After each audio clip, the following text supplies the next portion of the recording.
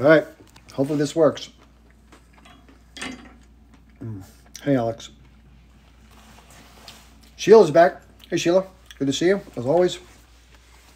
One of my favorite people in the world. Such a kind-hearted human being. Until you cross her. I'm sure she's pretty tough if you cross her, but I'm not going to cross Sheila. I'm just kidding, obviously. Hopefully that insurance claim can get worked up. All right, so, I'm a pretty easygoing person on the lives here. I let everybody come up and say their thing. What I don't tolerate, to be fair, is personal attacks, either from guest to host or vice versa. And in the comments, too. Please keep it issue specific and don't say somebody's an idiot or someone's stupid, or I don't even like general comments like you don't know the history or brainwashed. But if there is something specifically someone's getting wrong in your opinion, bring it up. Because I think one of the great outcomes of these lives is that we can learn from each other, right? I mean, it's easy to talk past people and not listen to the other person. But one of the gifts we get here is we get a chance to listen to other points of view. And I think we should take advantage of that. And I'm passionate about my point of view, but I try not to do it from a place of being mean-spirited. And I hope others can do the same. Unfortunately, my experience has not been that, but I'm not going to change the way I do things just because others mistreat me. Let's see. Let's see if we can get a guest up this time because I turned my whole. If it doesn't work, then nothing's going to work. Hey, hey. Hi, Chip. Can Hey. you hear me? Oh, yes, I can hear you. Oh my God. Oh, yay. Wow. Okay, good. So you just need to restart your phone, I guess. All right, real quick before we get started. Sure. I have to do this for the audience. So, by the way, thank you for those who keep coming back in. I apologize for the technical problems. It's a TikTok thing, I think, but we'll see. If you don't mind, if you could please like the live, because we've got if the likes are reset, and then if you could please, as Brenda's doing right now, if you just touch the screen for 1/2 second, a list of all of your friends will pop up, and then you can invite people by pressing the little red button. So please invite some people in because our numbers are going to fall, although we're doing okay right now. We're going to talk about some more stuff related to the Israel-Palestine conflict, and hopefully we can get Avi back in because Avi tried to come in twice. Avi, I really want to speak with you. If you're listening, please come back up and request. It was not trying to keep you off, I promise. I always give everybody a chance to speak regardless of how distant our views may be. So Brenda, how are you doing today? Hey, Chip. I'm Hey. doing great. How are you? I'd say I'm doing fairly well. I was on a live earlier today with somebody Fair. from one of the pro-Israel lives, and I'm kind of done doing it. I tried for the last time to call, and it was just a bunch of personal attacks. They wouldn't talk about anything about the issues. It's just you're this, you're that. Whatever, Yeah. man. Yeah, I saw that. I think I saw the one that you were on with PG. Yeah, it was PG. Yeah, Oh, she irks me. So she's Mexican. I think I've mentioned before that I'm Mexican, and to me, it's an absolute aberration of any people who are from colonial background or whose peoples have been colonized in the past, who yeah. stand with colonizers. I just ugh. But you know Her, what? To your well, point. the accusations that I found most troubling was she said that the comment that I made to that guy, what's his name, Nicholson. It was almost, it wasn't even a dig at him. It was a dig at Israel. Like, good for you for being able to milk them for some money, basically, what I was saying. I'm not saying, She didn't understand the nuances of the language. And I think that, and she was just like doubling down because I knew exactly what you were trying to say, and everybody in the comment section was saying it, that yeah. she just didn't understand the colloquialism of it. And I mean, fair enough, but And then she was pressuring me to say that I'm doing the same thing, that I'm here to make money. And I'm like, I'm not mhm. I'm making such paltry amounts. I mean, it's really sad. I would hope that if I Yeah. made videos, I'd make some money. But if you're doing content that's not like general, you get paid nothing. Like Yeah. even Quinn said this. Remember Quinn the Eskimo? Remember him? Yeah, I remember him. So Quinn the Eskimo was making about $1,700 a month when he was doing like just I'm traveling, and then as soon as Mhm. he started talking about Israel Palestine, it went down to nothing, like 50 And there's bucks. so many creators who've been kicked off of the creator fund. Yeah. So many of them. I follow so many of them. And somebody in your comment section earlier was saying, "Are you still working for Iran?" I just thought, like, my question to that person was, "Are they hiring?" Because I'm kind of broke, so I could definitely use the money because if they're paying pro-Palestinians, and this Yeah. is what I'm gonna be doing anyways, because I'm gonna do it whether I get paid or not. Yeah. Can I get paid? Because yeah, times are Yeah. tough. Is there like hgroup@gmail.com I can go ask for some money or something like that? Right? Right? Is the age who's funding this? That's what I want to know. Who is funding this? Because I didn't get the memo, and I was kind of hoping that I could get in on that. But anyways, Yeah. just being facetious. But I think one of the things that I wanted to point out is this. I see you, Chip. I see what you're doing when you go into those IO lives. I honestly commend you for it because you take such a beating when you go into those. Um, and I think we've gotten to a point in this situation, and I think a point to a point in history in which it just we cannot continue to waste our energy and our time on people who don't want to know, don't want to learn about it, because the way that they argue, like, it doesn't matter what you present to them. You could present the entire Israeli government standing in front of a camera and telling our intention, saying the words, our intention is to decide the Palestinian people, and they would still not believe it. Yeah. So it doesn't quite matter. And I think so. I remember, I'm going to give you just an analogy. When or a metaphor. When I was little, I remember my cousins used to pick on me, my older cousins, when I would go visit Mexico, and my grandma would always tell me, when they tell you things, all they want to do is argue. Just ignore them, just walk away. And they're like, and that's what's actually going to hurt them. And I never believed my grandma. And I feel like once I started doing it though, because there is definitely power in not acknowledging this type of behavior. So it's almost like, like a toddler or a small child is throwing a temper tantrum. This is not the type of parenting that I do, but just a vague example of, like, a child is not allowed to contribute to an adult conversation unless they have um, something relevant to contribute and something that's logical. So it's almost like I feel like we have to start doing this to these Zionist argument people who are just argumentative. They just want to argue and they want to trigger us. And so I So, think, Brenda, yeah, I think it's time. would you mind answering a question from the comments? Sure. What was the So, question? Miles 11, I responded in the comments, but I wanted to hear your response. Who Miles started says, this war? the question from Miles is, who started this war? Question mark. Gosh, you know how we talk about this conflict being so complex and so complicated. Well, I think it's complicated in the sense that it wasn't neither Israel nor the Palestinians. I think it was the system that we live in, the industrial military complex. I think it was everybody but. And the purpose of this is all by design. This was there is a very specific reason for why the Rothschilds were involved in the Balfour Declaration.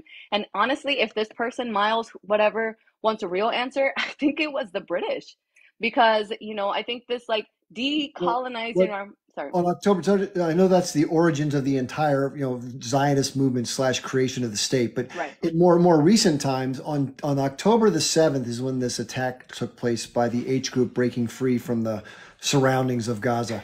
What was happening Right. on the 6th before that happened? What was going on? Well, the UN declared 2023 to be the deadliest year for Palestinian children. And this was declared, I think it was around June 2023. So way before October 7th. So if I were to say, I mean, if I had to point a finger, it definitely would not be Palestine, because, there was the ceasefire that everybody claims that there was on October 6th. It doesn't exist. Like, I've seen so many articles of October 6th, October 5th, October 4th going on throughout the entire year of just Palestinians losing their lives at the hands of the IDF, boomings everywhere, even prior to October 7th. So there was no ceasefire. And there is compelling evidence that shows, and Bibi saying himself, that they needed the H group and they funded the H group and they ignored. And this was an actual report by them that Haaretz uncovered, that they knew about the money pipeline going to H and they were choosing not to do anything. Those were the government's words. And so, it, who started it? Not Palestine. Yeah, the way I like to put it is if you type into Google Is a blockade an act of war? If you just type that in, your answer will be YES. And so if you're maintaining a military blockade where you're controlling air, land, and sea, people who go in and out, goods that go in and out, including food, fuel, water, electricity, and medical aid, you're controlling another territory militarily. You've built a containment wall and fence so that people can't get it out. You control the northern crossing, Eretz with Israel.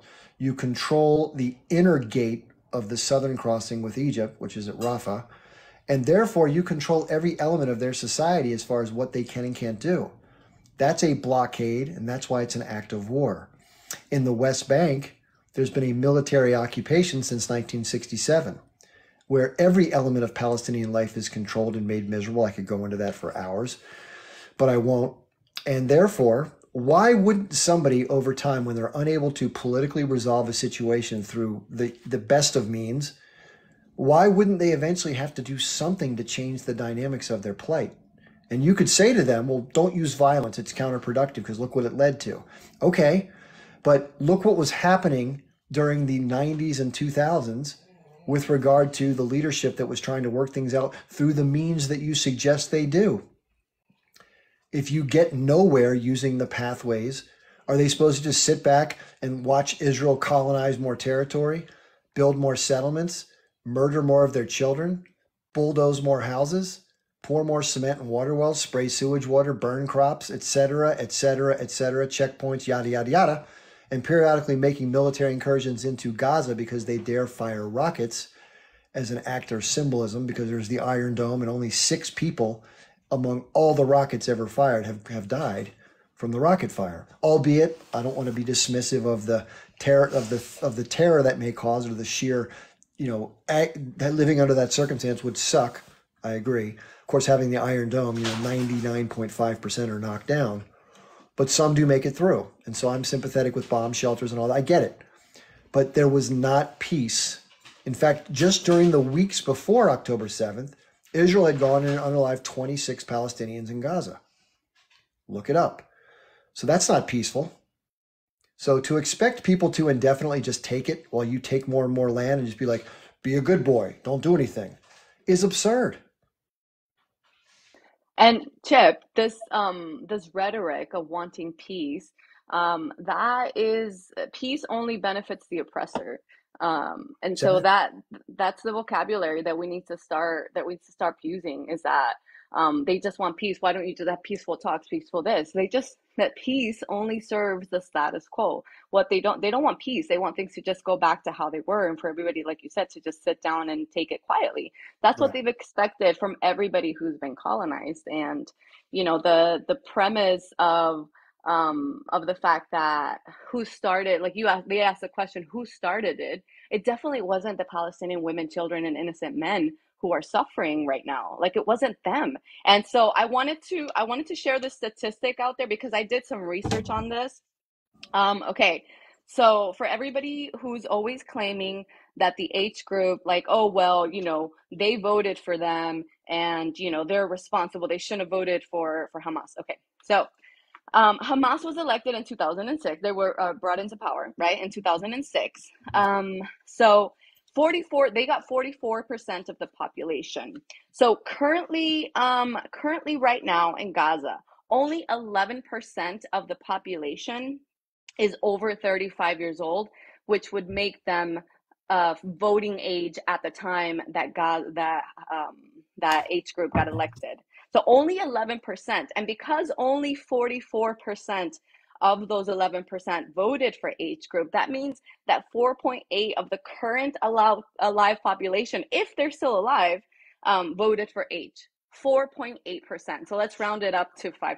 So 5% of the current Palestinian population that could potentially still be alive right now voted for H group. So that means that 95% of the population is being punished for their political affiliation. Not that they had much choice of many parties to vote for, but it's almost like saying, the we're responsible for 9/11, even though that's a whole nother rabbit hole that we need to go down.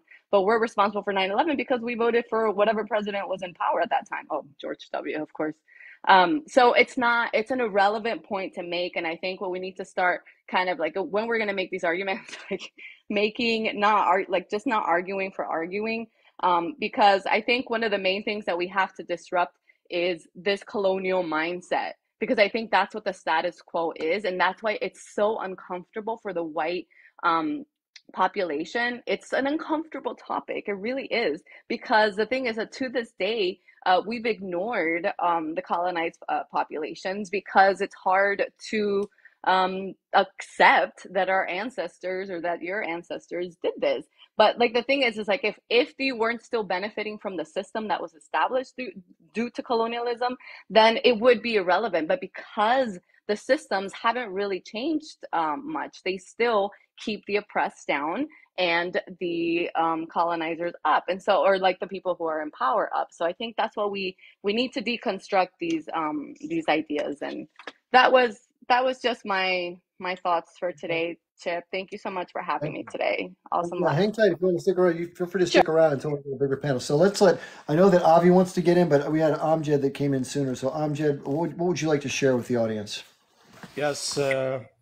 Hello, Mr. Burns.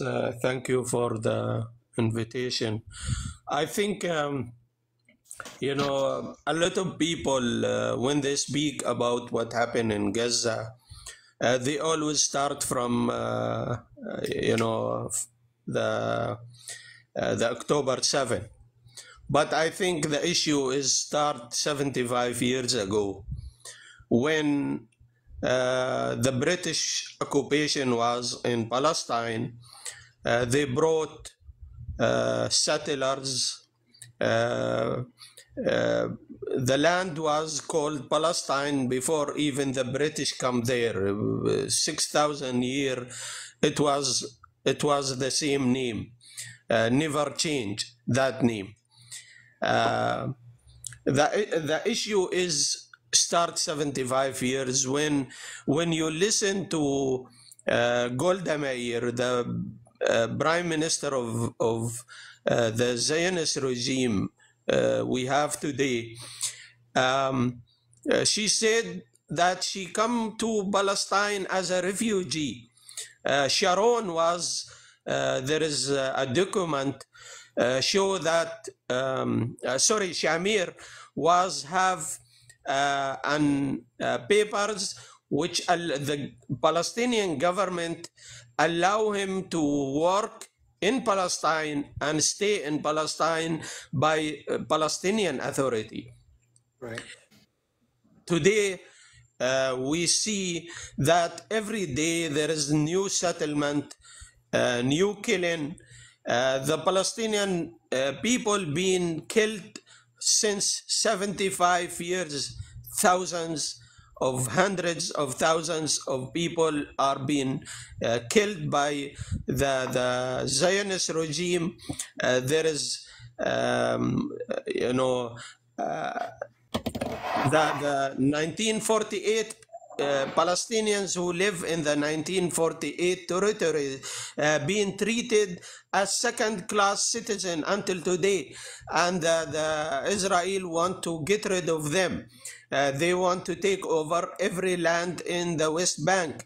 They want to kill the Palestinians, send them to Egypt, send them to Jordan, send them anywhere they want to. For the Palestinians to disappear. Is that the Palestinians fight back in October 7? They said every time Israel attack us, now it is time for us to fight back and attack them, and they have the right. The resistance in Palestine have the right to fight over any piece of land in Palestine since 1948, 1976, and any part of Palestine. The resistant have the right to fight to get back that land from this Zionist regime. this Nazi regime, this killer regime. It's very sad that thousands of children being killed. People are in concentration camp for 20 years. They can't come out of Gaza. They can't get water. They can't get electricity. They can't get food. Israel control everywhere. What you can call that? Is those people don't have the right to defend themselves?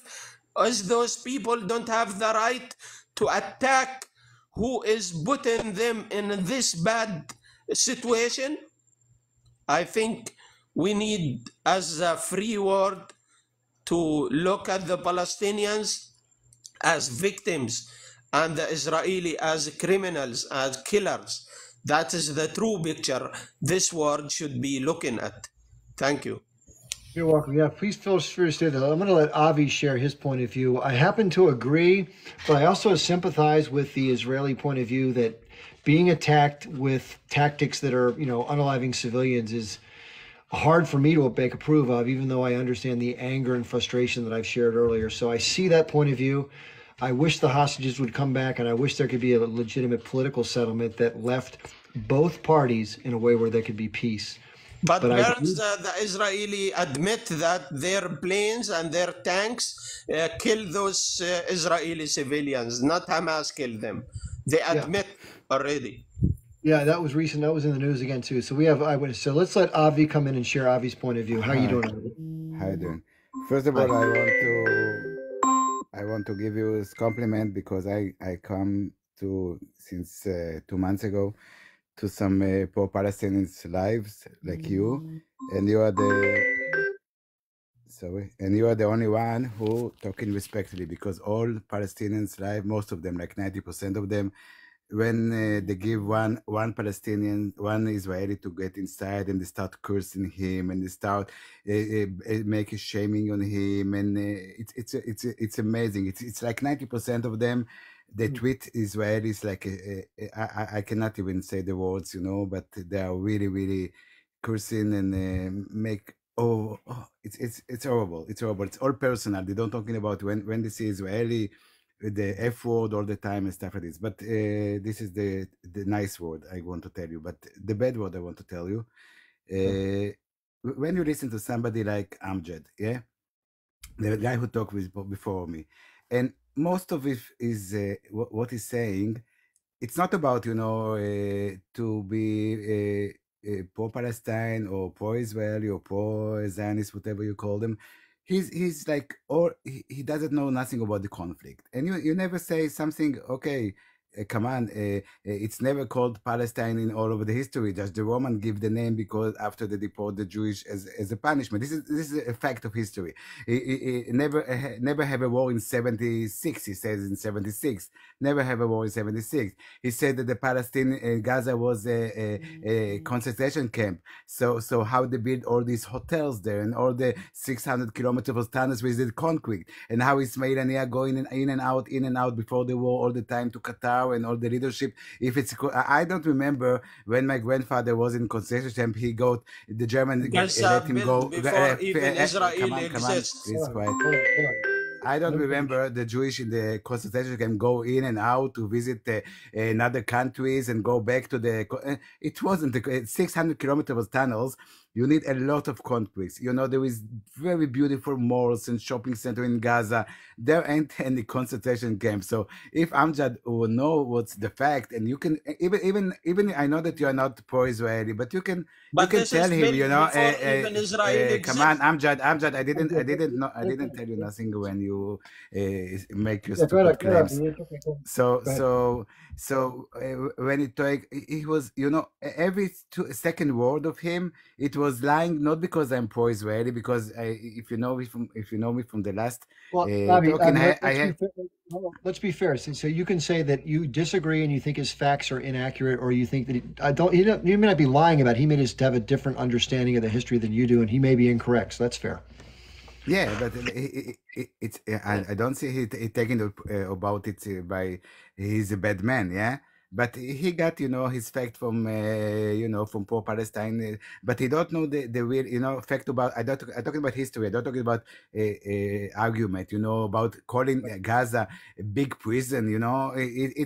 Everybody know it was 600. What's happened in Gaza before. I happen to It's not agree a big with you. prison. They have a gate to Egypt. Egypt is a Muslim country, and the brotherhood of them, and he when he say about the conflict, it's so unfair. I know when I know the Palestinians are suffering. I know what's happening in the West Bank. I know in my side there are racist people in my side. I know Ben Gvir, I know students, and I can say something.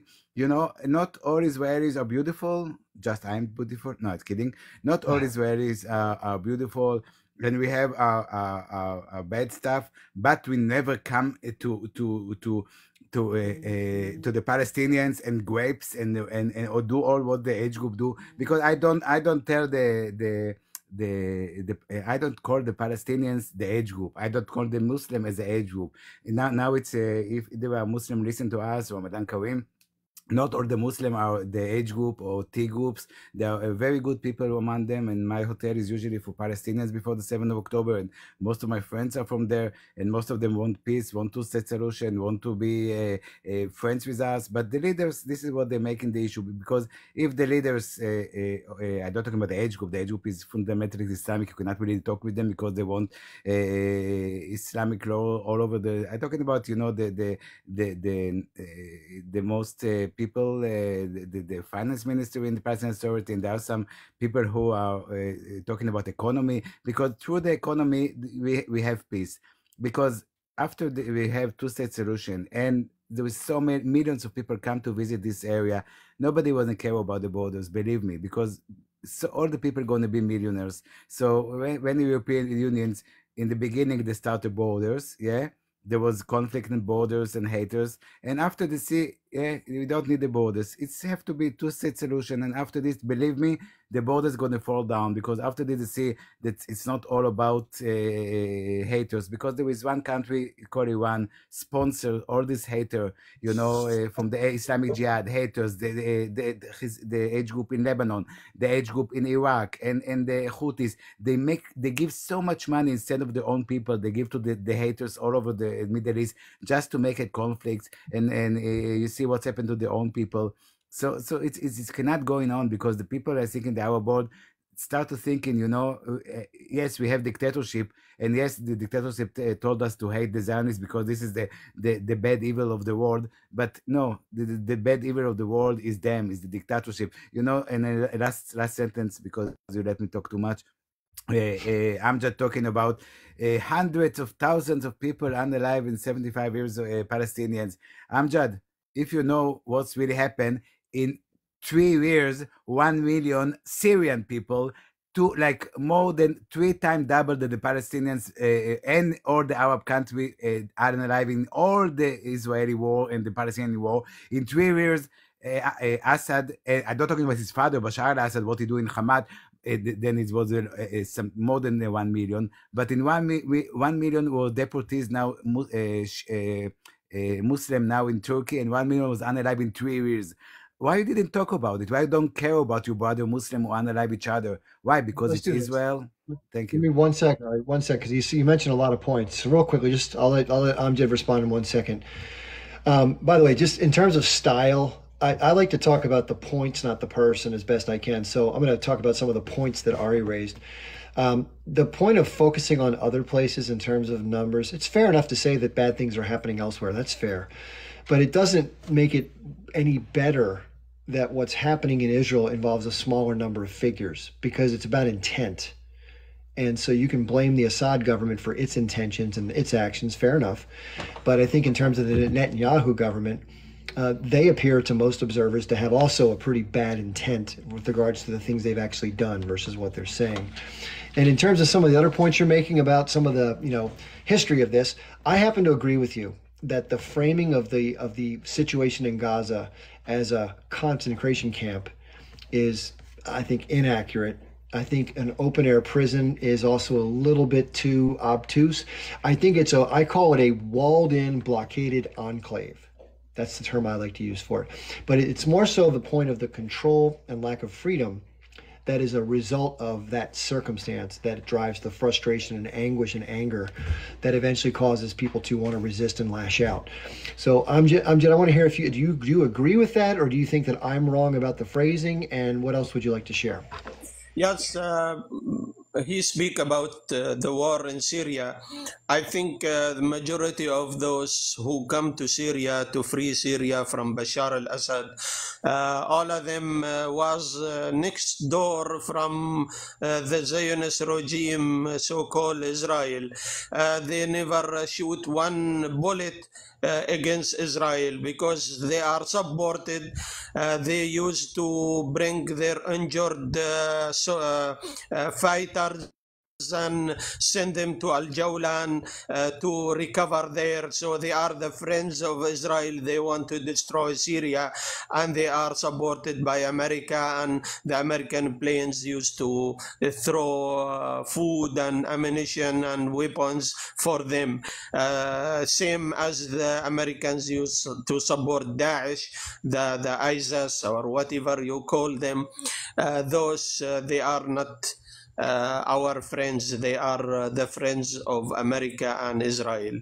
That's one. Second thing, Palestine today, we see that in the West Bank, always the excuse Hamas. In West Bank, there is hundreds of people murdered and killed by the Israeli soldiers. In Jerusalem, people want to go and pray in Al-Aqsa Mosque in peace. They can't go. People who want to go to the holy sites for Christians, the churches in Jerusalem, the settlers spit at them, spit at the preacher, treat them bad. So not just the Muslims. It is not a war, and I repeat that again, it is not a war about religion. It is a war about those criminals. They come from all over the world, from different nations, from different origin. The DNA of them is different from each other. They not belong to one nation. They collect everyone, from every criminal from Russia, from America, from Germany, from Europe, from Africa, from everywhere, and they bring them to Palestine, and they call them a country, and they are murdering and killing the Palestinian people every day since 75 years. The children that killed in this war, they can cover the ground of a football field. If you put those children sleeping, they will cover bigger than a football field. And today the whole world start crying when they say the lie that there are 30 Israeli children being killed. But now we are speaking about over 15,000 children, Palestinian children, human beings. We are not speaking about something else. We're speaking about children, 15,000 Palestinian children being killed by those Zionist criminal Nazis, Israelis. And today, my friend, he have hotel in Tel Arabi, which they call today Tel Aviv. This land belongs to somebody, Palestinians, who is refugee in some Arab country, and you build in your hotel in it, and you get the guts to come and speak to me about Palestine. Have a shame and give that land back to who it belonged to. Thank you, Mr. Burns.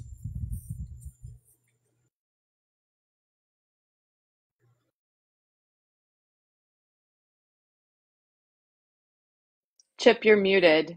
Chip, you're muted. Yeah, 2 comments came in. I didn't want the noise to bother. I do that all the time. I'm a dumbass. 2 points came to mind. We're going to let, just in 1 second, Avi, we'll let you respond to what Amjad said, and then we'll let Hublay Khan and then Brenda. Just a couple quick points in the comments. First comment that came in was from TikTok guy. It was, why doesn't Egypt, they control that border. Why doesn't Egypt let the people in there? That was the first question. And then the second question I'll get to after that. So there's two reasons why I believe that other countries, including Egypt, don't automatically just accept an influx of refugees for the safety of those people. First of all, it's difficult to take in refugees from anywhere. It's challenging logistically, it's expensive, it's disruptive, just like it was back in the 1930s when the population dynamic shifted. It's an issue.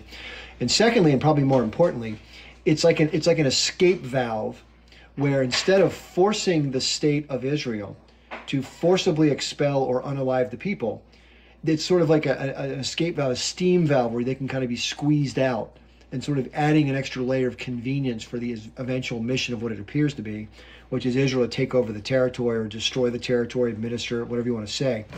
So that's why all the nations don't take anybody else. And it's not about not wanting to take them because they're problematic. It's because why should they have to leave the land on which they've lived? It's the Israeli military that's forced them to not stay where they were, making them homeless essentially. They blame the H group for this, but what they've done in response has been way, way more than what's necessary to go after the H group. And anybody with 3 or 4 brain cells to rub together knows that. Even President Biden in his cognitive decline sees that. And secondly, the people are squeezed in this little area now, and they're living in horrific conditions. There's starvation in the north. There's lack of aid in the south. It's all caused by Israel, and they're seemingly going to take more land. And so why should they leave voluntarily of the little land they have left to sit on based on all the things Israel's done? That's just giving them the gift of free territory. Okay, let me let Avi respond to that or whatever else he wants to respond to with Amjad. Hi. First of all, I respond what we're saying about it's not make sense what you're saying, because you just see the war in Ukraine when the Russian wanted to kick out the government. So all the citizens, the women and the children, went out to Poland, some other country, because they opened the borders to the sister and brother. So it's not like it's weird that the Muslim Brotherhood don't help the sisters and open the border to help them. You say you think that the Poland couldn't. It wasn't true from Poland to open the borders to the refugees or to the neighbors of Ukraine to open the border because this is what the Russians want. So that's weird. Sorry to say it. That's weird. I never think that even the Ukrainian, even the Poland gonna say close the border because Putin gonna win if we're gonna run away. No, it's for a short time, and people not gonna arrive.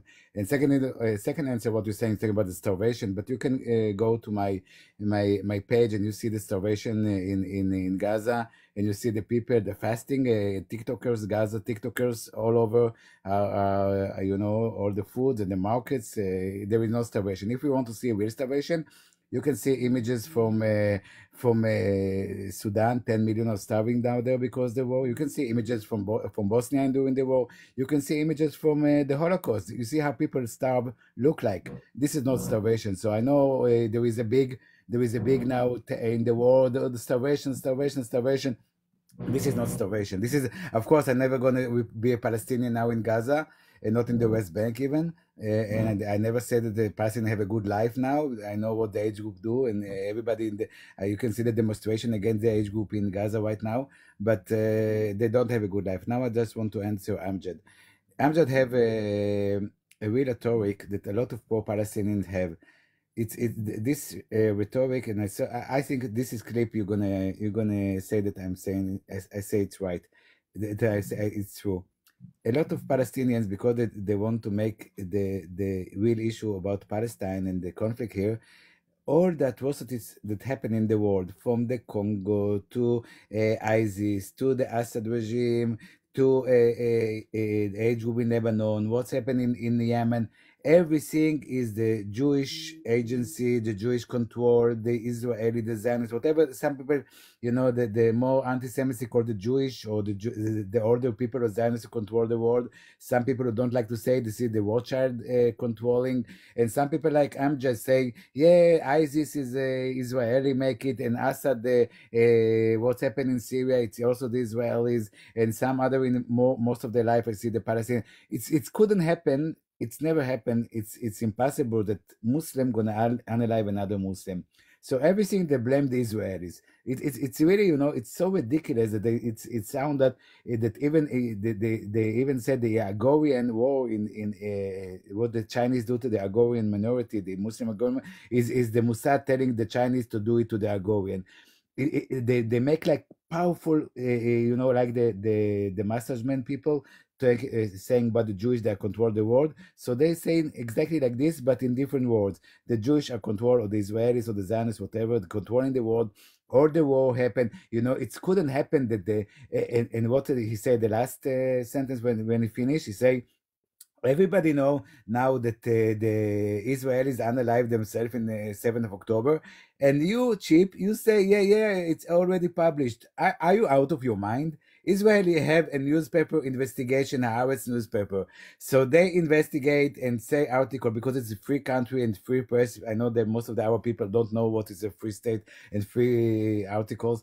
They have that there was a tank that unalive about 10 people in this area, and there was Apache helicopter that maybe unalive about 4 or 5 people.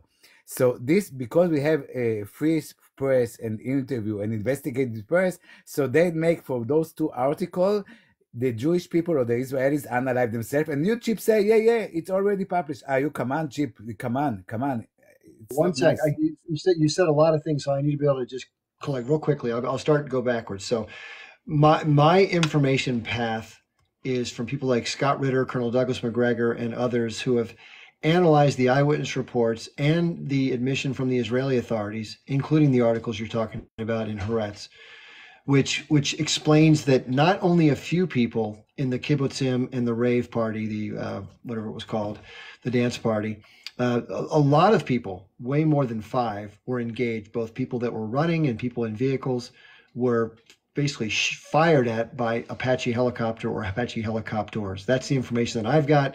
Again, you may think it's different. Secondly, getting back to the point about the starvation, I have 5 or 6 different videos that not from Syria that show Palestinian children in the arms of their mothers that are passing away as they're starving to death. Babies have been starving to death in their not having milk because there's no formula available for kids, and mothers can't produce it because they're starving. So there's plenty going on there that's not just anecdotal. There may be other places where there's more food to the south, but it's not making its way to the north. Nobody disputes that right now. Every international group that's following this doesn't dispute that. And finally, you mentioned equivalence between Ukraine and what's happening in Gaza. It's apples and oranges. Here's why. The eastern portion of Ukraine is Russian-speaking and ethnically Russian. So there's a historical connection between those people. In fact, most people living in that region, I don't even know this, have family member on the other side of the Russian border. There's a lot of cross communication and a lot of cross family activity. So when it came time for the war, when people were fleeing from the eastern part of Ukraine into Russia, they were welcomed because they were going to be annexed as Russian territory eventually, which they've since done, and a lot of people have returned and they're rebuilding. But those people were allowed to temporarily move. Some people had to go further into Russia. It was a logistical nightmare to bring in that many people, as you might be aware. Getting back to the point in Egypt, it's not the same thing. The Palestinians are a distinctly different people from the Egyptians. Now, the Egyptian citizens identify with Palestinians on the basis of being common Arabs and Muslims, but the government of Egypt is dealing more with the Western powers, and al-Sisi's a dictator. Let's face it. So he's going to do whatever the hell he wants to do for his own needs. And I agree that there's no freedom of press in Egypt or freedom of assembly. So you mentioned something about Amjad not understanding things. I'm going to give Amjad a quick response. Then we're going to go to Hublay and then Brenda. Thanks for your patience, Avi.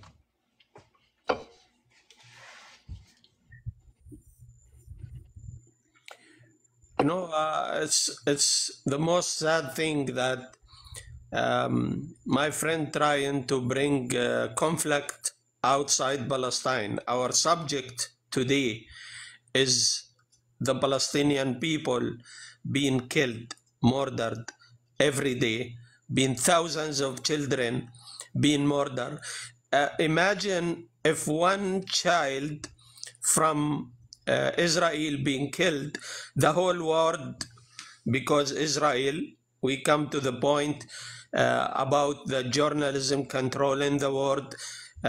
Israel control the media in United States, control the newspaper, control the radios, control the TV stations, control the money. The international bank is controlled by Israel, by Zionists. And please don't talk about Jewish and Muslim, because the conflict is not about who is Jewish and who is Muslim. The conflict is about Zionists, because majority of the Israeli peoples, for who don't know, they don't believe even in the Jewish religion. They are atheists, and majority of maybe 75% of the Israeli are atheists. They don't believe in any God or any religion. That's a fact.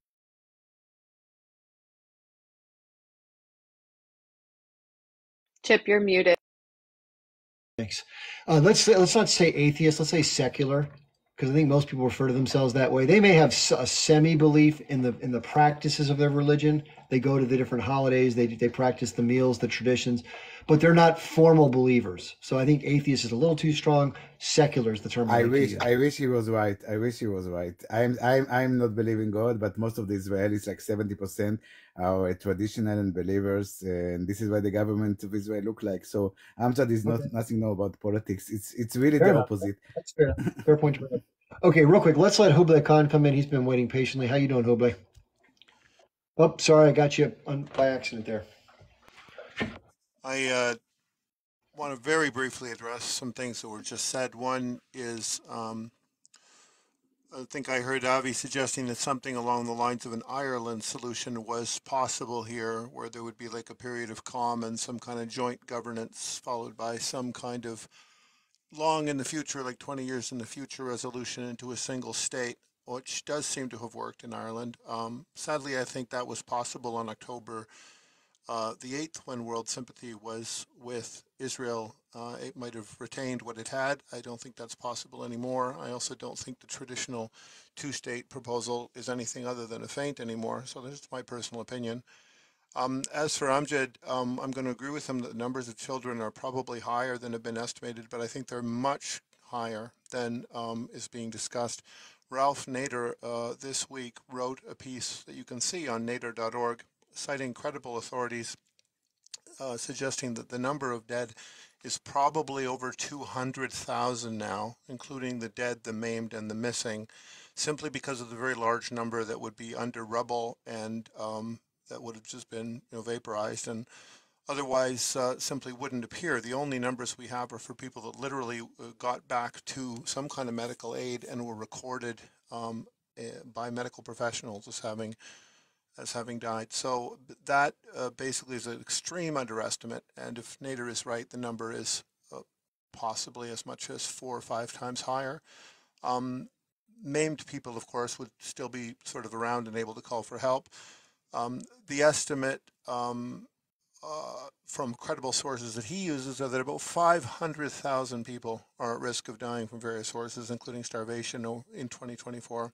So this is, definitely a very credible number coming from credible sources. I would encourage everybody to go to nader.org and go look at Ralph Nader's recent article about it.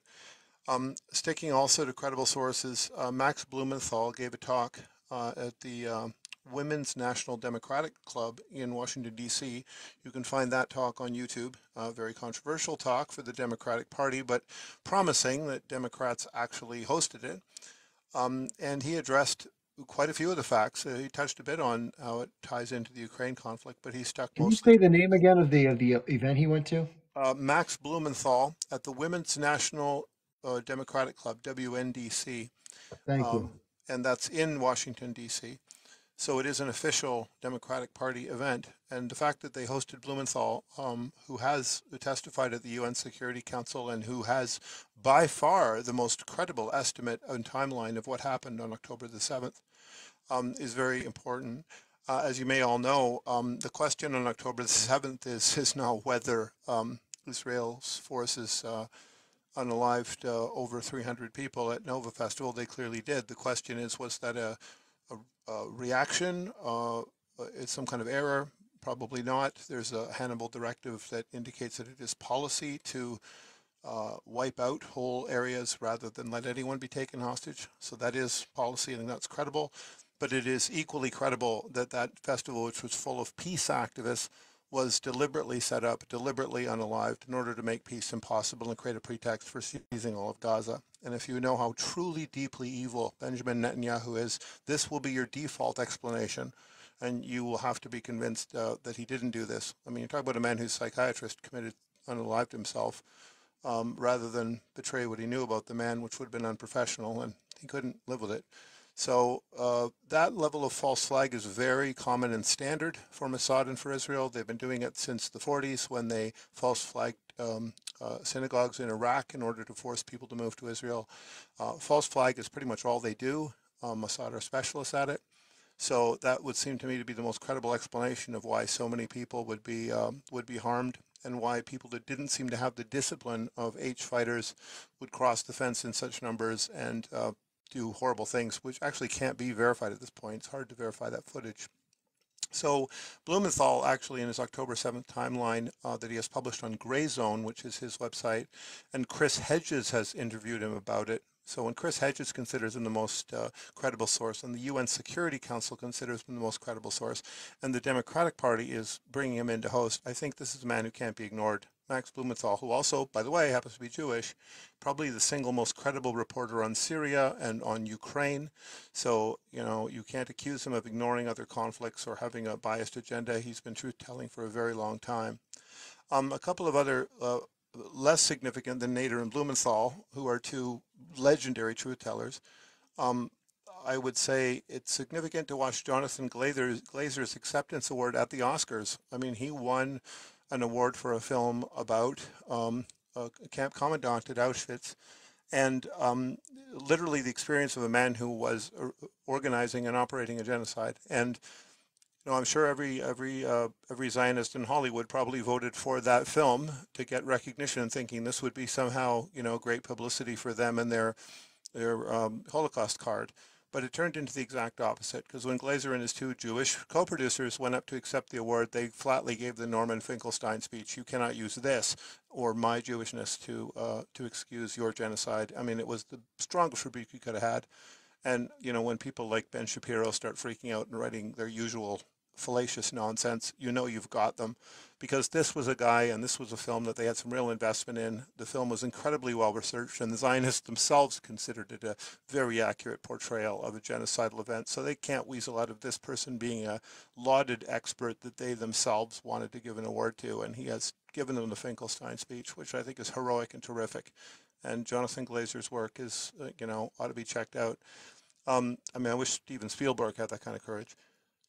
Another really important incident that happened was, and this was covered by Crystal Ball on Breaking Points, which is probably the best U.S. domestic politics show. You can get it on YouTube.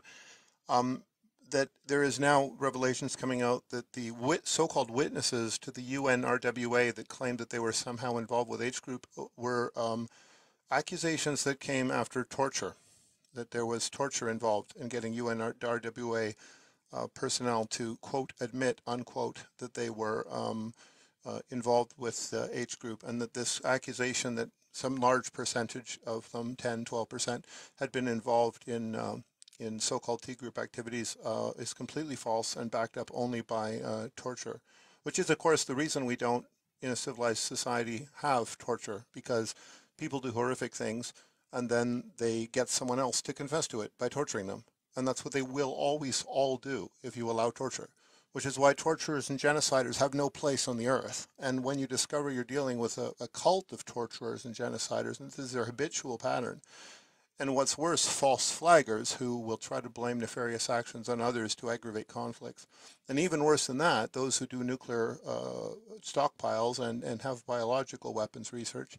You now have 5 good reasons to completely erase the state from the planet, and that's what I personally think has to happen now. So I don't think we're way too past a 2-state solution or an Ireland-type slow fusion. I think it's the South Africa model, where the state simply becomes one state overnight, or it's the French Algeria model, where the colonizers are simply all ejected as having a hopelessly supremacist viewpoint.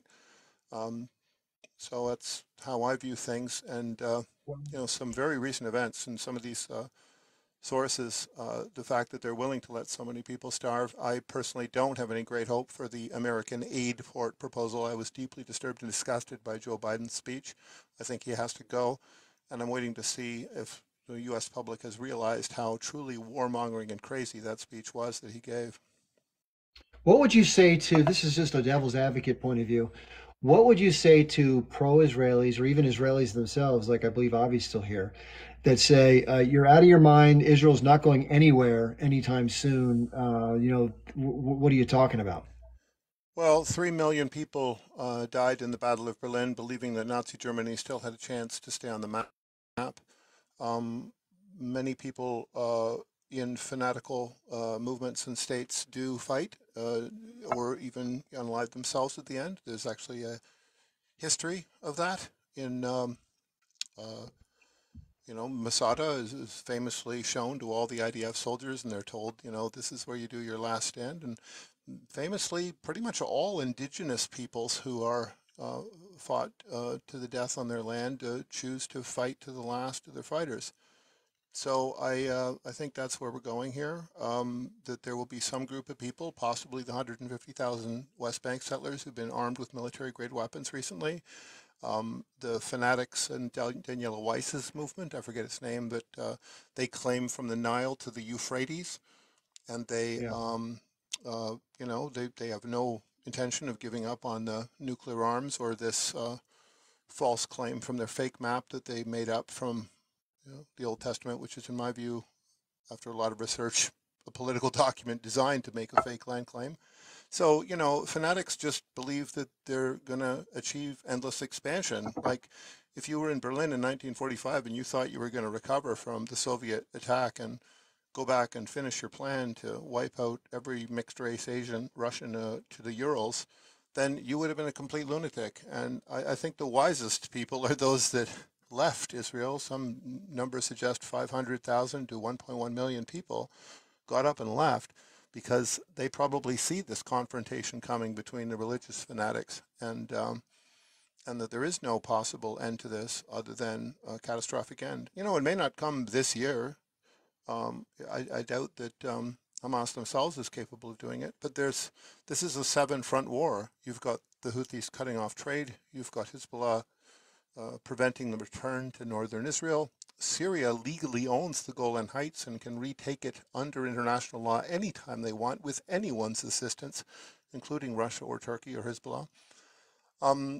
Iran has hypersonic missiles. The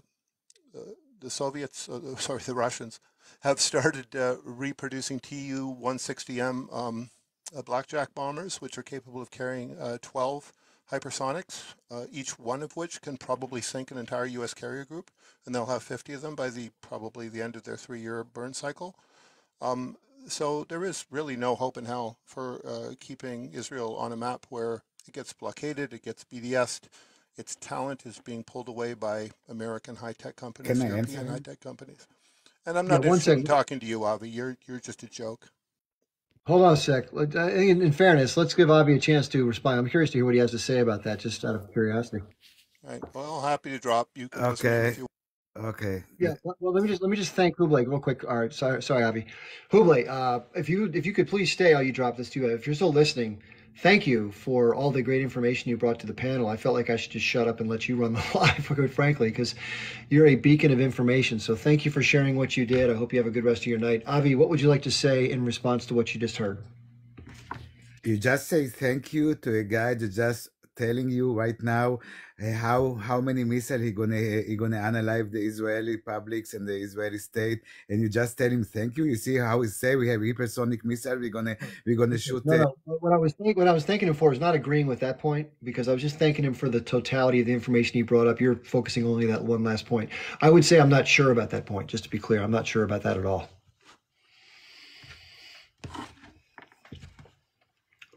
All what he's saying, it was totally, first Amjad was saying exactly what I was expecting to say. Of course, you also been, I think, Chip, you probably was shocked when he said that Zionists control the world, and like the age group saying, you see the end. But Amjad, the next after I remark about it, he said it again.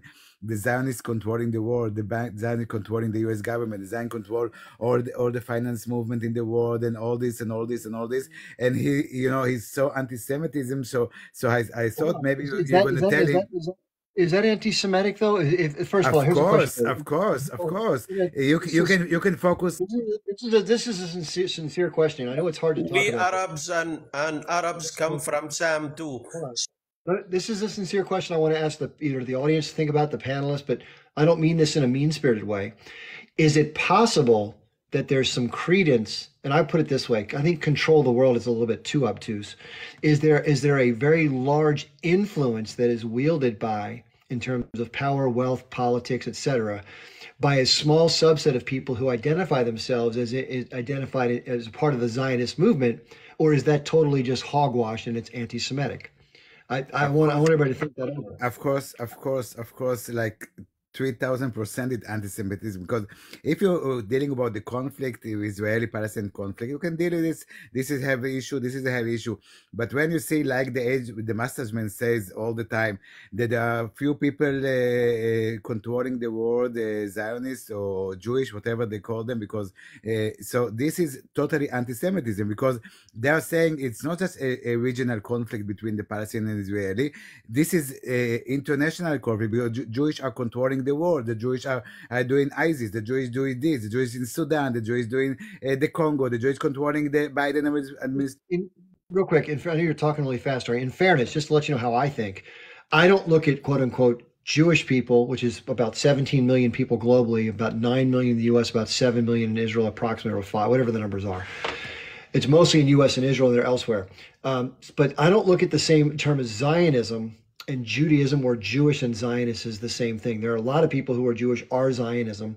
There's a very small subset of people who are Jewish and Zionist who have wealth and power. The question is, does the influence of that smaller subset of the broader Jewish population have undue influence and some other type of things going on that might have that would otherwise change the world to their benefit? That if that could be any group, put in Ethiopians, Indians, Mexicans. If it was a small subset of people, it would be noteworthy to discuss. Is it just, it can't be discussed because... That's a good question. That's a good question, but you never say this question about the Qatarian, let's example. They controlling the world, they controlling the World Cup, they controlling what's happened all over the world. They sending money to any place to controlling the world. Let me just finish. But you never say the Qatarian are controlling the world. But when it's dealing with Israel or with Jewish people, with so little people, like 20 million all over the world, Jewish people, so you make them like dehumanized because they're like the age group masters say, they are controlling the world. This is anti-Semitism, totally. No, I think hold on. I think in fairness, just to be fair, Ari, Avi, I'm not saying that it's certain. I'm saying that is it possible? And here's the point.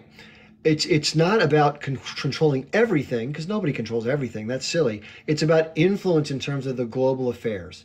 I think it's certainly within the realm of possibility that if you look at the percentage of the global population, this is just a numerical fact. If you take 17 million, 20 million, whatever the number is, I don't know the exact number, divided into 8 billion. It's obviously, that's a small fraction, right? Just from a calculator. And then if you take of that 20 million people, let's say that 3% or 2% are the people that have the most influence and power. Now, it's not that every Jewish person is like in the back room going, ha, ha, ha, how can I?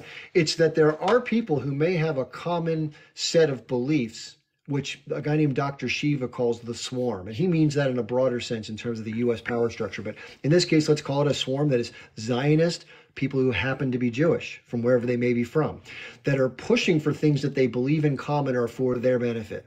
Is that possible? And why would that be anti-Semitic against all Jewish people? Every conspiracy, it starts with it could be. It could be, when we start, it could be. So this is a good conspiracy. It could be that 9/11, it wasn't the Al-Qaeda, it was the Mossad.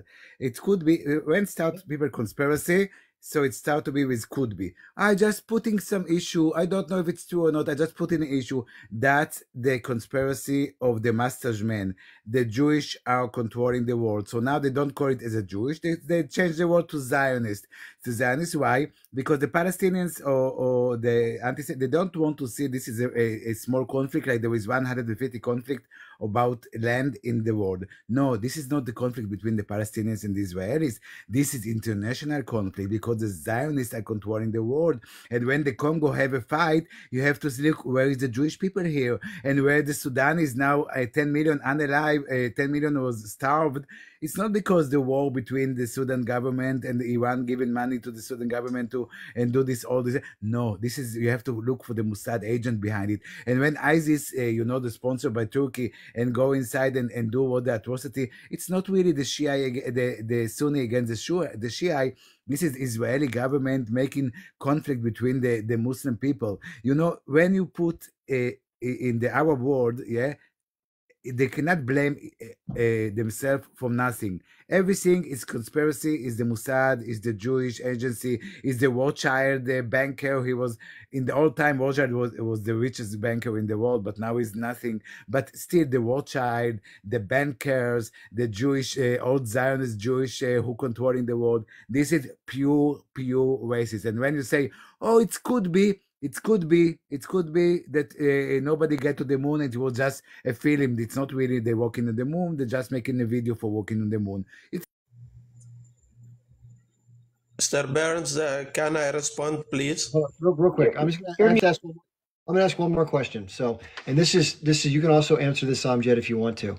So, if it were a cadre of Mexican Americans and Mexicans living abroad that held, I don't know, let's say that they're a population of 15 million, and yet they had tremendous amount of involvement in U.S. industry, in government, and had other involvements with other Spanish-speaking areas around the world, where they had a lot of members that had a lot of power. Would it be racist against Mexicans or Hispanics to point that out? Yeah, but if Sorry, go ahead, Avi. Go ahead. There is a group, that Mexican group, and some other influence group in the American administration, you can say they have influence. But the only people that it's good to say they are controlling, yeah, you don't say it about the Qatarian, you don't say it about the Chinese, you don't say about any people, because the only nation who could control, and old people are controlling the world, and the bankers and all the wars in the world, it's just the Jewish people. It's amazing. Yeah, he said, Amjad, you didn't hear Amjad. Amjad just saying. I just laid out for you real quickly. Just be clear. I just laid out for you the numbers. So I said of the world, of that group of people that have the power and influence, it's a very small subset of the overall population that happens to identify as Jewish. Maybe it just one so of them. Hold on real quick. This is important because you keep extrapolating what I say to a broader group, which I've not been doing. I'm not saying they either control things either. I'm saying power and influence is potentially having a significant impact of a very small subset of people who don't represent everybody who happens to be Jewish. It's the small group of people that are ultra Zionist who have tremendous power and influence. Is that give me one name? Drop names. Drop name. Bill Ackman. Yeah.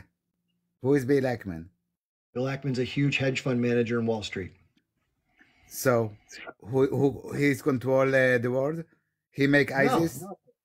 He's no. a person. What I'm just said. There are a few people. They are the bankers. They're controlling the world. These are your words, not mine. So what I said was, let me finish.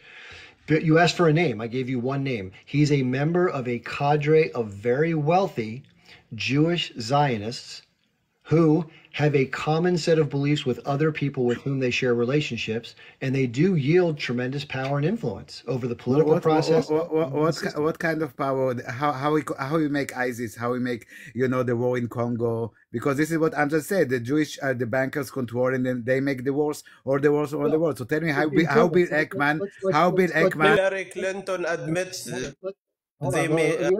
We have to, on a case-by-case basis, we have to be fair, okay? We can't extrapolate to the world, but let's look at Congo.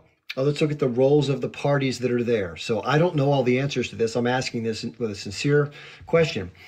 Is there an involvement of financiers, business owners, political movements, money that's changed hands that has influenced the way things have worked in the region as far as labor, strife, child labor, people have been unalived, death squads. I don't know exactly who's done what to whom and who's involved, but I've heard, and maybe I'm wrong in what I heard, that it is a significant presence of people who happen to be, again, the people who have the capital, happen to be of Jewish descent and happen to also believe in Zionism, and they have an influence in that region. That's not me being racist. That's It's saying that's racist. an Of course, you're pure because, anti-Semitism. because Ari, if the owners there were Mexican, and it's the Mexican money from the cartel that's there doing it, is it racist against Mexicans for me to Come on, point out that the Janjaweed who analyze all the black people in Sudan, the why is that Janjaweed racist? analyze Why is that racist? analyze. So I say, the Muslim are like this and like this. The Janjaweed are analyze every day Muslim people, sorry, black people in Africa. The Arab tribes, the Janjaweed. So you can take you take Bill Ackman. I don't know Bill Ackman. I didn't know him. But what I'm just saying that Bill Ackman and people like him, they controlling the world. They doing these wars, and every war you find a Jewish man who make this war and stuff like that. This is a pure anti-Semitic. This is what age group man. And Chip, you say it again. I really shocked what you're saying now. I really in a shock. Because you say Jewish people with a Zionist resent or something like this controlling the Congo war. Hold on. That's true. Chip is right. Hold Chip on. is 100% right. One sec. You have to be very clear, though. The language that's being used by me and the language that you're saying I'm using are two completely different things. The question that I posed was, and I said I didn't know for sure. I said I'd heard other people make this claim. I haven't verified it. If there are people from the cartels in Mexico who are operating in a series of resources in a foreign country in Africa where there's a lot of violence and a lot of people dying and a lot of people getting rich as a part of the process, it would be noteworthy that this small subset of Mexican people, among which is a small percentage of the global population, have the power and influence in this case. So would it be racist of me to say to my friend, hey, it's amazing how these cartels, Juan Gonzalez has huge amount of influence in the Congo? That's not racist, Ari. That's objective analysis. Why is that? I have to go, so I just give a few sentences, So okay. Don't run away. It's my turn. Don't run away now. No, I have to go. It's 3 o'clock. It's 3 o'clock. You'll be next on. Let me go on, Imposter. Just say one thing. One second, 2 sentences, because I really have to go. So I just want to not to talk for you, Chip, and the people who listen in the audience. If there are Jewish people among you and you listen to this stuff and you really support the Palestinians after you listen those, sorry, Chip, to say you this is horrible anti-Semitic stuff.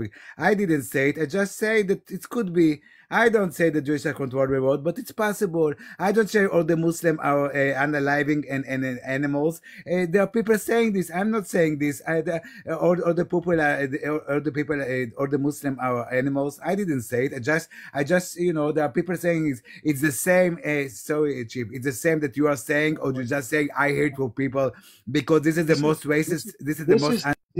This is playing the victim card when I never made any definitive claims at all. And by the way, I really don't know the answer to the question. What I'm saying is I really don't know, but I have read a lot about the subject and I've heard other people make these particular allegations, and I'm still trying to learn what's what. But I'm saying that it's not fair for somebody to say, because they're quote unquote sensitive, that if there are numerical realities of a small subset of people who do have economic influence, that is noteworthy, and it can't be dismissed because it's somehow considered racist, which is a misdirected term given the particular analysis. Chip, if you give me 2 minutes, why you support the Palestinians, Chip. Now I understand why you support the Palestinians, because it's totally racist. Listen, totally racist.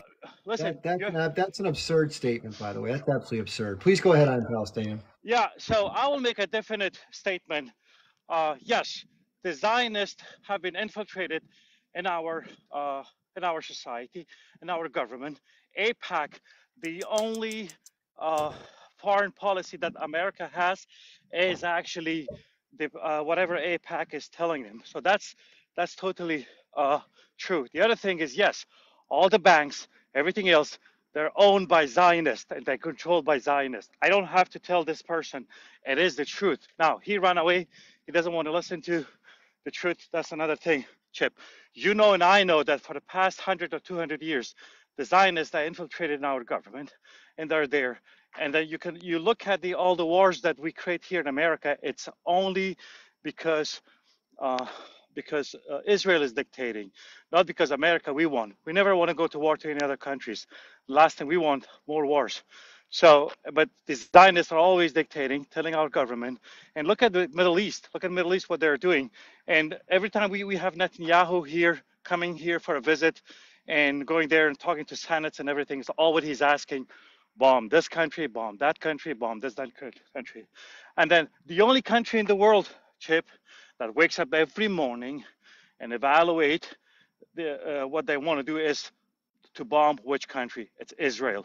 You don't find any other country that wakes up every morning and evaluating which country they want to bomb. Sorry, guys. Okay, real quick. Well, let me just try to speak to that, and I'll let the next guest come on. I want everybody to give a chance to speak. And Brendan, if you want to weigh in, I know you're still on the panel, but someone just came on by the name of Muslim Zionists, so I'm assuming they're pro-Israel, which I'm happy to hear their views. I try to walk this line very carefully because I think it's important to differentiate. And you get accused all the time as sort of, I think, a bypass to the legitimate analysis of an issue, which may in fact be factual or may not be. I don't know for sure because I don't have all the data. But the data that I do have, the puzzle pieces that exist right now, do tend to support allegations that there is some form of influence and power, which isn't a bad thing per se. It is what it is. Like I said, if it happened to be a Mexican cartel that has a very small number of members, let's say 6,000 people that are running the cartels in northern Mexico, and they decide they're going to go do other stuff around the world, and they're going to try to work whatever thing they want to do, whatever it may be, and they're doing things in places where they're projecting their power and money, and they're involved in situations where they're sowing some form of chaos that creates benefit to their group. It would be fair to say it looks like the cartels are doing X, Y, and Z.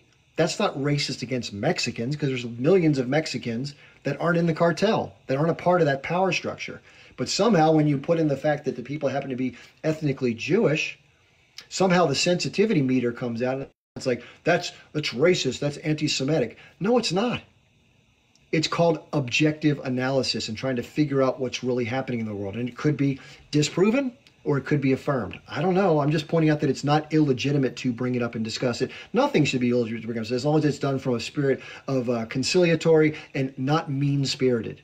And I'm not saying things in a pejorative sense that disparage any one group or people, because I don't feel that in my heart. But it's irresponsible to be shoved into a corner by somebody who automatically dismisses you as an anti-Semite, therefore you can't talk about it, which is what happens in our Congress because of the influence of AIPAC and the political climate. You can't do anything to analyze or criticize anybody that has anything to do with Judaism or Israel, or you're considered a bad person. And if it's not benefiting the American people and the money's going outside the country, how can we not have a political stance to talk about it? That's insane. Chip, just 30 Chip, seconds. can I win in before I drop? Go ahead, brother. Go ahead, brother. Thanks. So I think on this whole point about, Zionism so first of all, we need to, of course, differentiate between Zionism and Judaism, because I feel like we say this every single time. It's not the same thing. Like, I don't know how many people on a daily basis you meet and you're like, hey, what's your religion? Like, oh, I'm gonna be friends with you, whether you're like, I feel like before I was even became aware of the Palestinian-Israeli conflict, I don't think I'd even met an Israeli nor a Muslim person before. I mean, I grew up in very Christian Catholic way, but like, again, it didn't matter. Like, I don't go around asking people their religion and then base my friendships or relationships based on their religion, because we're supposed to be living in a modern society in which your religion doesn't matter. But like, the whole point is that it's been admitted by Biden himself and so many of our politicians that they are using Israel. Israel is being used as an outpost, as the last colonial outpost in the Middle East to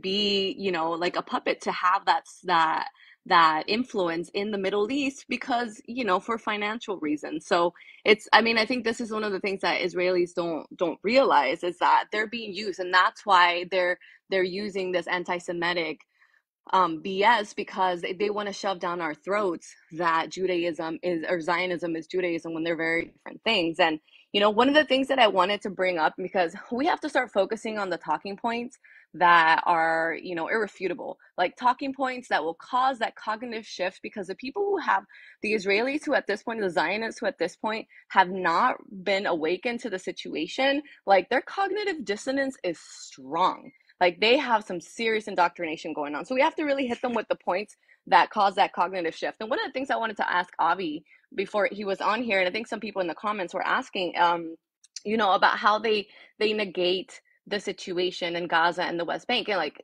from what I know about Israelis, they don't interact much with Palestinians. So my question is, how many of them, go into Gaza? How many of them have gone into Gaza? How many of them do actually go to the West Bank and actually just look around and see? They talk, like they tell you, Chip, all the time, why don't you come over here and see and this and that? But like do they go and see themselves? Because I don't think they do. Anna Balter, you talk about her documentary all the time. It was only when she went and saw what was actually happened, and she was a Zionist, what's actually happening there. I saw a story of a reporter who went into Gaza and lived in Gaza for a few months, and actively told people that he was Jewish, and nothing happened to him. He was well received, but he was taken aside by the H group, and they told him, they said, don't say that. They're like, for your safety, they said, because we cannot necessarily protect you if you're going around saying that, because not that anything's going to happen, and nothing happened to him. So, and so the H group was actually protecting him for that reason. And so that's one of the things that I want to ask is like, how aware are they of that situation? And I think another thing that I wanted to point out that was talked about earlier was the starvation that's happening, and how there's a talking point going around. There's like, well, look at the adults. They don't look like that, and like not all children. And that one boy who passed away, I forget his name, Yafar. My apologies, I can't remember the poor child who had, I think he had cerebral palsy, and that's why he looked the way he looked. And so because he needed a feeding tube. And so it's like when people are not believing these images that they're seeing, because like, oh, well, not all the kids look like that. Well, not every child is the same. We have children who have special needs, and and then another reason is that children have very different nutritional needs than adults. They need a lot more fats because their brains are developing at a very fast pace, and so is their body. So these are points that we have to start making with people, because just the arguing like, oh, you don't believe this, it's not that. Like, we have to hit them with the facts. I say this so much on your live as well, Cheb. My last point about the essaying. They talk about essaying all the time, and using it as a justification for what's happening. Please, let's stop doing that, because one of the things that I think you read the report, the UN report. I don't know what the UN's game is when they came up with this report, but I read it, and then they one of the things they say is that they did not interview any of the victims. So they didn't talk to any of the victims. They have all this credible information that they say that, oh, there's a lot of evidence of essaying all throughout H group and all the conflict, but they're not showing any of the evidence. They didn't talk to any of the victims. Whereas I have seen countless interviews with women Palestinian women who talk about the atrocities of the essay that they went through. And here's a point that I want to make to all the men. Please listen up. As a woman, before you accuse a woman of making a false allegation, you need to remember the talking point that is always brought up. It's like, well, why didn't you say anything when it happened? Because that happened to me. There's so many more women who are essayed. So I was asked why I didn't bring up what happened to me until 10 years later, because it's embarrassing, because it's humiliating. It's the worst type of humiliation that you can give to a woman, especially modest women like Muslims. And so if women are coming out and they're speaking out of that, it's hurting their soul. It is breaking their heart to have to justify what happened to them in front of a camera so that we will believe what's happening to them. So then what we have is plenty of evidence of women speaking of the atrocities by the IDF. And there's something that's not talked about, is the violence of the IDF against their own. Because there was a 26th report that just came up that just came out of a female IDF soldier who made a report that she was raped in the military. And there's 26 occasions of this. And it was a report on Haaretz that did that. They reported on this. And so, you know, imagine if they're doing that to themselves, what they do to others. And that was my last thing. The last thing I want to say is, like, we talk about what is it going to look like afterwards. I think you asked a question of, like, you know, can we have a one state solution? And I think it was posed to, like, the Secretary of Defense. It's like, why don't we just give the same rights to the Palestinians that the Israelis have? Like, that's a very simple question. Why can't they just, yes, we can have a one state solution. Absolutely. Then Palestinians should have the exact same rights as the Israelis. Like, that would solve everything, because that's exactly what they want. No one cares that they're Jewish, because Jews, Muslims, Arabs, all, you know, every religion under the sun lived peacefully before 1948 in Israel. So that was my last point. Thank you so much for having me on, Chip. I'm gonna go to sleep. Thanks so much.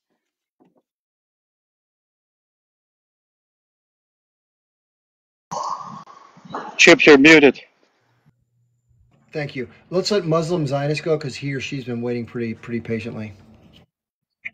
I was listening to Brandon, and this is really funny that she tell you a story about the man, the Jewish Israeli, go to the Gaza, and he contact with the H group, and H groups tell him, no, make sure nobody knows that you are, my dear.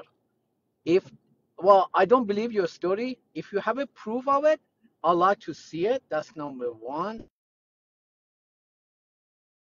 Which story are you referring to? I'm Which sure story? you don't have that. Which story are you referring to for proof? That story, right? And you don't have. Which story are you talking about? He doesn't know what he's talking about.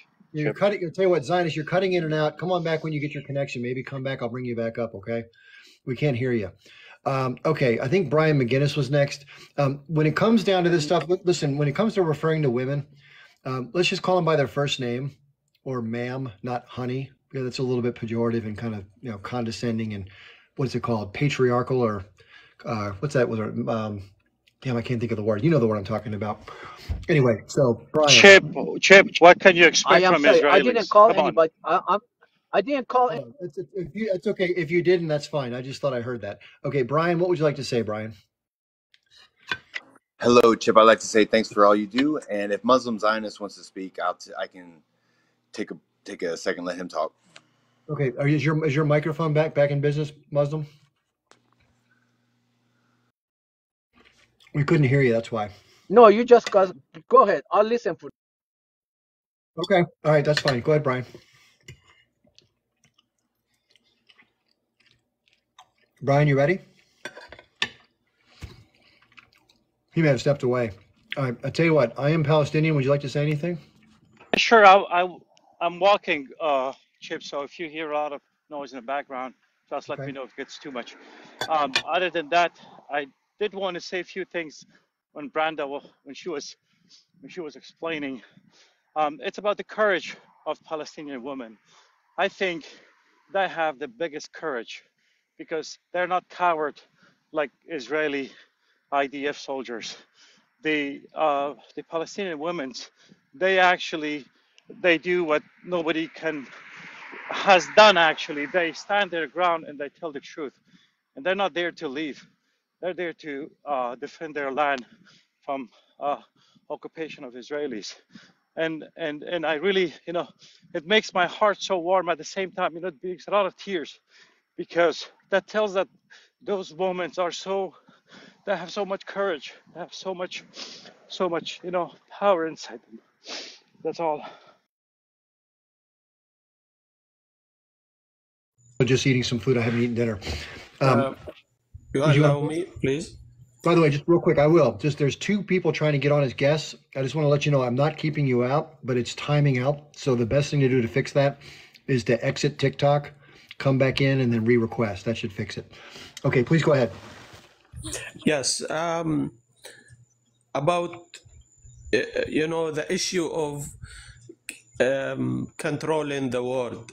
You know, this point is very important.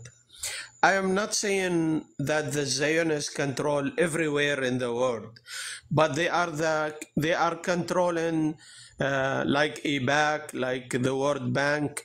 They controlling the election in America when the Zionist money support the Congress people, support the president, support every elected member of the government in the United States, in every important state in Europe, in anywhere in the world. They are the one who using their money to support those politicians who control the decision in those big countries in the world. They are owning the most biggest TV stations, newspaper, radio. They are brainwashing people. The other point is about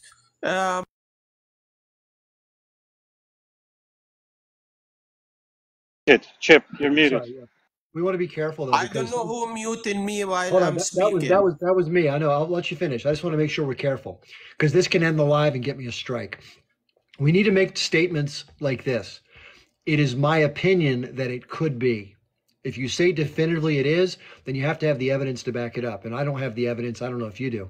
I think you can make a persuasive argument in that direction, but I think you can't say that one group controls everything. I know you differentiate it, but in terms of politics, there are a lot of influences on politics. If you were to ask the average person who supports Israel, who happens to be very strongly Zionist, they would say, I wish I had the power you were talking about, but the oil industry, the food industry, all these groups influence the decision makers. It's not just a monolith of one group, but it can be an inordinate influence among those. So I just want to be careful we don't get put out for misinformation. Okay.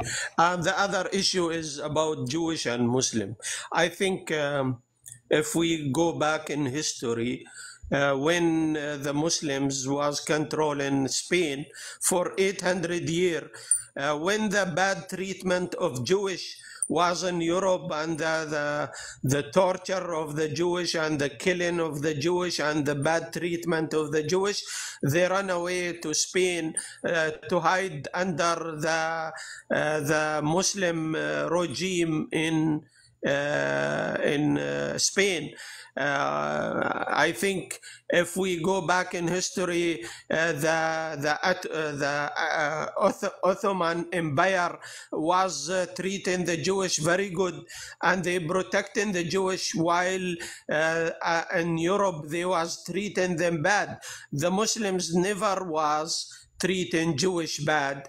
They never was killing Jewish. They never was trying to change the Jewish from their religion. In Islam, we as a Muslims, if we don't believe in the book of the Jewish and believe in Moses, we not consider Muslims. So the issue is not about Jewish and Muslim. It's about people who come from all over the world, from different DNA, from different ethnic and different nations. They are not connected with Middle East, with any history, with any they don't have anybody related to them in Middle East through all the history, and they come by the help of the British. They take over my house and you and everybody's house, and they are taking people land, people houses, people property, and they are saying we are a country. And today they are killing thousands of children, thousands of women, thousands of innocent people, civilians, and people have the guts to come and support those killers. I ask those people who support Israel today, if your child being killed, your child, and I'm speaking about children, your mother, your sister being raped and killed, what you feel? You will feel to fight back. And that's what the Palestinians' resistance the Islamic resistance in Palestine are doing. They are fighting back Palestinian people who also not belong to Hamas or any other group in Palestine. They are fighting. Women, they are sitting in the Aqsa Mosque defending the most holy mosque for Muslims and for Arabs and for the Palestinians. They are protecting the churches.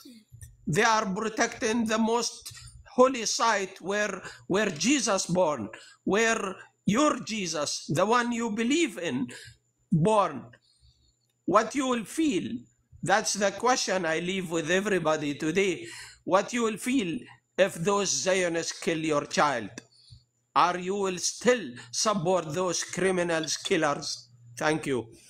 Okay. Yeah. Thanks for being here. Thanks for making your point of view. I think Muslim Zionist was waiting to speak. Let's let him go.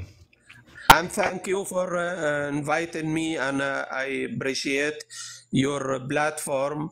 I think it's very beneficial, and I encourage people to come and listen. This is very good platform, and there is equal rights for both sides to speak out. And I thank you very much. Thank you. No problem. Happy to do it. Okay. Muslim Zionist, would you like to speak to weigh in? Yeah, can you hear me now? Yes. All right.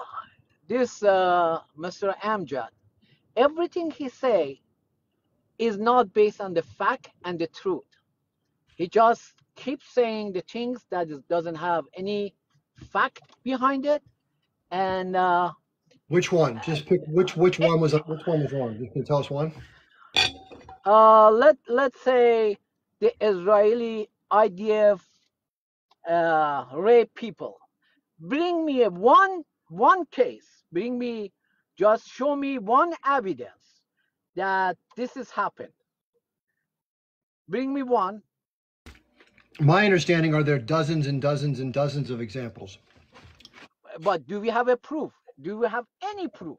Yeah, there are forensic, actually forensic examinations of women who have been raped by the Israeli soldiers as well as the Israeli guards in prisons by medical professionals. You're talking about the guard, not the IDF. Well, I'm saying both. I'm saying it's happened in the field with soldiers and it's happened in the prisons with guards. Do you have any evidence of that I can see? I don't have it at my fingertips during this live, but I do have evidence on my phone that I can get to. Okay, well, if you be kind and send it to me, I'd really love to see it. And by the way, Brenda, who was up here earlier, has a litany of evidence on that. So that's one of the things she tracks very carefully. Yeah, when the people talk about Gaza and this, all these people, they believe that each group is a free fighter. They're not free fighter. If they are free fighters, they should be top of the ground and fight face to face with the IDF somewhere else, that the IDF doesn't have to, Israeli government, Israeli forces doesn't have to come to Gaza and, boom the area, and would not, wouldn't happen. Nobody would be unalive if there was fighting somewhere else. So, that's the thing. And then they're saying everything in this earth run by the Jewish and by the Zionists. That's all BS. That's all BS. Mr. I am still Palestinian. You live in United States, right? And when you go to get your citizenship, right? You say you want to be a U.S. citizen. No, you say I'm a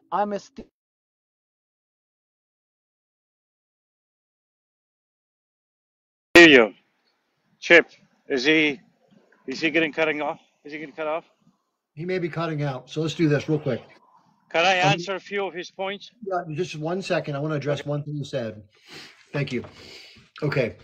You made the statement that about the S assaults, of course. We talked about that part, but I'll tell you what, I'll let you go ahead. I'm Palestinian. I have to finish my food in my mouth. Sorry about this, everybody.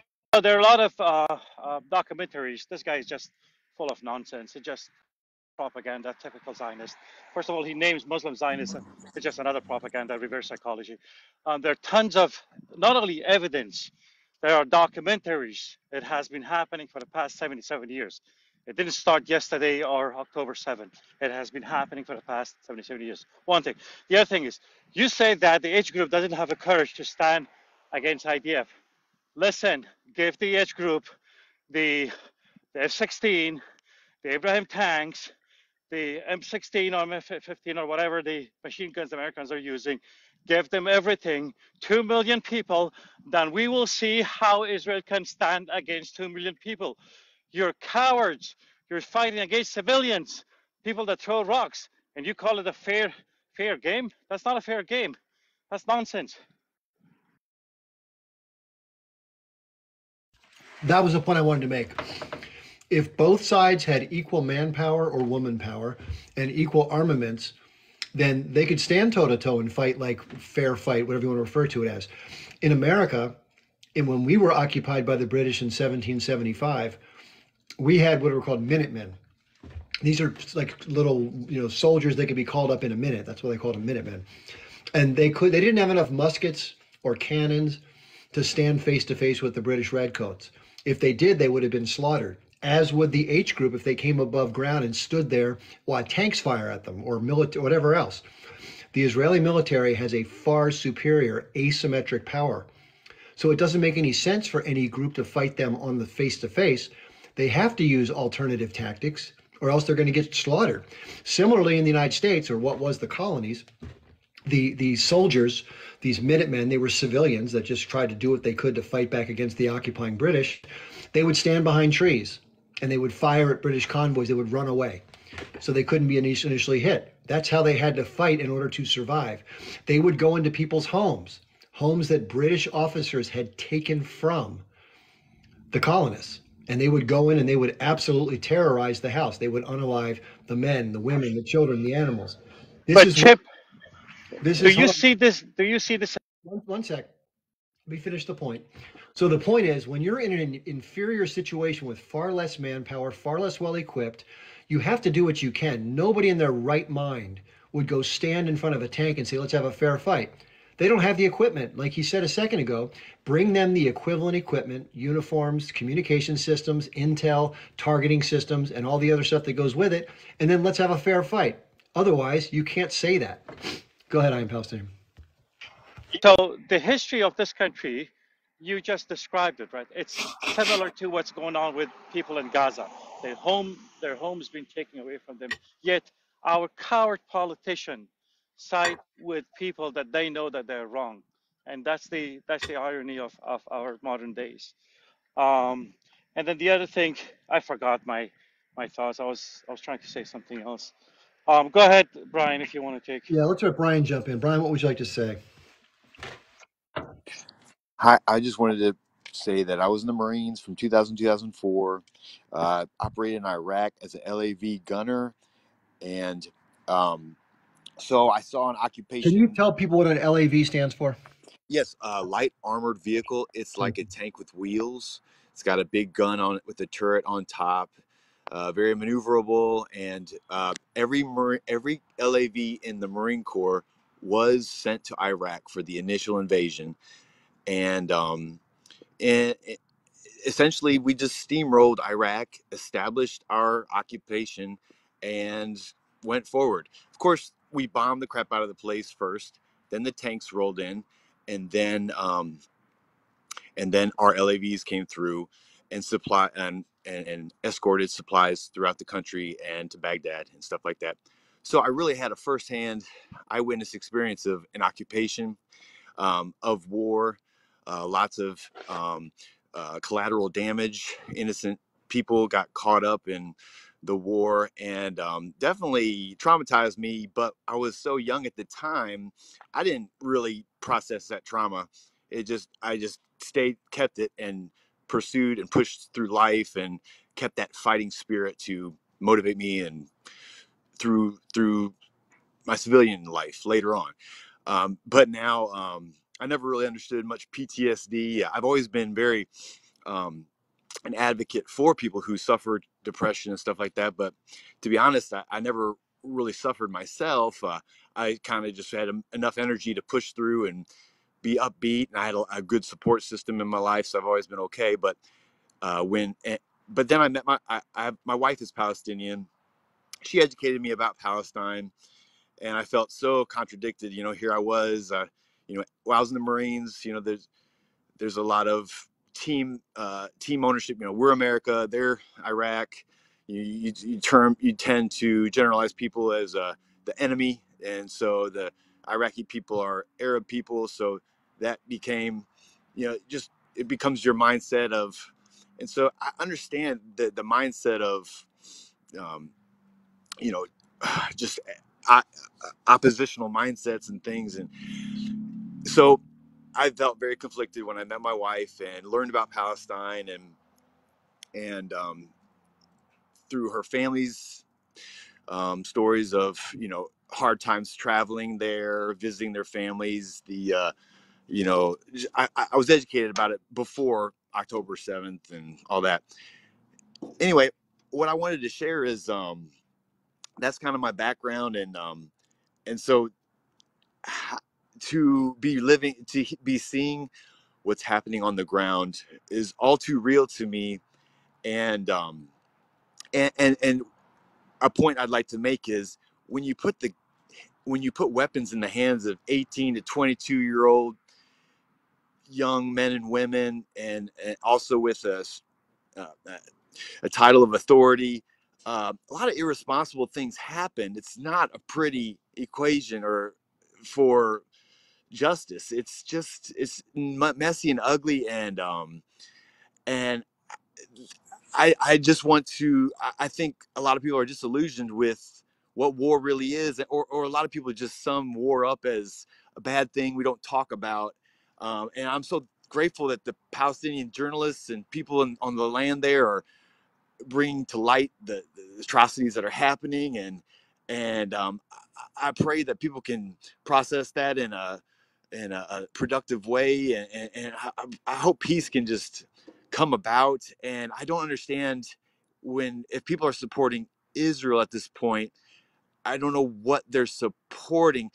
I know they want their own state. I know, but can't there be some accountability, or take responsibility, or internal reflection to see what's happening, and say this is too far, or too many innocent people are suffering, or is the trauma just too severe from the Jewish people's past with the Holocaust? I'm just searching for reasons or answers for why this continues, and so I guess that's just all I really wanted to speak out there for right now. Okay, Brian. Yeah, thanks for your input. And thank you for your service, by the way. You're welcome to stick around if you want to. Having served in the first Gulf War in a frontline capacity in a tank unit, I know all too well what it's like to be in combat, which is not good. And I also know a friend who was a Marine in the second Iraq War, the one that Brian was involved in. And what he told me made my stomach turn. So let's just say that it was not the best the American military had to offer. The bombardment that the American military did, they called it shock and awe on Baghdad before the invasion, was abject war crimes. Same kind of stuff the Israelis have been doing, whether they want to try to frame it otherwise.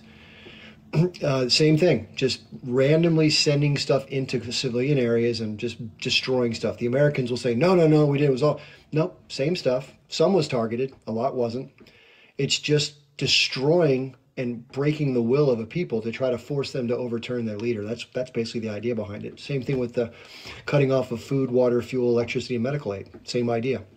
Never works, because who has the power? The people with the guns. Duh.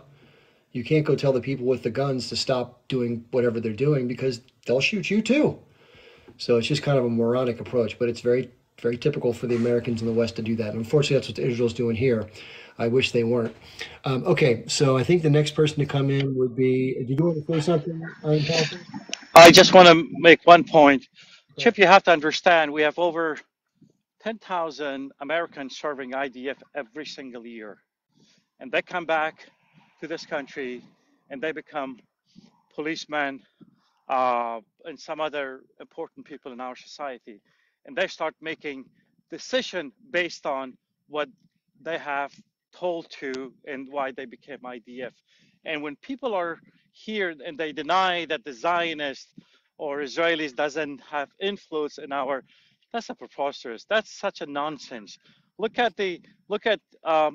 I do know that you made a point about the companies like oil companies. You know, are they the same? But you have to look at it, Chip. At the end of the day, our government, what type of policy our government is making, Yeah. mostly what it's making is for the benefit of Israel, and that's it. So Yeah, a lot of people have said that the United States should be changed to the United States of Israel. And here's the thing that's confusing to most of us who aren't involved in this power structure. Why is it that a country that is as small as Israel is, vis-a-vis the US, why does it get such disproportionate and inordinate support, unwavering support in terms of money and politics and power? In fact, Nancy Pelosi, who is the former Speaker of the House, said, and this is very alarming. Hey, Fraser, fuck out. Sorry, my cats were fighting. She said, if the entire U.S. Capitol came crumbling around us to the ground, the one thing that would remain in place is our steadfast support for Israel. Now, she didn't say, we'll protect the American people, we'll make sure people have health care. None of that. She said we'd protect Israel. And the first words out of the new Speaker of the House, Mike Johnson, wasn't, let's see what we can do to help the American people. It was, we need to protect Israel's interest by procuring enough money to protect Israel. Now, if that isn't telling, those types of statements and that type of allegiance, you can try to figure out other ways to explain it, but it seems to fit as a puzzle piece into that part of that conversation in a way that's kind of hard to refute. So it's just a hard piece of evidence to ignore. And again, if it was the Mexican cartel that was talked about, if somebody said, if the Capitol crumbled to the ground, the last thing we would do is support Mexico, I would say that's strange. And then the first thing the Speaker of the House said, we need to get more aid to Mexico. I would say, why are we looking out for Mexico's interests so much? What about the U.S.? It's the same exact thing. It's not about the people in terms of their ethnicity or any of that stuff. It's about the power dynamic and the relationships and the influence.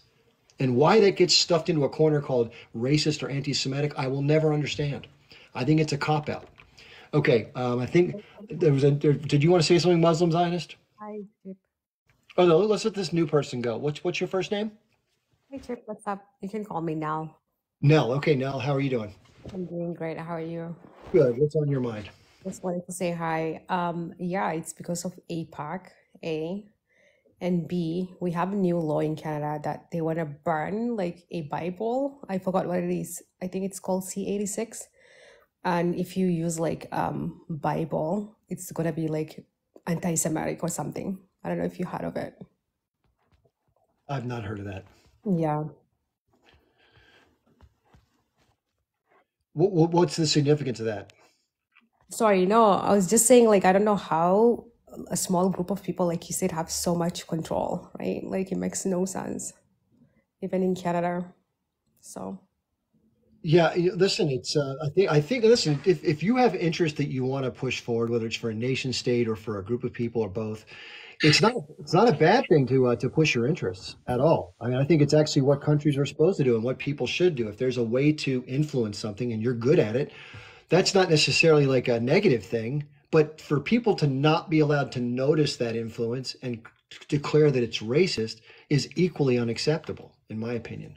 I think was it Muslim Zionist that was next, and then we have some person named Cable Media who just came in. How you doing, Cable Media? What would you like to say?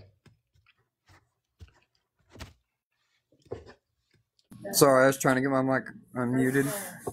Okay. Well, I'd like to talk about well, essentially it's by design. With the conflation of Zionism and Judaism. Conflation by whom? Well, you get into the borderline of a conspiracy theory when you start talking about who pulls the levers of power, and without delving too deep into it, money interests have been a very big power since well before, since like 1913, when we established the Federal Reserve, and a couple times before that when we tried a central banking system. The same money interests tried to prop up a coup back in I can't remember who it was. They tried to get Smedley Butler, or when it was. They tried to get Smedley Butler to lead a coup, and he ended up turning around and telling Congress on them. Yeah, I think it was in the mid to late 1930s. Yeah. He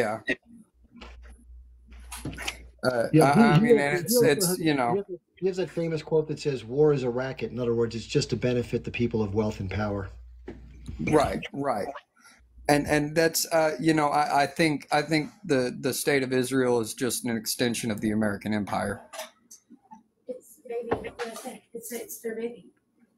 Yeah, here's a question for everybody. So it is a book. I did a video about this. It's the video that got the most views of any video I ever made. It says, "Why does the U.S. support Israel?" And yes, it is a bulkhead for physically landing military, and it's a sort of a police force in the Middle East to keep the terrain sort of under control. But there's something more to it than that. There is a distinct relationship that's over and above any other nation state in the world. The most money gets sent to Israel, way beyond any other country.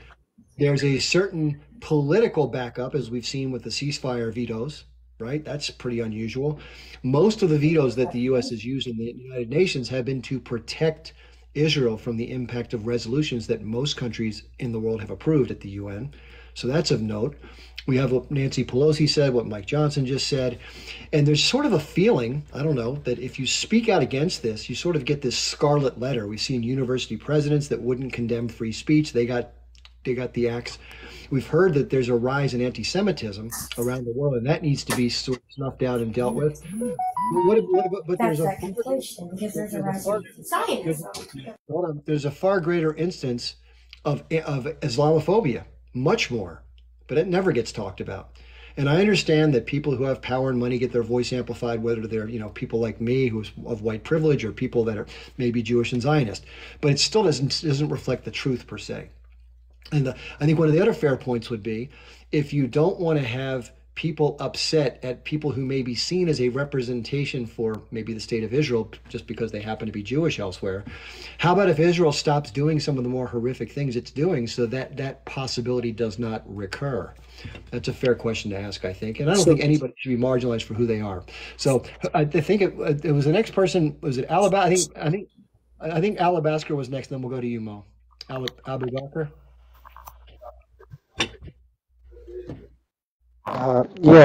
Chip, thank you so much. Yeah. My idea is pretty much aligned with the previous individual who mentioned that Israel is not.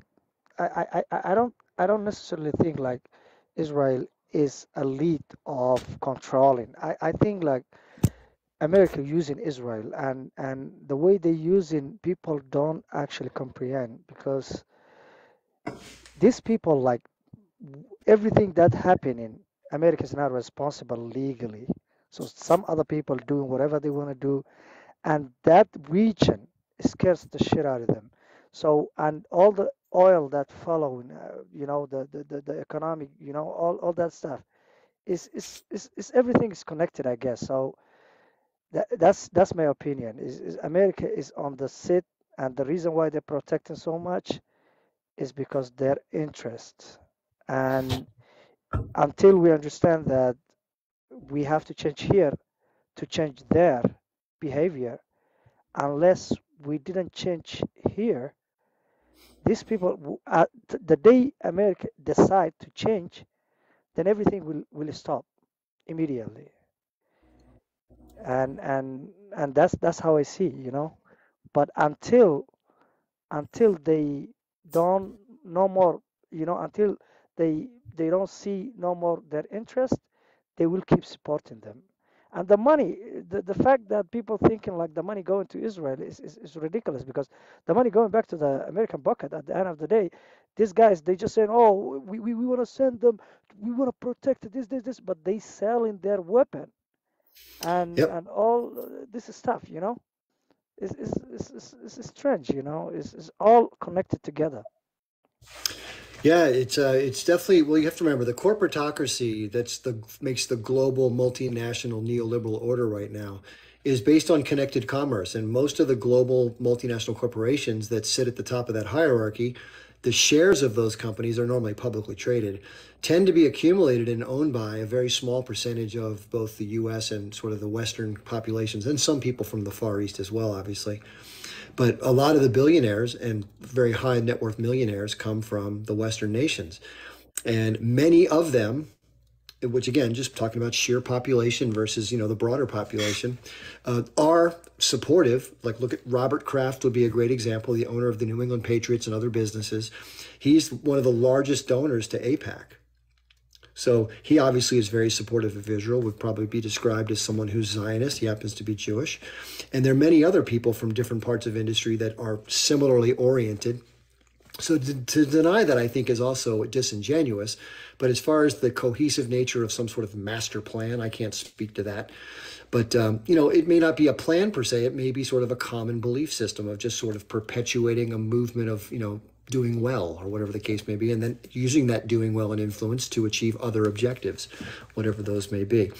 The bottom line here is it doesn't want to be said from a point of being, this is the biggest thing. When people say things like that, they say it in a very pejorative way. The so-and-so controls the world. I think that's the wrong way to look at it. But it's fair to objectively analyze any power dynamic in any situation and try to make heads or tails of it. That's all I try to do. Okay, I think, who is it? Chip, I'm going to jump off if you promise me to bring up Pavlia Khan, if you can bring him up. So. Yeah, I definitely want to. He's got a lot of good things to say. Have a great night. Yeah. Thank you for being here. Talk to you later. Take it easy. Yeah, be good. The next person who hasn't spoken yet is, I think it's Ilona. Is that, or maybe there's somebody who has it's Ilona, I think.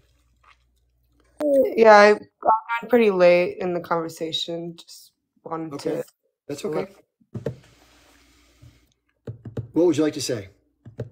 Well, essentially, I just wanted to voice in as a person that is, I was born and raised in Israel, but I'm a pro-Palestinian person who is essentially disowned by the entire community and have been kind of, hopping in between these types of live rooms to kind of see what the conversations have been.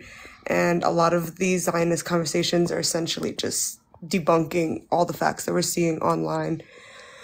And there's no real, conversation happening there. But, I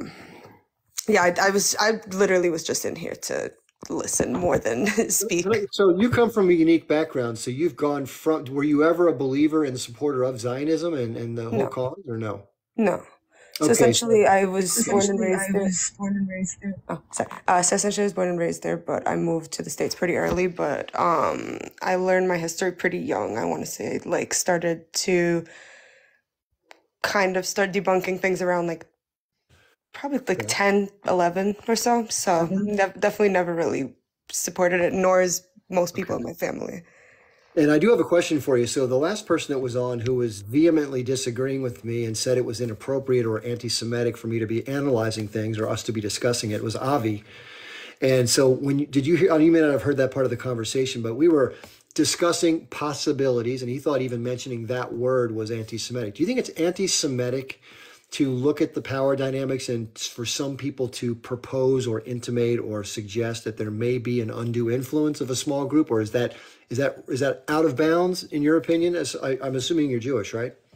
I'm half Jewish, definitely not on the half that counts, but no, I don't think it's anti-Semitic. I think at this point, anti-Semitism is almost like a filler word for a lot of people to kind of just, once they hear anything that's factual or something that they can't kind of debunk in any type of way, they just immediately kind of turn to that, from what I've noticed. And that's coming from somebody who's part of the quote unquote community. So I feel like that says a lot in terms of how, not to say that there isn't a rise in anti-Semitism, but a lot of people who mention it will never speak on Islamophobia and the rise of that, will never speak on the experience of people miles away from their families who have fridges stocked with food for their special holidays, and can't say the same for the people in Gaza.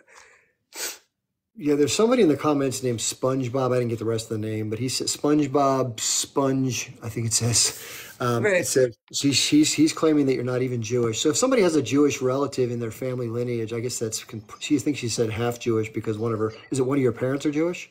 My father is Jewish, not my mom. So yeah, my whole life essentially I've been told that same line. So at this point it doesn't, especially in the past 5 months, I want to say that all I've heard is anti-Semitic, self-hating Jew, person who doesn't know their history, not Jewish enough. And this is something that I've heard even growing up there, considering my roots are half Ukrainian as well. So most people just consider me to be Russian and not Israeli enough, even though I have family there, was born there, and they're only tied to it by their relatives who are Jewish or their mother who is Jewish, et cetera, et cetera. Yeah, did you hear the comments at the Oscars last night that were made? That sort of someone said in general terms, I'm paraphrasing, but I have to renounce my Judaism or dismiss my Judaism because of what we're Yeah. seeing happen in Gaza. What did you think about that?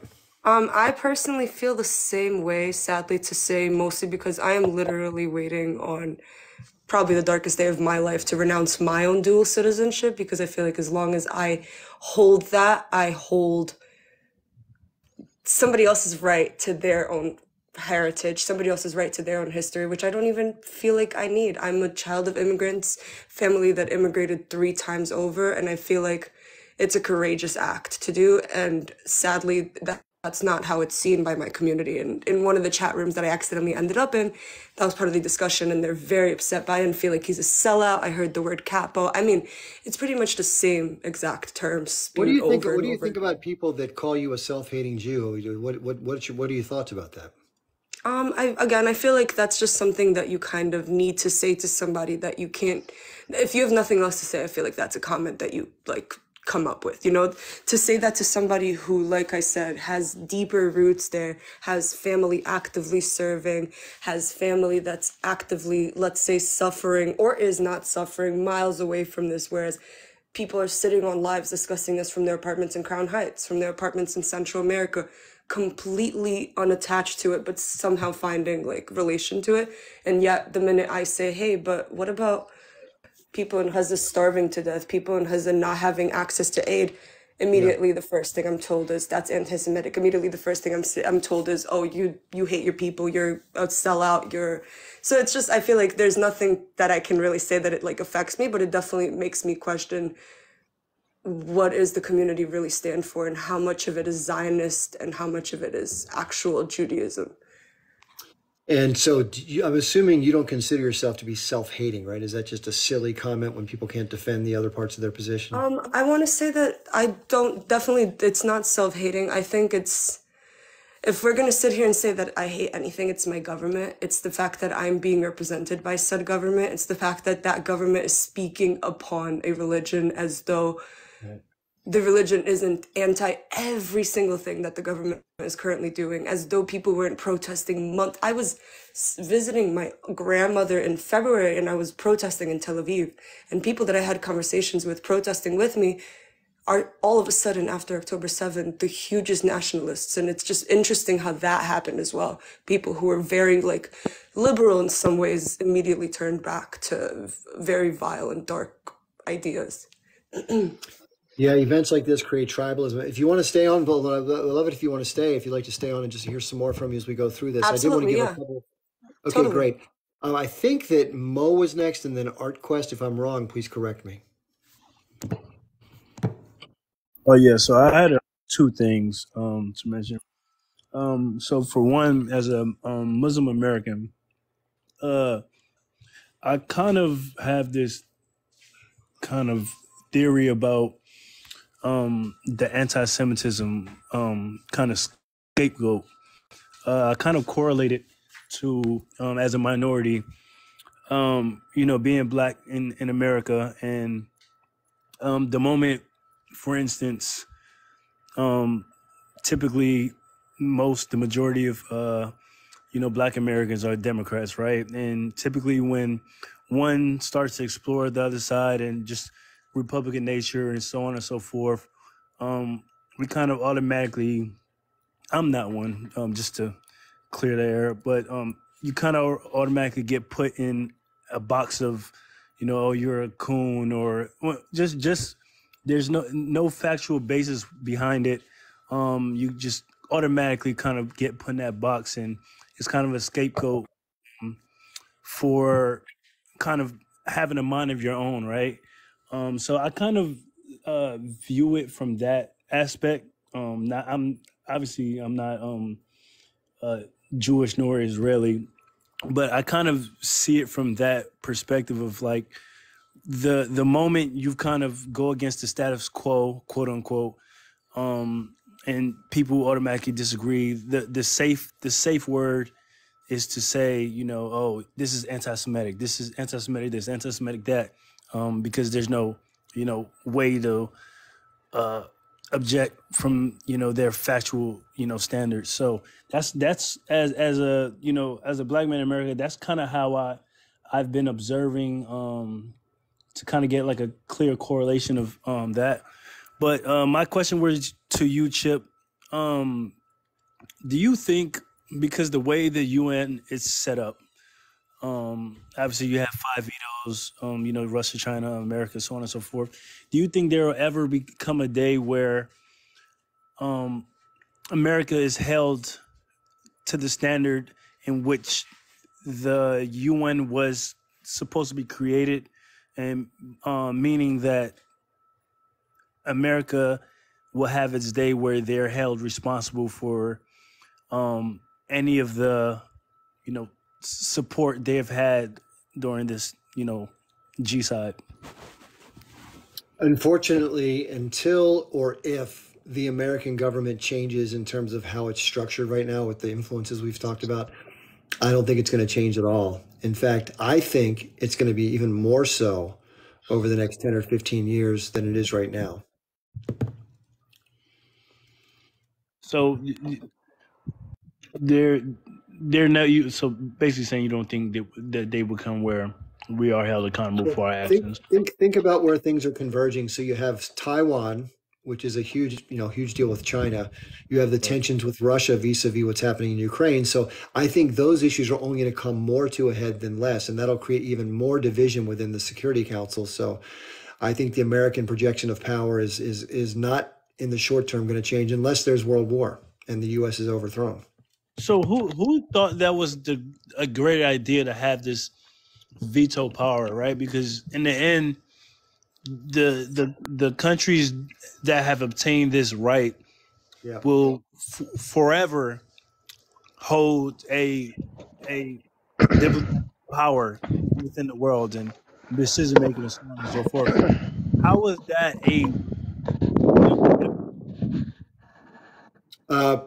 it's by design that way. Just like the International Criminal Court is the same way. It only applies to others as an instrument to put pressure and to to correct things that the empires don't want done. So therefore, the U.S. always holds the ace in the trump card. So the U.S. is never going to be subjected to any resolutions because it can just veto them, and it does the same thing for Israel. There is somebody in the guest box named Danelle, which we've had some good conversations in the past. So I just want to remind any guests, he popped out. Danelle, if you're still listening and you want to come up, sometimes TikTok doesn't work well. So if you exit TikTok and then come back in, you can re-request. It should fix the problem. I think that who was next, if anybody? Who did Al Baker?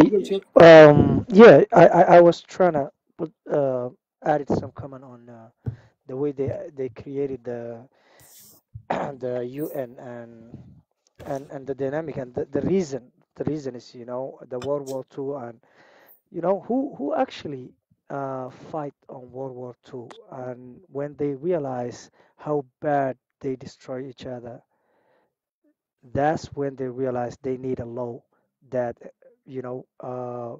intercept each other.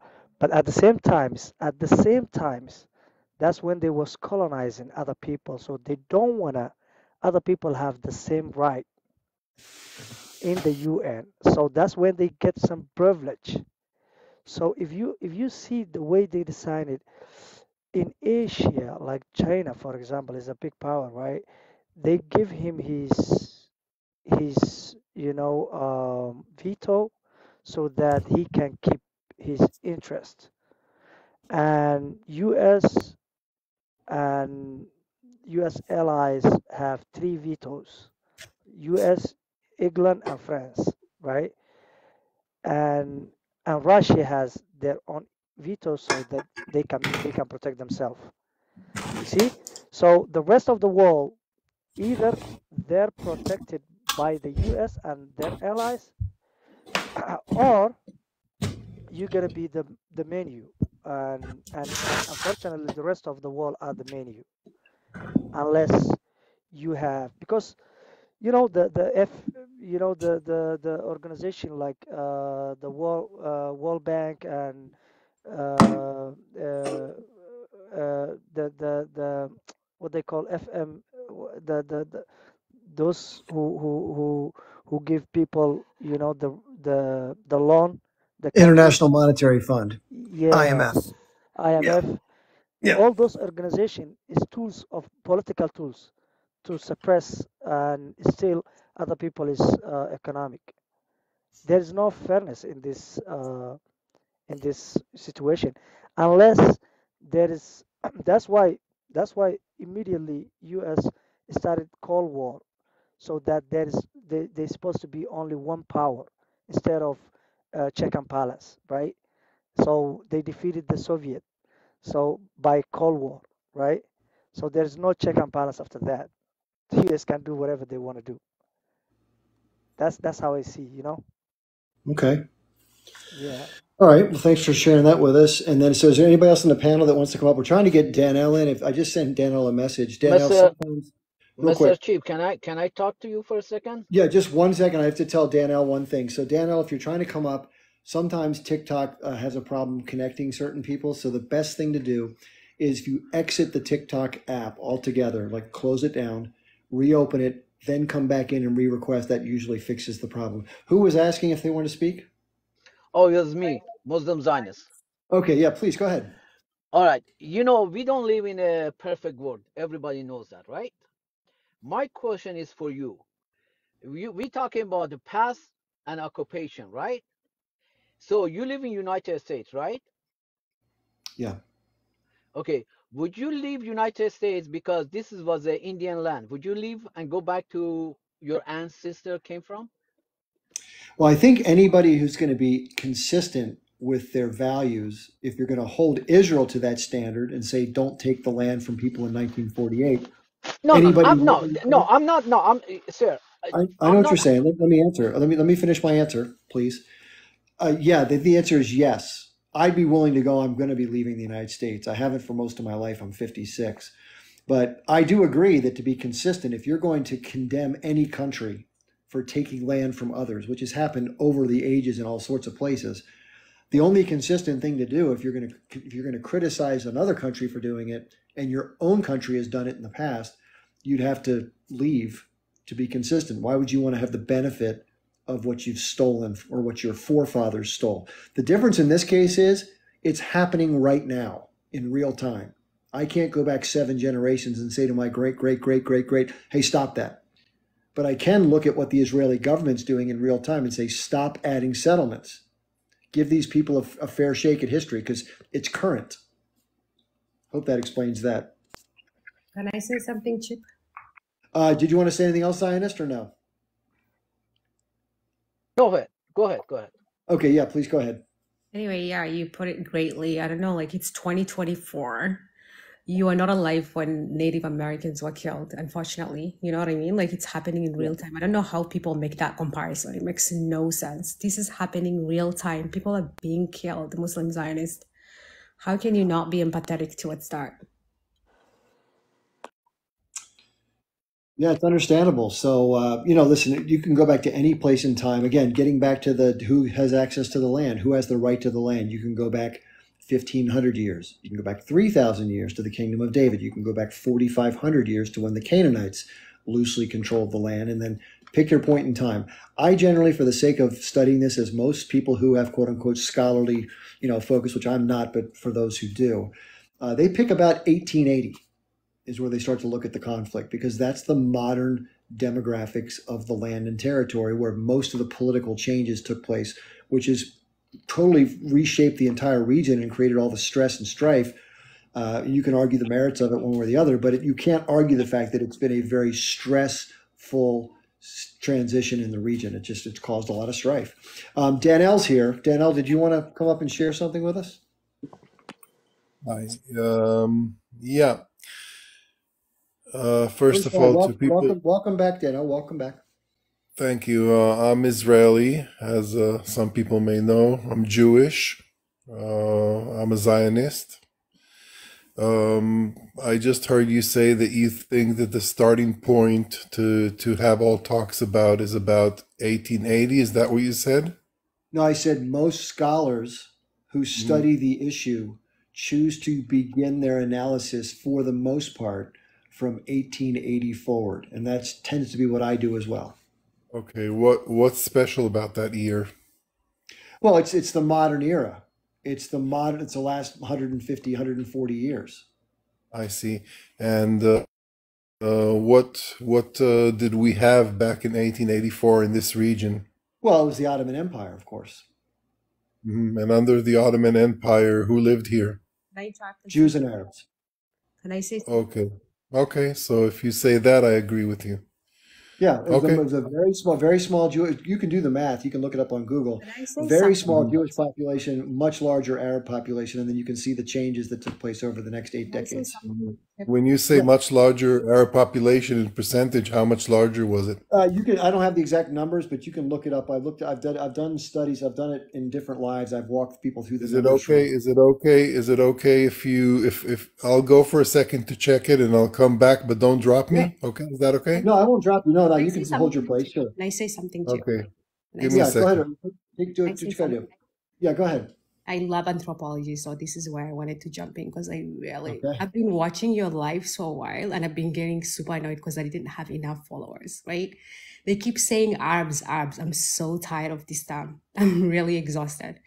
Okay, do you Well, recognize with that guy? let me just say one thing, okay? I'm only referring to the language that the people at the time, including like the President of the United States and others, used to refer to people in that area. I know that they're actually Palestinians, not just regular old Arabs, but that's what everyone else referred to the two people as in that region from a political standpoint. That's all I'm saying there. Sorry about the interruption.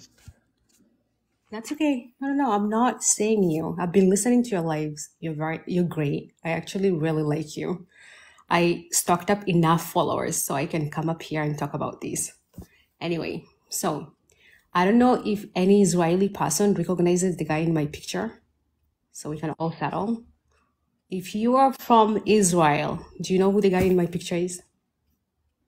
Say again, who, what? These people, like, they keep saying like the Arabs are not native to the land, correct? Well, no, I think what they're saying is that Jews are also native to the land and that they primarily have the rights to it Yeah, because of the kingdom of David, and they were forced out of the land by the Romans and then they were exiled, I but now they're understand. getting I their understand. just due. I think that's it. I understand. I wanted to make a point. They keep talking about different civilizations. I'm good in anthropology. The guy in my picture is called Natufian of Levant. He's 12,500 years old. Okay. And if you look at southern Palestinians, they have Natufian bloodline about 40% modern day. Okay. They're very native. So, and none of Israelis have Natufian bloodline. You guys So are how do we determine? My understanding is, and again, okay. I'll explain it to you. I'm East African. I did my DNA. I'm into anthropology. I well, just actually have. be careful because if you say that term too often, you can use terms like heritage, because Oh, if okay. you hear that, they'll kick us off if we hear that term Oh, too much. really? Yeah, it's unfortunate, but yeah, Oh, that's how it that's works. weird. That's freaking weird. Okay. Yep, that's Yeah. TikTok. So I'm into DNA and stuff, and I recently did my DNA, and I discovered I had like I don't want to make about me, but like I had Natufian bloodline. I'm like, what the hell is Natufian, right? Okay. So he lived 500 years ago. He's a modern day dad to Palestinians. So southern Palestinian people have Natufian bloodlines, okay? And then the northern Palestinians have Canaanites. This guy is 12,500 years old. Chip, he lived in Neolithic period, like before civilization, human civilization. How more native can you be to the land when you have a Yeah, that Natufian sounds pretty bloodline? native. That makes Yeah. no sense. They keep talking about different civilizations when vast majority of Palestinians have a Natufian bloodline, right? From genetic perspective, they're native as hell. So, and there is no Israeli. If you look at Natufian bloodline, There's no Ashkenazi Jew people related to him. So what are you people talking about? Okay, yeah, I think one of the arguments people make is that in modern day Israel, there are people that live there, maybe, I don't know, maybe 25 or 30% of the population that are descendants from those who were the original Levant people who happen to be Jewish that came back after being exiled with the Romans. But the other 2/3 or maybe 70% are immigrants from Europe. And if you look at people like Benjamin Netanyahu and Smotrich and Ben Gvir, they're all from Poland and Ukraine. If you Yeah, were to do if you do their bloodline I tests, you would find understand. that it goes back to Europe. They're Ashkenazi. Exactly. But my point is what I'm trying to say is like they keep saying Arabs, these Arabs, but in reality, Palestinians are honestly like native to the land, right? In terms of genetics, you cannot dispute that. They have an Ethiopian bloodline. He's 500 years old. He lived during Neolithic period. It does not get more native than that. From genetic perspective, Palestinians are native to the land. They're not immigrants, okay? So let's get that fact straight. So if Bibi's lineage comes from Ashkenazi, where does his theory of his right to return come from? Because he's so heavily, like stuck on that kind of like theory, especially in the Israeli community. So where does the Ashkenazi right to return come from if they're of European No idea. heritage? I have no idea. And look at the guy in my profile picture. He looks native, right? Like Natufians Yeah, look native, right? it's So crazy. I have no idea where that is coming from. Because there's no like any Ashkenazi Jew person with Natufian bloodline. Period. Someone in the comments who I'm not certain about this, so I'm asking sincerely. Moral Command is saying that only 30% in Israel are Ashkenazi and 70% are Mizrahi, which I think are more native. So I asked in the comments, where is where can I find the details on that? So I could be incorrect. I've heard so many people say the opposite, which is why I'm repeating it, but I could be wrong. Yeah. It's I would system. love to debate genetic. If you want to have me for genetic purpose, Chip here, I will We always. just got to be careful about the language because TikTok's real sensitive about things like IQ, DNA, those kind of things that get the algorithm will trigger that. Okay, so what should I say? So anyway, okay, so I want to make sure I'm fair to everybody here. So by the way, if you're having trouble connecting, just as an aside, sometimes on TikTok, I'll bring you up and it'll time you out. I'm not taking you down. TikTok kind of won't let you in. So the best way to remedy that is if you leave the TikTok app, you just close it and then reload it and come back in. It should work out. Okay, the next person that hasn't spoken yet, and I apologize, I don't know if Danielle's back yet. I can't read your name in Hebrew, but you have a Star of David Israel flag in the middle of your post, so that's how I'll identify you. Hello, nice to meet you. Welcome. How do you hear me? Just fine. Right. So I wanna say we not have the What's your right. name? What's your name? What's your name? You want to tell us who you are? My name is Maor. Mo? Maor, yeah. Mahor, okay. Nice to be here. Okay, what would you like to talk about? I wanna say to all the panels, there is some big interest why United States pays billions of dollars to Israel and Taiwan, and for the past few years also to Ukraine. And basically, the answer is very simple, but I want to forward that to the panel. What do you think about it? What's the interest? Before I, who on the panel wants to weigh in on that? Anybody want to share? I feel like it's to have a foothold in certain regions.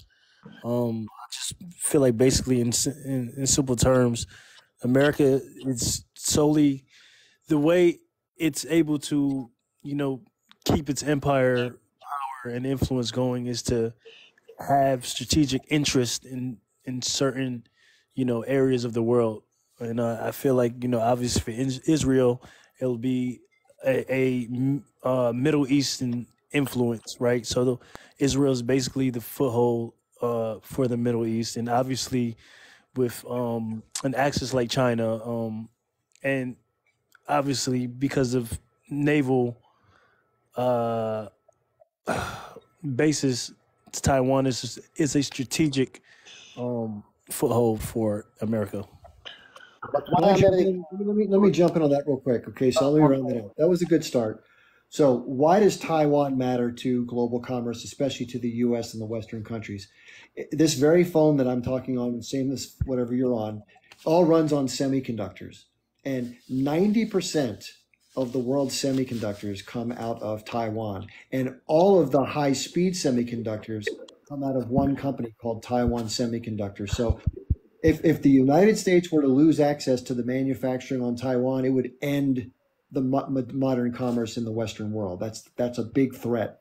As far as Ukraine goes, and this is a longer story, so I can't get into all of it, but in the late 90s, the robber baron capitalists were basically robbing blind the Russian society after the transition from state-owned to private, and I'll just leave it at that. When Putin came in 2000 until 2002, up until the Iraq war in 2003, it didn't change much. And when he finally figured out the racket, he put an end to it. So the same group of people that were getting their hands clawed into Russia and making a ton of money were kicked out, basically. So they want back in. They don't want Putin. They want to get rid of him and put in a lackey. They're trying to destabilize the Russian military, turn the population against Putin to get him out, get somebody in who's more easygoing, and then get back in there and start dividing up Russia like a Thanksgiving turkey.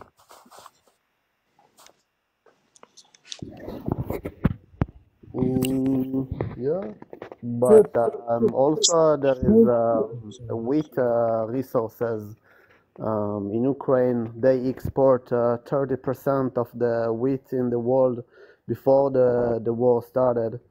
Yep. So basically, not also they want to get NATO back. They want this field of wheat, and also, as you said, in the chips in Taiwan.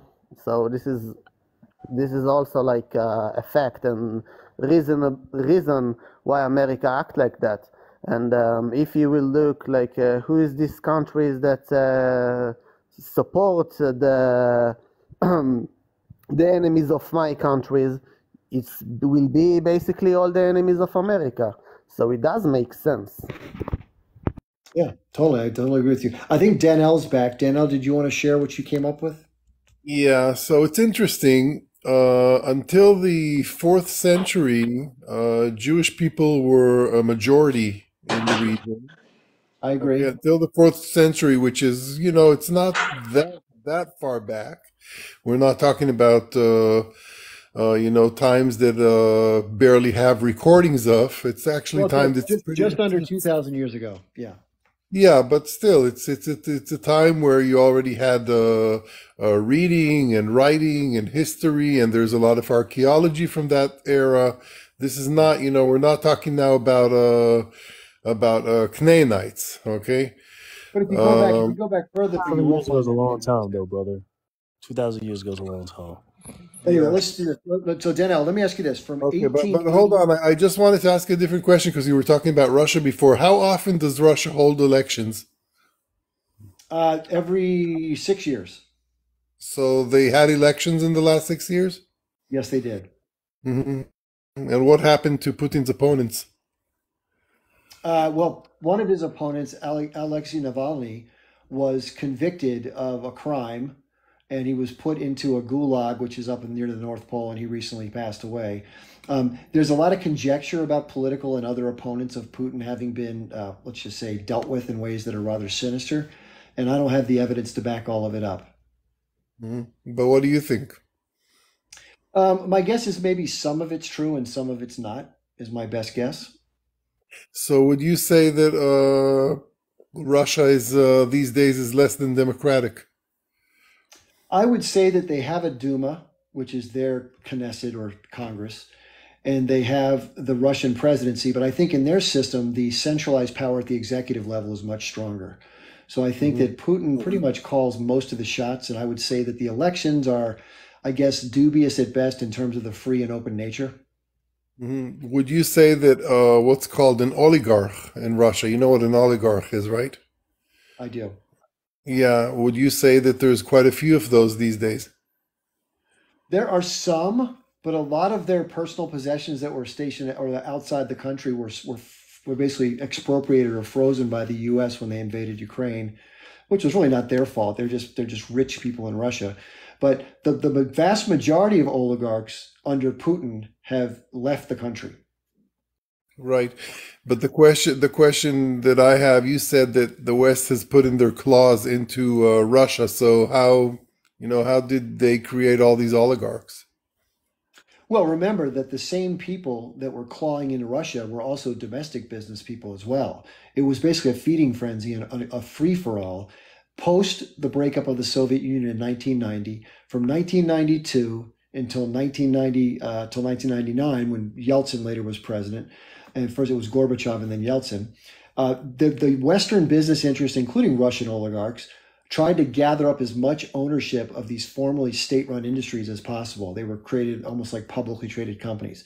The workers that formerly had state-guaranteed jobs were offered shares of ownership so that they had a stake in the future of the company so they wouldn't go dirt poor. The wealthiest people came in and took advantage of their situation where they needed short-term money and bought their shares from them for pennies on the dollar.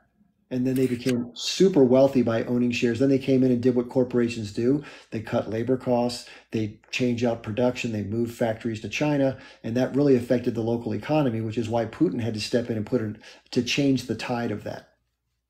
So would you say that 99% of the economy in Russia today is Russian owned? No, not at all. Not at all. So there's a lot of American owned businesses there? There's a whole multitude of business interests that operate in Russia. hmm hmm Okay. What about the population from 1880 to present in terms of the mix of? So what you can see that there's a shift. There's two shifts that happened since the fourth and the fifth century. First of all, the Christians, which were quite a few around the fourth and the fifth century. Actually, in the fifth century, I think there were more Christians than Jews. Have suddenly started decreasing ever since the Arab conquest of the area. And from there, you see a very steep decrease, both in Christians and in Jews. Okay. And then you see, from around the 18th century, you start to see increase in Jewish people up to 1948, where it was about 1 to 3 was the proportion between Arabs and Jews. Let's go back to 1900, for example. What was the percentage of the population of quote unquote what was called at that time on maps? If you look at a map, it was called Palestine, like it or not. And of historic Palestine in 1900, what was the percentage of Jewish, Christian, and Muslim? Hold on. You slipped in something underneath the radar, and I'm not going to allow that. You say it was called Palestine, but so is Asia called Asia. It doesn't make Asia a country. It doesn't make Asia any kind of a sovereign entity. It's just a region. Asia is a region, just like Palestine was a region. Hold on, Mo. Real quick, Daniel. So if you go to any map that was internationally agreed upon at that time, you're right, it wasn't a nation state. The region, which had been renamed by the Romans when they conquered it back in, I think, 1000 AD. Wait. What do you mean conquered it back? When did it belong to when the Romans were there during their imperial empire, they named the region, not the state. It wasn't a nation state. A lot of areas weren't nation states until up to recent history. But the region was called Palestine. Look at the maps; you'll see it. In fact, even the prime minister, the only female prime minister of Israel, I can show you on video. I got it queued up here. She said that from 1921 to 1948, she was from Palestine. She carried a Palestinian passport. She's a Palestinian from Palestine.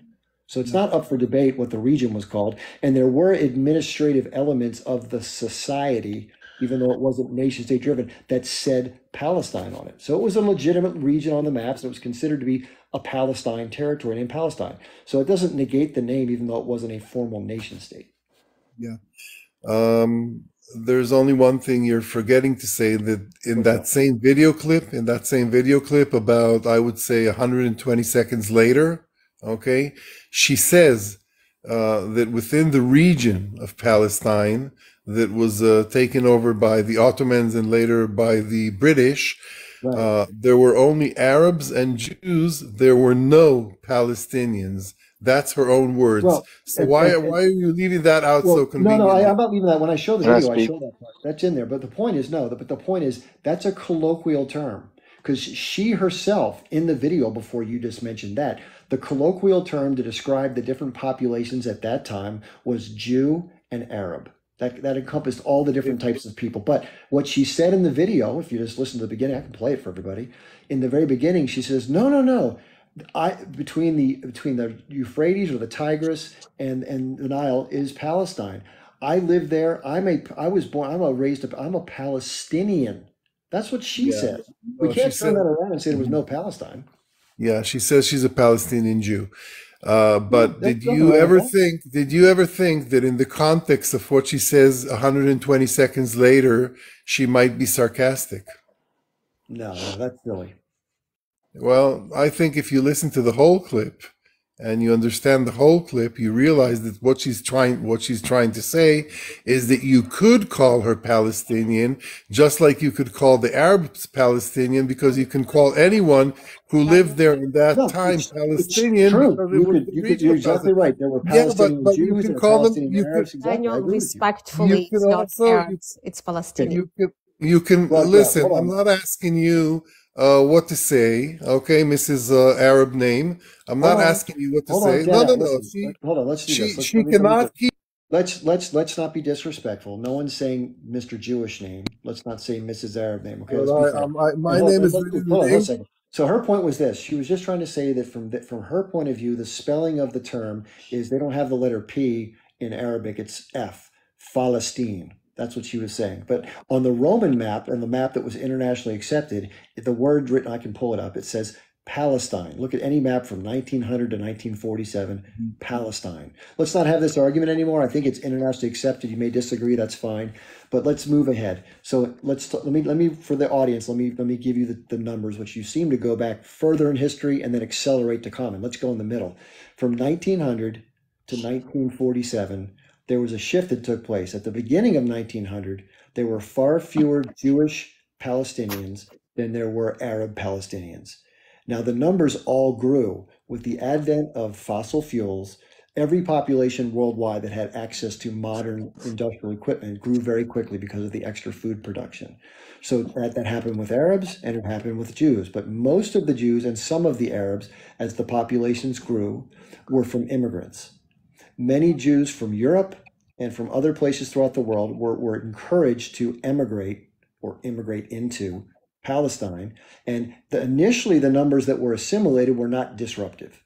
And there was a period of time when there was relative ease between the parties. However, that did change. As the Balfour Declaration became more formal and was getting ready to be put in place, and more Jewish people emigrated into Palestine, it created some friction, and there were some back and forth violence, especially up to and including the founding of Israel in 1947, when the different groups, the Irgun and others, went and did what they did. And yes, there were some massacres from the Arab side towards Jews, but the vast majority of the violence and the dead bodies were by Jews doing it to Arab families. That's just historically factual. Could I ask Danielle a question? Yeah, go ahead, Bob. With looking back on the history so much, Palestinians are dying today. So I feel it's kind of useless to continue to go back to the history so much. Danielle, do you believe that Israel is going too far with the amount of civilians being killed today? I think that the age group is going way too far in contributing to the unaliving of their own people by proxy, Israel being the proxy. Okay, I've got a question, or this is my observation that, October 8th, Israel could have guaranteed another October 7th would not have happened simply by turning their heads around, taking guard, taking security to those lines, and with their extreme strength, would never allow another October 7th to happen. I believe they're overreaching so extremely to destroy all of Gaza. I think it's a scapegoat to say Hamas is the reason why this is all happening. You have so much resources. You have billion-dollar aid, billions of aid, and you could easily protect yourself. This is, I think, this is just an excuse to further your occupation. Okay. Are you ignoring the fact that on October 8th there were 250 hostages held by the H group, most of which are innocent civilians, majority of which are elderly citizens, children, women. I mean, And people who have nothing, and people with your who own are logic, I will totally say that unarmed. is Hold on, Netanyahu's. I listen to you very patiently. Okay, people who are totally unarmed. I mean, don't you think that on October 7th, if they went into a few military bases, unalived the soldiers there, and took hostage a few of the soldiers that they could, don't you think they would have achieved much more? They were not unprotected. The kibbutzes have security groups. This is I believe the occupation is the reason why Hamas had struck out, because they were either going to die slowly or they were going to take a stand. No, And I the innocent agree. and also and the innocent I'm people, willing to agree there's with you. plenty of innocent people that are being taken hostage or prisoner by the IDF. Can you name me one? I can't, Can I but I weigh can in? tell. I can tell Of you course this: you can, my because wife each name, grew up. each name is accounted for. Each name is accounted for, and each name I can pull you up the exact reason why they were taken in as Danielle, I prisoners. do not not believe as- you, because I know that the military is a very overreaching organization. They do what they want. They have guns in their hands. They don't have to account for themselves. It's just the way humans are. There's what we can talk about, and then there's reality. So I don't. Wait, so I the don't other side find doesn't have guns in their hands? No, listen. How not do as you many. excuse me, guys? How do you expect somebody to react when you come to their country and you start taking children, women, and a bunch of young men and putting them into prisons and putting them to concentration camps? You're coming here and then you're talking about hostages for of the occupation. Like, dude, you're in the first place. How are you going to justify that as an occupier? Someone that comes into the country since 1920s and starts to kill and massacre and take prisoners for throwing maybe rocks against the occupiers. This is absurd. This is what your logic. This is your logic, okay? Your logic is fallacious because you say things like, oh, what about our 250 hostages? But what about the thousands and thousands of prisoners, of not prisoners because they never committed a crime, hostages? You have thousands, 10,000s, 100,000 hostages. Imagine that, and that is more closer to the truth than your 250 prisoners. They're prisoners because they've actually committed a crime.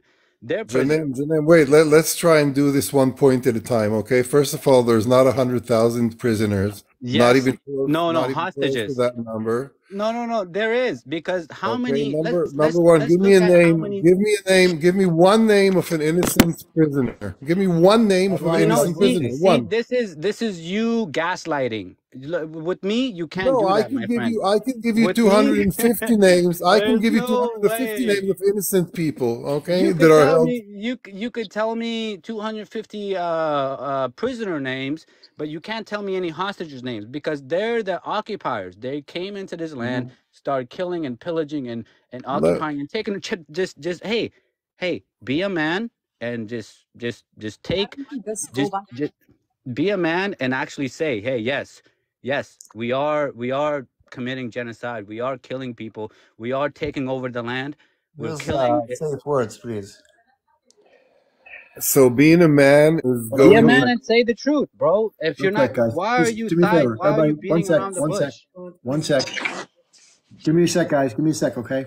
I want to show you something on the computer here. So if I typed in, just to let you know, I typed in David Ben-Gurion, the first prime minister, and also the lead of a group called Irgun, which took a lot of tough things on Arab people before the formation of the Palestinians, on the formation of Israel. So it said, here's what he said, okay? And this is his words in his diary, in his journal. The land, the villages, the mountains, the roads are in their hands, meaning Palestinians and Arabs. The country is theirs. He said the word the country, not me, because they inhabit it, whereas we want to come here and settle down, and in their view, we want to take away from them their country while we are still outside. That's the truth right there. That's the truth. Your leaders said that. The people you look up to said that. Why are you over here sitting and lying and trying to manipulate and be fallacious and gaslight? Here's Golda Meir, real quick. Here's Golda Meir. Let me see what Play she the says. whole thing, Chief. Play the whole thing. What was all this area before the First World War? When Britain got the mandate over Palestine, what was Palestine then? Palestine was then the area between the Mediterranean and the Iraqi border. There's such thing. East and West Bank, no. East and West Bank was Palestine. I'm a Palestinian. From 21 until 48, I carried a Palestinian passport. There was no such thing in this area as Jews and Arabs and Palestinians. There were Jews and Arabs. Thank you for playing the whole thing, first of all. And notice a few things she says there. Number one, she says that Palestine is both on the east and on the West Bank. And that brings up a question, why when it comes to the West Bank, the world is like, give it back to the Palestinians, but nobody's talking about the East Bank. Okay, maybe because that belongs to Arabs. JNM, let me weigh in 1 second. Go ahead, sir. I'm done with this clown. Thank you. Dan, under international law, all the territory captured in 1967 and after is considered occupied land. Most of the country, even the United States, consider them occupied land. I agree.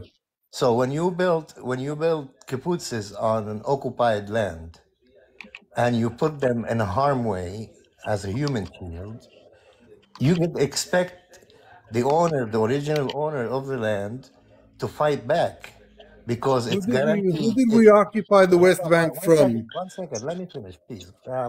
I listened very closely to you. When you put people on the occupied territories, you're putting them in a harm ways. Now, who says that it's occupied is international law. The United Nations recognized all the land after 1967 considered as an occupied land. And when you have an occupied land, you have the right to resist in every way possible, armed, violent, or whatever you want to call it. And the occupier does not have the right to call a self-defense. Federico, can I ask you a question? He knows this very well. Hold on. I'm talking to Federico, okay? Federico, first of all, I agree with you that the West Bank is occupied. I agree that the settlements, 1967. I agree that the settlements and the West Bank should be dismantled. I agree on that. But I just have a question. Who did we occupy it from? Who did you occupy it from? The Palestinians, the original owners of the land. Actually, we occupied it from Jordan. And that's internationally recognized as well. Jordan. No, you can't have one thing recognized and the other thing not recognized. Jordan was not established until 1941 or 42. Actually, 46. 46, even better. So how are you going to occupy land from 46 from somebody that did not exist, from somebody that existed 1,000 years before them? Makes sense. So what you're saying is that from 1946 to 1967, the Jordanians were occupying the Palestinians. Is that what you're saying? No, what you don't understand about that region, that it was, Look at the map. Look at the map, guys. Look at the the map. whole region wasn't countries. It was a whole region. Lebanon, Syria, Jordan. It used to be all one big piece of land. We did not need a visa to go from a country to another. We did not go to checkpoints to go from Beirut to Jerusalem or from Jerusalem to Amman. We did not do all of that. So everybody, Of course you didn't, because it was occupied by the British. It was all part of the British mandate. Right. And when did that? Well, Daniel, Can I say when did something? that start? Naim, When did that Naim. start? That started in the 1800s, my friend, with the Zionist movement, and this is all part of it. No, actually, This is actually, all the part of British, it. the British occupied occupied Palestine after World War Can I One. say something? Dan, I'm gonna come Well, to your side for a little bit. Hello. Let it me finish didn't this all my point, start please, in guys. I World won't War speak One. after that. After that, I won't speak. Okay. Okay. Okay. Go ahead. So now I'm gonna come to your side. Okay. And your side said when the Jewish were slaved by the pharaohs, God promised them a land, right? Actually, the Quran says that. Well, I mean, but was it promised to the Jews or not? In the Quran, it says that. You're right. In the Quran, it says that Bnei Israel. In the Quran, it says that Bnei Israel are promised the land. Let me correct you. Israel in the Quran mentioned as the prophet Jacob, peace be upon him. Correct. So it's not the land of Israel. How many times is Bnei Israel mentioned in the Quran? Listen, that's you're talking Over about. 50 times is mentioned, but not the. Now Is it promised? Is Thank Israel you, guys. Let me promised finish. in the Quran? Is Israel promised to the Bnei Israel? Hold on 1 second. Can I finish? No, my it's not. Hold No, on, it's guys. not. Please. Don't Are you a confuse. Muslim, I'm Janman? taking you step by step. I'm taking you baby child, child steps. Okay. That's good. Yes, God in the Quran said that He promised you a land, and He took you through the sea, where Moses opened the sea, and He flooded all the pharaohs in it, and He took you to a beautiful land. I'm not gonna give it a name yet. Okay, agree with me? I'm with you. That's just a history, right? So No, that's not if you history. can, That's the Quran. The Quran and the Bible Under do not certain circumstances. correlate 100% with history. Let's Under be certain real. circumstances, I'm not brother. I'm not talking Quran. I'm talking history. I'm telling you, that's what is mentioned happened, right? Do Okay, you so believe that if or we're not? talking history, if we're talking history and not Quran and not Torah, so let's stick to history. Okay, so what happened in history? How did Jews they end in Palestine then? Not in Palestine. Jews, Jews were sitting there I'm long telling you, before it call was it named whatever you want to call Palestine. it. My friend, Let's not give You it a know name. where the Let's word do you hold know on, where the hold on. word Let's not give Palestine it a comes name. from? Let's brother. not. Why would you guys, okay, let me ask you a different question. Then Why you, would you then you have guys to let choose me a talk, name? brother. You did not Why let would me you finish. guys, hold on, I can't hear because Noah's speaking over me. Yeah. Why would you guys choose a name like Palestine that has a P in it where you can't even pronounce a P? Imagine just when they call here Phillips, they put PH. Why is that?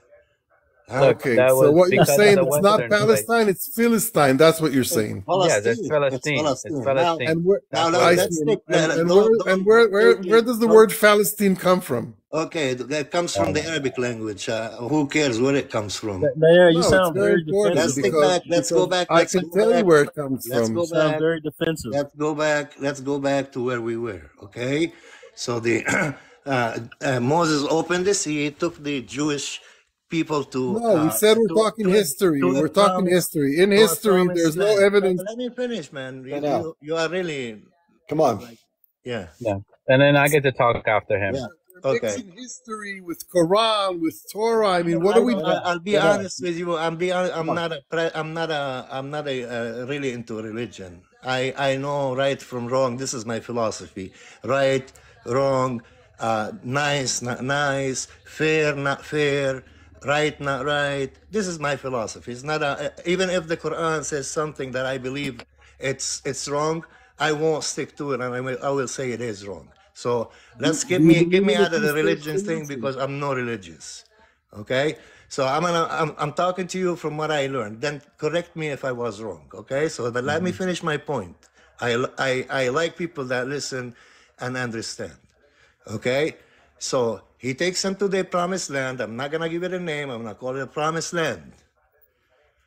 He took them to the promised land. Then years later, he sends them a miracle called Jesus Christ, that he was born from a virgin lady that no human has touched her yet.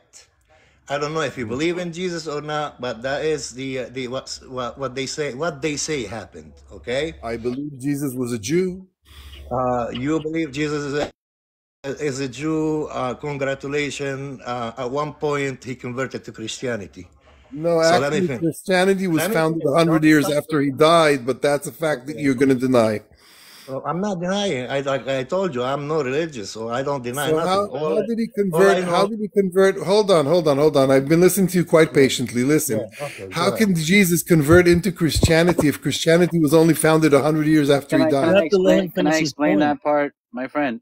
So the whole concept of the Jews and Christianity and Muslims, they're all deriving from the same belief systems, from the same ideology, and it comes from the same. It stems from the same tree. We are all of the same belief. Yes, Christianity was kind of, misdirected, misguided. The people were because of a certain people, but we are all of the same family, same tree, same belief system. And you could probably agree with this. You probably do agree with this, that Muslims, Jews, and Christians, we are all descendants of Adam and of Abraham, of Moses, and they passed the same message along. Even Jesus, he passed the same message along as Prophet Muhammad. Prophet Muhammad was the last messenger of the same message. Same God. Okay, but there Same were God. no Palestinians or Arabs when Jesus was around. There were only Jews. There were no one only Jews. existed It there. doesn't matter. You could Hold be. on, guys. You Let me could. finish my Jews and point. Romans. Sorry. No, let me You finish could my be a point. Let me Jew. You finish, could be a guys. Roman. You could be a Christian. You Guys, could be anybody.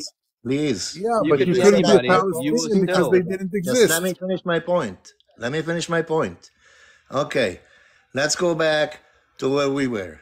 So we all believe that they were all Jews at this time. Everyone was Jew in that promised land. Or Roman. Roman, they were occupied and they. Ethnicity. Roman is a ethnicity. Guys, please, no interruption. The Roman were an occupying force, and but the original people on that land were the Jewish, right? Who did the Roman occupy? The Jewish. They occupied. Okay, so the Jews were there before the Romans. Exactly, man. You're not letting me finish my point. I'm telling you, man. I'm on your side on that time of the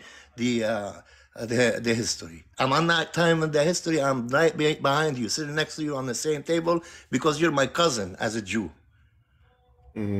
Okay, that's how we say it. We know Arabs and Jews are cousins.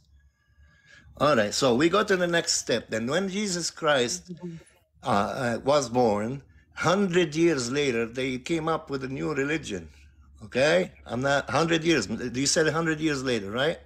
Yes. Okay, so 100 years later, they came up with a religion called Christianity. Yes. So some of these Jewish over there are cousins. They decided to flip, man. They converted to Christianity. But What the heck? Jews are not your cousins. Exactly. Hold on one second. So after that, they converted to Christianity. So what happened there is now we have Christians and we have Jewish people. Beautiful. We're in the promised land. You know, right. In the promised land. It's all true. Okay, It's so all that's why God called it the promised land.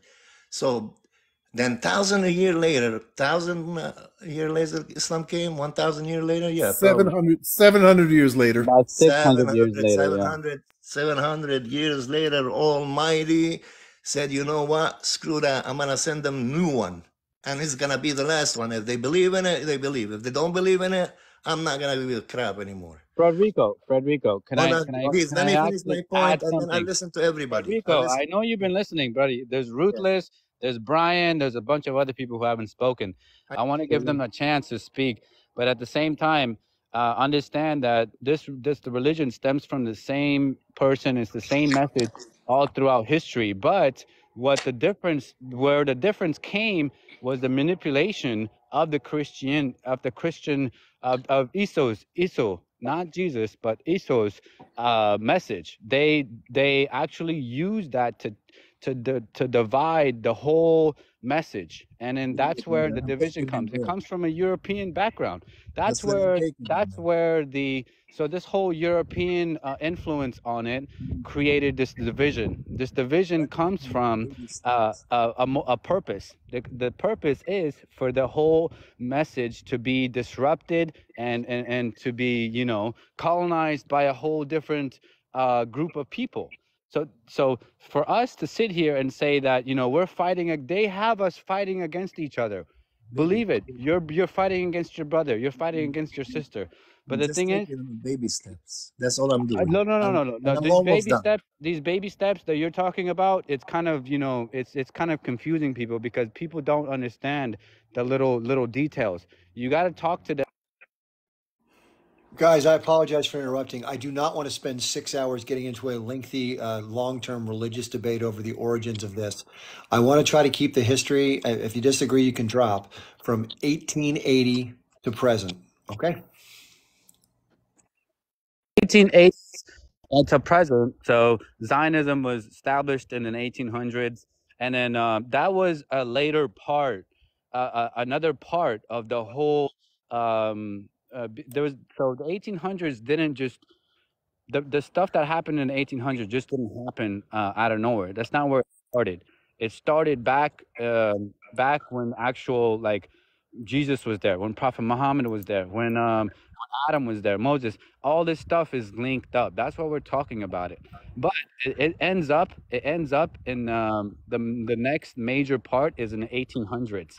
The 1800s where the actual European influence is actually putting down. They're putting their foot down and on the faith of the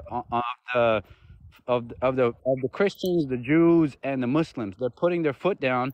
They're trying to take over. It's all about colonization. It's all about taking over and actually controlling resources and having power and having political influence, right? So when they're doing this, the whole Zionist movement to have power in the Middle East, and you could reference even Biden, even as of 2024. Israel is our superpower in the Middle East. They're trying to basically divide us and conquer. That's pretty much what it's about. And then I don't see you guys talking about this. I would like people to talk about this, shine some more light on this, please, because at the end of the day, we are one people being divided by another group of another group. It's pretty much another group that has interest in that area. Can I just cut in? Dan, I've been listening probably for about 15, 20 minutes. I'm neither Muslim. I'm actually an Australian from a Greek background, and I live in Australia comfortably. I've noticed every question you just answer with another question. I can tell you now, looking at it from an Australian point of view, a country that's so far away from any war, a lot of people in the Western countries are disliking Israel and its propaganda. And I can tell you, I don't have the politics of Israel or Muslim or whatever, but I definitely 100% sympathise with the Palestinians, the poor people living over there that are innocent. Sure, you've got the hate group, but you've got millions of people that have got nothing to do with the hate group, the politics. They just live there because they've got nowhere else to live. And I think the way they're being attacked is disgusting. Absolutely disgusting, right? Half the Western You'll have America slowly turning. You can see it in the current by-elections in America that they've got a no vote happening. You'll have it in Australia. You'll have it in England. You'll have every Western country turning on Israel. The way you answer the questions, you're only trying to get brownie points and answer a question on a question. But what you really got to look at is both sides are losing. The Israeli side have got hostages they should concentrate on getting out, right? And they can do that by halting this war to get the poor people out because they don't deserve to be there any longer. And they can also try to solve the problem and stop this war because you've got 2 million people that got nowhere to go. Egypt doesn't have to take them. Jordan doesn't have to take them. No other country in the world. They've got their own place to live. They've been living there. I don't care if you say from the Bible, because there's countries like Turkey and Greece that have had land taken over only, under 100 years ago, and it's accepted it's their land. So you can't go now in the modern era after 19th century, go back to Bible days. That's all bullshit. People living today own the land, had the house on the land, and they deserve to keep the house on to keep living on this land. You can't put 2 million people anywhere in that patch of Gaza. You can't put 2 million people, move them, and not expect to be, fatalities of people passing away. And the way you answer has more people in the Western countries like myself disliking Israel people. Well, I've got Israel friends, and I find it hard sometimes to have we don't have open conversations too easily because they have a point, other people have a point, but right now it's government that should change. And all people should be looking at hostages and the poor people at Gaza as the problem, not this politics, whose Bible and 3,000 years ago. It means nothing. It means nothing in the last 100 years. I'm just telling you from my perspective, you're getting more people turn on you around the world where once this goes to the court, and once in 5 years' time it'll be a different result. You'll see all. I mean, do you think your country, your soldiers? I've been a soldier in Australia, but I think it's a disgusting display from your soldiers putting the stuff they put on TikTok and all this celebrating and all the way to rorting and thieving and doing what they do. That's disgusting. That's not soldiers. That's exactly what the H group did. That's exactly what the H group. Your soldiers are acting worse than the H group because they did it in one day. You've been doing it your soldiers have been doing stuff for 4 months. That's atrocious. I've said my piece. You're actually pretty on point there. They've been doing it for actually like 76 years, my friend. Oh, I know, but what I'm saying is, what I've seen what they've done. Before the 7th of October, I did not look into Israel or Palestine or the wars in that region. In order for me to educate myself,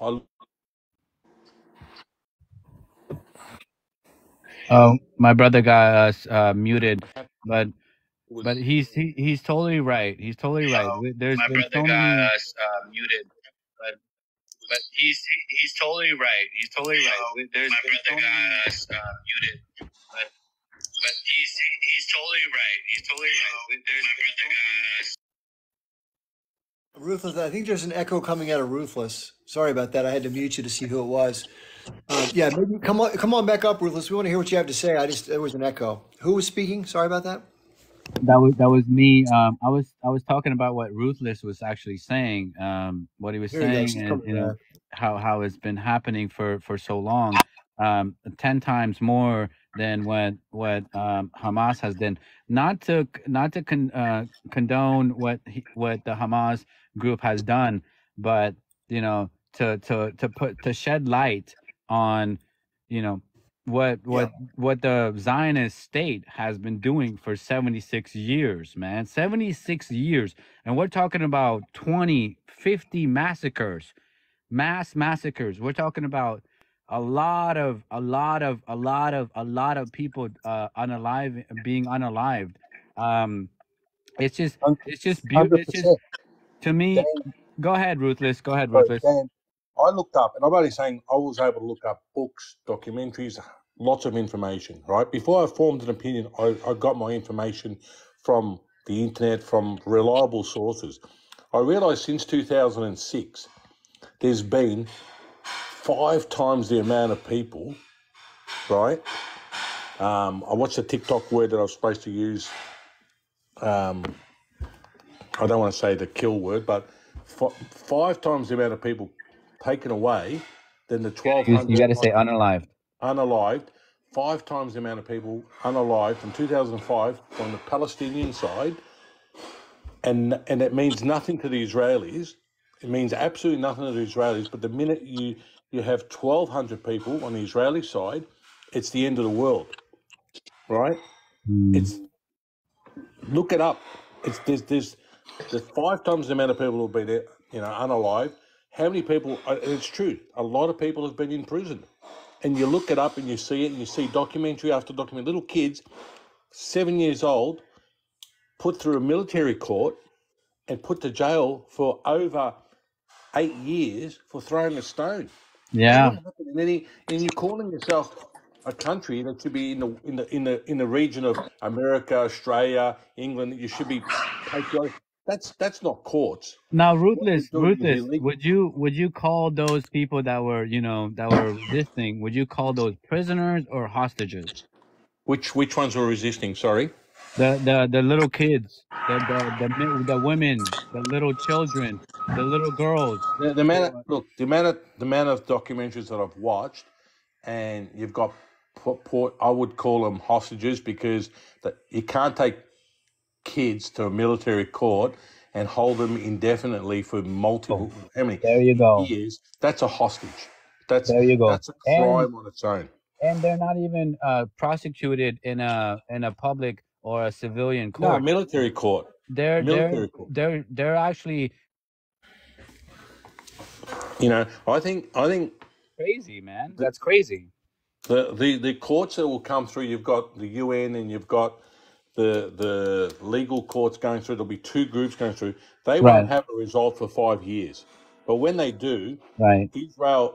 I believe Israel should have sanctions similar to Serbia and when they attacked Albania, that they lost land, they lost the war, right, and they lost governments, people get imprisoned. I think Netanyahu will be punished in the legal system because he will be found to have committed crimes, and all the crimes are being shown on TikTok. When you're allowing your soldiers to do what they do, right? No military, if in Australia or America or England, a military personnel did that and filmed it, they would be coming back to a country and be prosecuted. Any soldier, I can show you Australian soldiers that have done nothing and are getting prosecuted.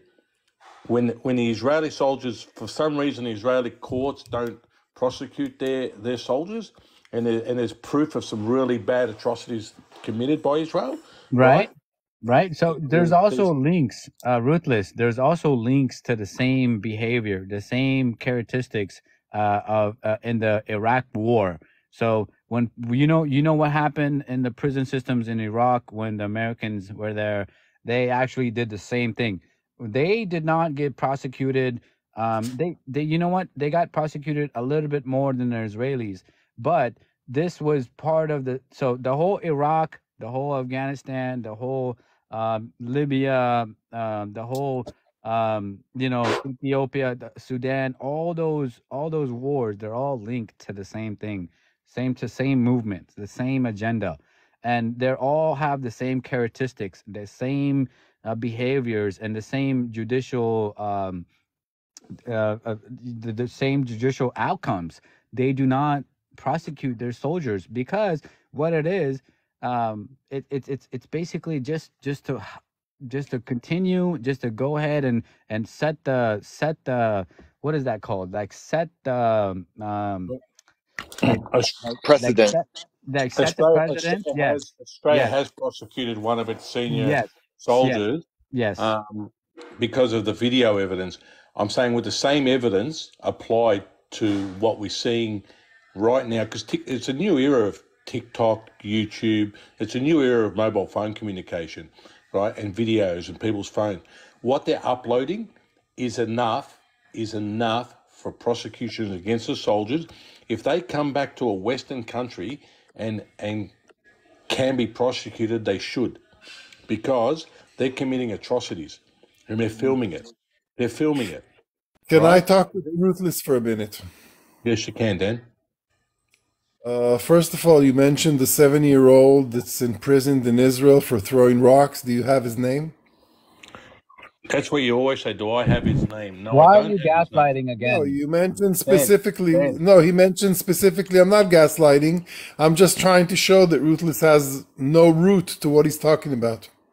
Can you name the person that was the baby that was thrown in the oven in the 1957 Rana massacre? Can you name the baby that was thrown In in the the what? by the IDF that was thrown in the oven by the IDF? Can you name the baby's A name? baby that was thrown in the oven by the IDF. There was no such baby. No, there was. Can There you was. If you look it can up, you there's a name the baby's documentary. I'll name? send it to you. Can you I'll send it to you. can you? No, Dan, just tell me the baby's name. I'll Dan, search it myself. Dan. Wait, In wait, wait, recent, wait. I'm not Dan, done yet. Ruthless, I'm not done yet. I listened to you very patiently, okay, while you were excuse me for my expression, but you were spewing quite a bit of nonsense. First of all, Israeli well, why is it soldiers nonsense? who Why do is not what you conduct say not themselves, nonsense? hold on, Ruthless. Israeli soldiers who do not conduct themselves in the manner that we believe is fair, they actually do go to trial. Have you heard of somebody called Elior Azaria? No.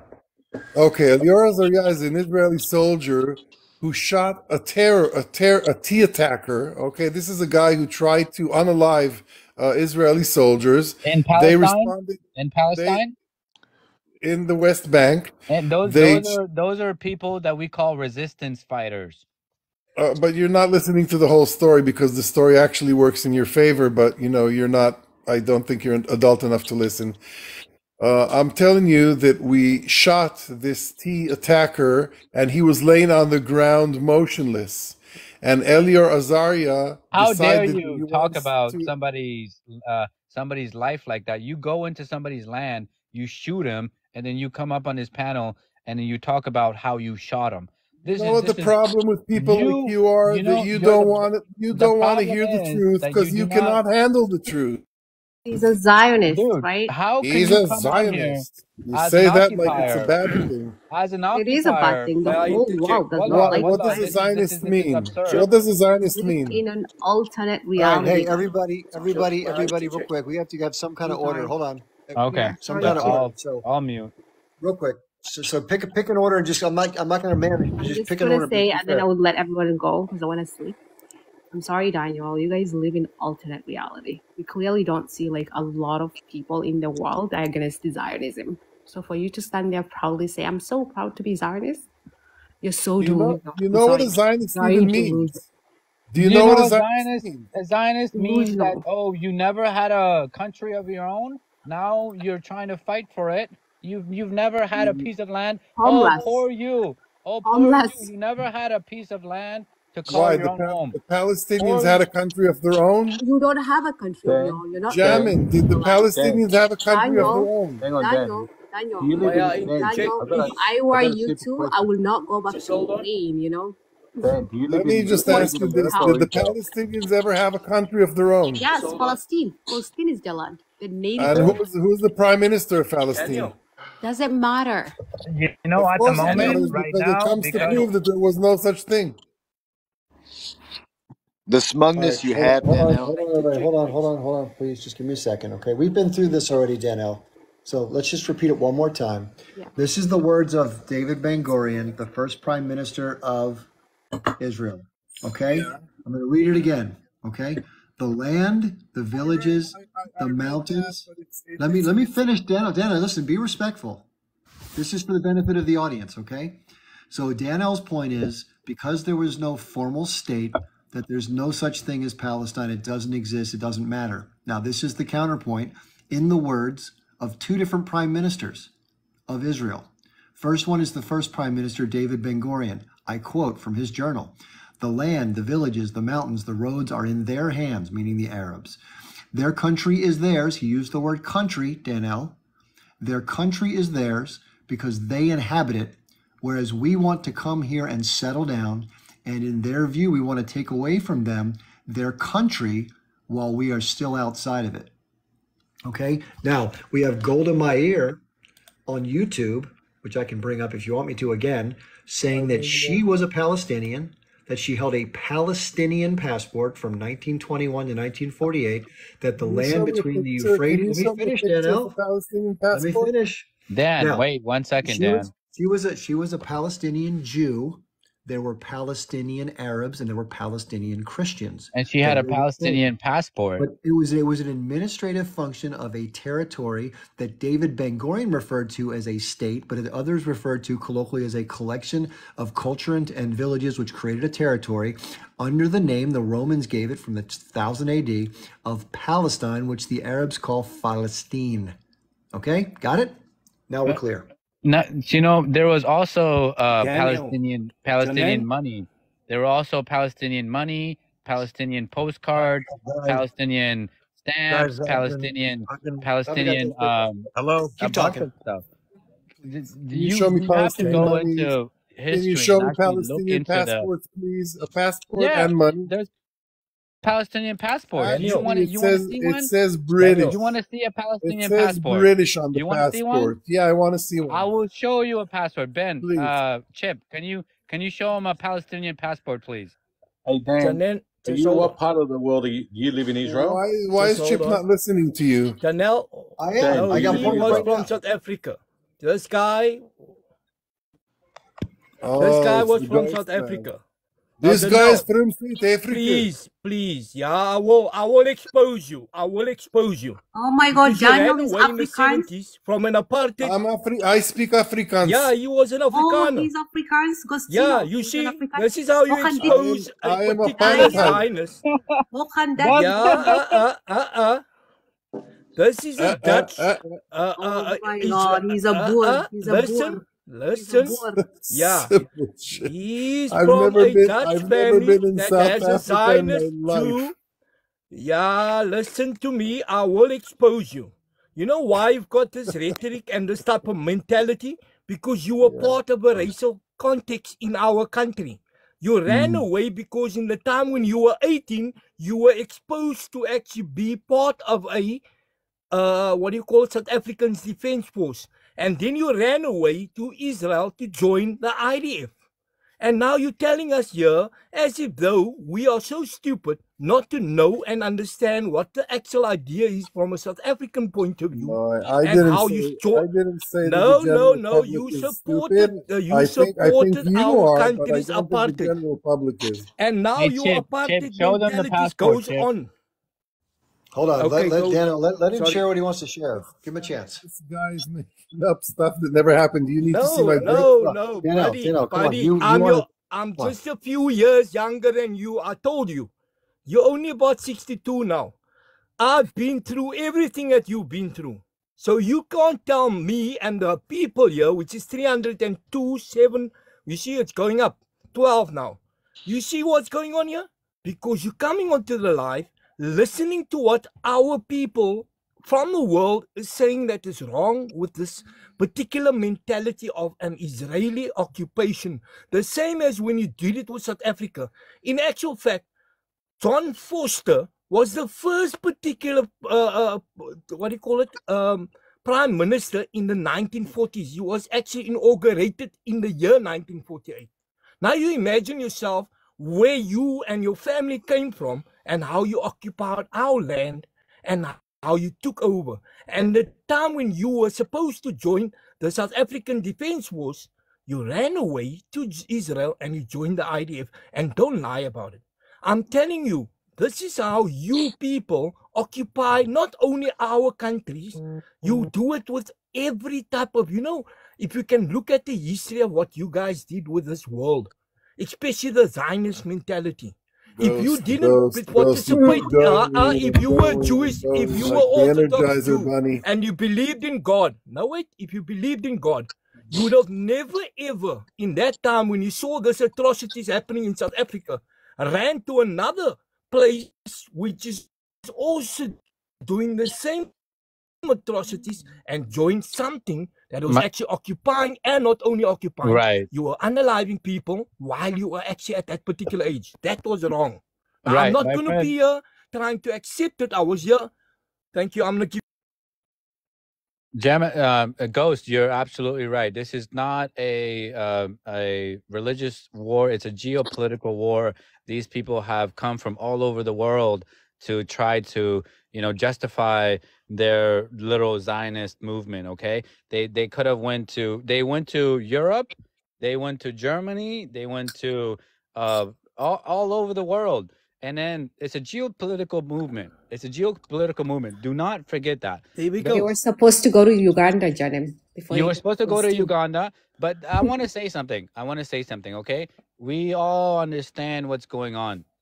You're being a little boy, you're being a little girl, and saying that, hiding the fact and then trying to hide behind prophecies and trying to hide behind scriptures and trying to hide behind little manipulation and fallacious things and trying to gaslight people. Those are the things you're hiding behind. You're hiding behind the truth. You're hiding behind it. You're trying to but the thing is, listen, there has been proof in the past that what you're doing has failed. Israel will fail. You know why? Israel will fail. Guess why? South Africa was an example to them. Even now, as I'm Afghanistan. speaking, Afghanistan was another example. Afghanistan is another example. And India. A recent example. I'm gonna give you the example of Afghanistan. Okay, they were occupied and they were terrorized for 20, 30 years by the Russians, by the Americans, and then at the end, through a lot of perseverance, through a lot of resistance, they were also called terrorists. The Taliban were also called terrorists. They were shunned upon. There wasn't a lot of protests and this and that. But then in 2020 and 2019, there was a lot of protests. There was a lot of upbringing. There was a lot of what's going on today, like for Palestine. And then they all of a sudden they got their independence. The Americans moved out and they flourished. They're building back their country. Same thing is going to happen in Palestine. Mark my words. Same thing is going to happen to Palestine. Same thing is going to happen to Palestine, because you know what? The world is supporting Palestine. The world is watching Israelis in disgust in what they're doing. They're committing all these crazy things against humanity, and you speaking these disgusting arguments, these disgusting sentences these words that come out of your mouth. These are also gonna be just shot down. They're gonna be and like when you're older, when you're about to die, you're actually gonna ask for forgiveness. You know that? You're gonna ask for forgiveness. I Mark don't my think they words. even realized or he knows that, Janem, honestly. These people live in Can I alternate just say reality. something? Zionist? No, Dan, no, just so he you know, said he was an Orthodox Jew. Just hold guys, on. hang on a He sec. said he Guys, was hang an on a sec. Orthodox Jew. Now, I asked him that question. When I asked him, okay, you an Orthodox Jew, do you believe in God? He said, yes. Now, I asked him, with all due respect, if that is your point and your clear understanding that God doesn't allow from the Orthodox Jewish point of view, why are you supporting a Zionist state? He said to me, no, I felt unsafe in South Africa. At that particular time when he left South Africa, they were the safest people in South Africa, because we had the pass law in 1978. When he left here in 1976, 78, that was the first atrocity that happened. And you know what? That defense force, from what I'm talking about, that he was supposed to join, he ran to Israel. Now, I want to say, if he was a person that was so orthodox, and that's what I asked him, why, if you were so religiously based, why wouldn't you say that what you're seeing here in this country, why would you go join another particular type of entity that does exactly the same thing? Because 1976, we had an uprising here. And this was all to do with certain things that was the same as what they did. They took people from their land and they put them deeper into the country. They took the most, what do you call it? Part of the country where you can say the reinforcement that they did. You had the British colonial, Durban. You had the Cape Town, which they created now, and they're still trying to create a Tel Aviv here in Cape Town. Now I'm asking myself, with all due respect, I'm not trying to diss you. I'm not trying to battle on you. I'm listening to you the whole time. If you so in God-fearingness what's in you, do you know that it warns you in the Torah that you're not supposed to be occupying land? The 10 Commandments even justify that point, that you should not do this. And this time at your age, why are you still doing this by defending something that's wrong? My apology, my sister. I was just trying to get through to him. Ghost, Can I, hold on, Rufus, can I guys. just say something? Ghost, Muhandat. Can I just say Are something, you Dan? Afrikaans or colored? Every time there's a panel and there's a Jewish person that happens to be very similar to you, when you oppose something, when you want to contradict someone's comment, you'll say, give me a name. It'll be like me popping into a Holocaust conversation and say, give me the name of the person who pushed you in the ovens, right? I don't have names, but it's on the media. There's 600 to 800 kids imprisoned, right? There's 600 to 800 kids, not one, not two, 600 to 800 kids currently imprisoned by Israel for throwing stones. Now, normally the punishment in any country in the world for throwing a stone would be minimal, but a military court and in prison for 10 years in the conditions they're put in is disgusting. Absolute disgusting. And you know what? Every time It's a lot Dan, more. you answer. I It's a can lot give you more. their names.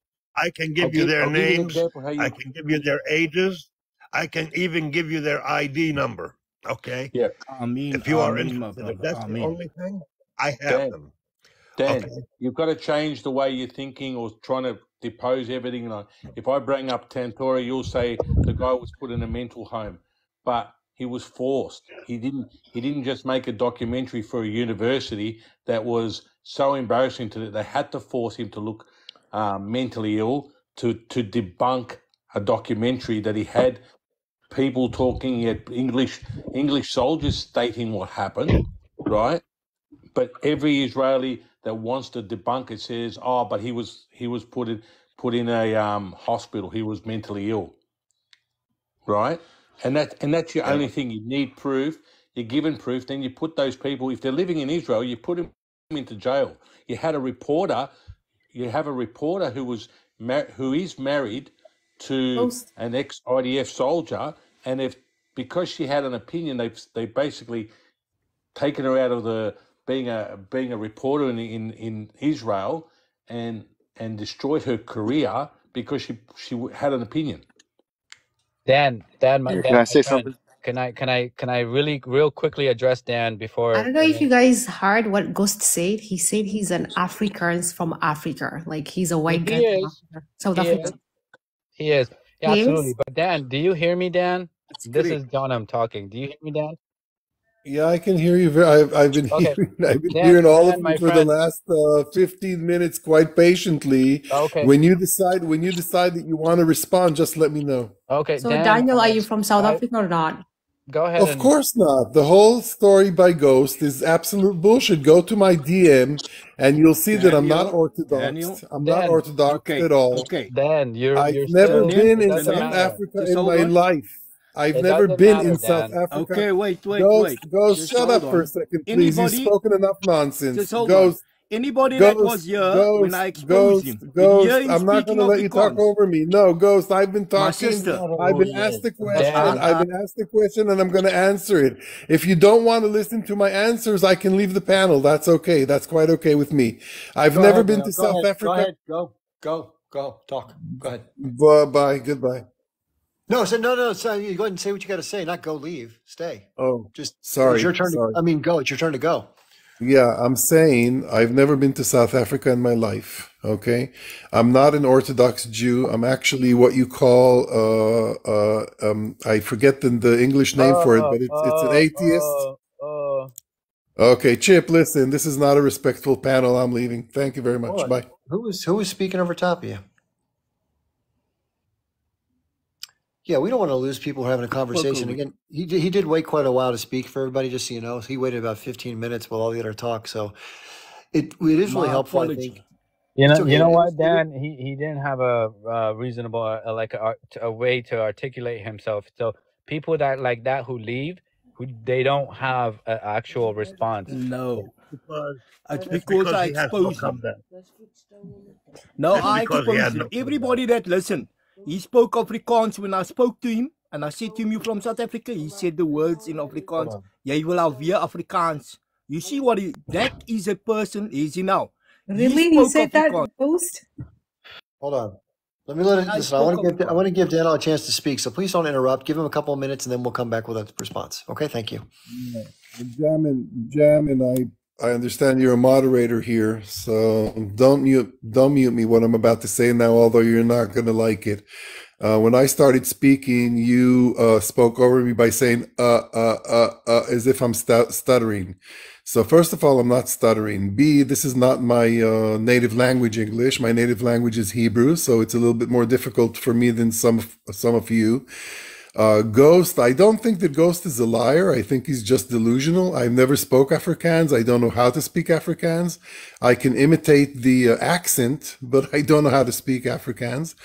And I think where Ghost is bringing his information is that I once spoke on a different panel and I exposed that my father was from South Africa. I've been born and raised in Israel. My father left South Africa because he was prosecuted by the white people over there for helping the black people. Just so you know, okay? By the way, a lot of Jews have worked with Biko and with Mandela and with a lot of those people. Just so you know, a lot of Jews helped them, and a lot of those Jews were prosecuted and had to leave South Africa only with their shirt on their back, like my father. So no, I've never been to South Africa. I don't speak Afrikaans. I'm not an Orthodox Jew. I'm actually an atheist who believes in the possibility of God, which I forget how to say that. There's a name for that. Agnostic. Exactly, agnostic. Now that we've cleared the air and we've made Ghost look ridiculous with his he sounds like a nice guy. He sounds like a decent guy. That's why I don't think he's lying. I just think he's delusional. You know, these personal attacks. Daniel, Ghost, when did you ever speak Afrikaans with me, Ghost? Just come up and say. You're personally attacking him. That's more of a weak argument than anything. You should. Because if I said that you're a Martian, Daniel? and you spoke with me Martianese, on a different live, wouldn't you personally attack me for being delusional? Daniel, please. I'm not here coming to attack you. I'm not here to emphasize anything other than the fact. When I spoke to you last time, you specifically said that you left South Africa in the 70s and you joined the IDF. I never said that. I have no idea where you're bringing this from. You're delusional, my friend. God. You're delusional. I've never been to South Africa in my life. Say something, Ghost. Ghost, I've never been to South Africa in my life. Are you 62 years old? My family wanted to go. My family wanted to go to South Africa for to see my roots on my father's side, and I do not want to go to South Africa because I don't feel safe there. Daniel, you said that your father. When were you born? Are you 62 years old? No, Daniel. I'm not 62 years old. I'm Daniel, 60 years old. Are you 62 years old? No, I'm 60 years old. 60. So you actually, I'm actually close to that. That's why I specifically use. I said specifically I will use reverse psychology. He knows you. Do you see how you trick yourself into a? Excuse me. Can I say Daniel, something real speak quickly to Daniel, please? He said that his father is from South Africa and that his father actually went against the whole whites against black people. Like he was against apartheid, right? He was against racism. He was against the killings and all that stuff. So why are you, your father would be ashamed of you. Why would you go against your father's wishes like that? Why are you so different than your father? In what sense? That you're actually for apartheid now. You're actually advocating for killing, unaliving children, unaliving and actually, you're actually being very, very again, very unlike your father. Your father was a good man. Your father was pro-life, pro-humanity. You know what, Jamin? Let me ask you a question. Whereas You might not see. you are Hold on. Let me anti-life, answer you. You can't go on anti-humanity. forever. You have to let me answer you when you bring up a No, but I'm point. not. Okay. But I wasn't finished. So you're anti-humanity. You're anti, the rights, pro-rights, morals. You have no morals, no ethics.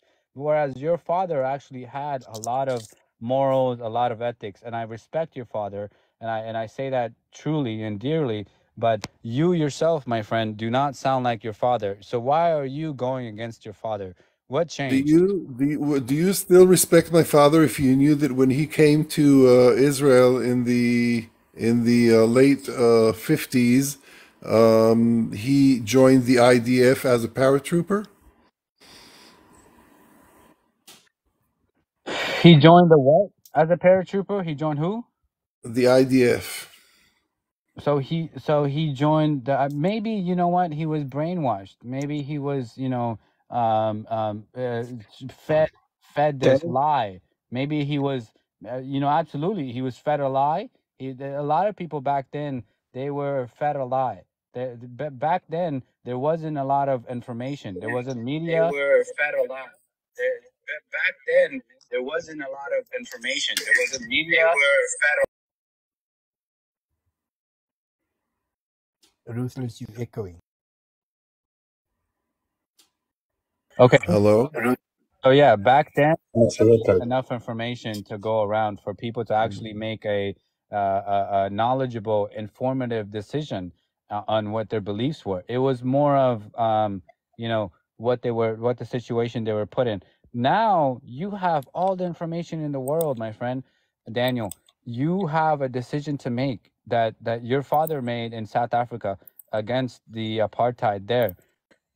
You could do the same thing. I want you to actually condemn what Israel's actions, actually condemn Israel's actions, condemn the 30,000, 40,000 killings since October 7th, condemn the hundreds of thousands of millions of people that have been killed in Palestine since the 1920s.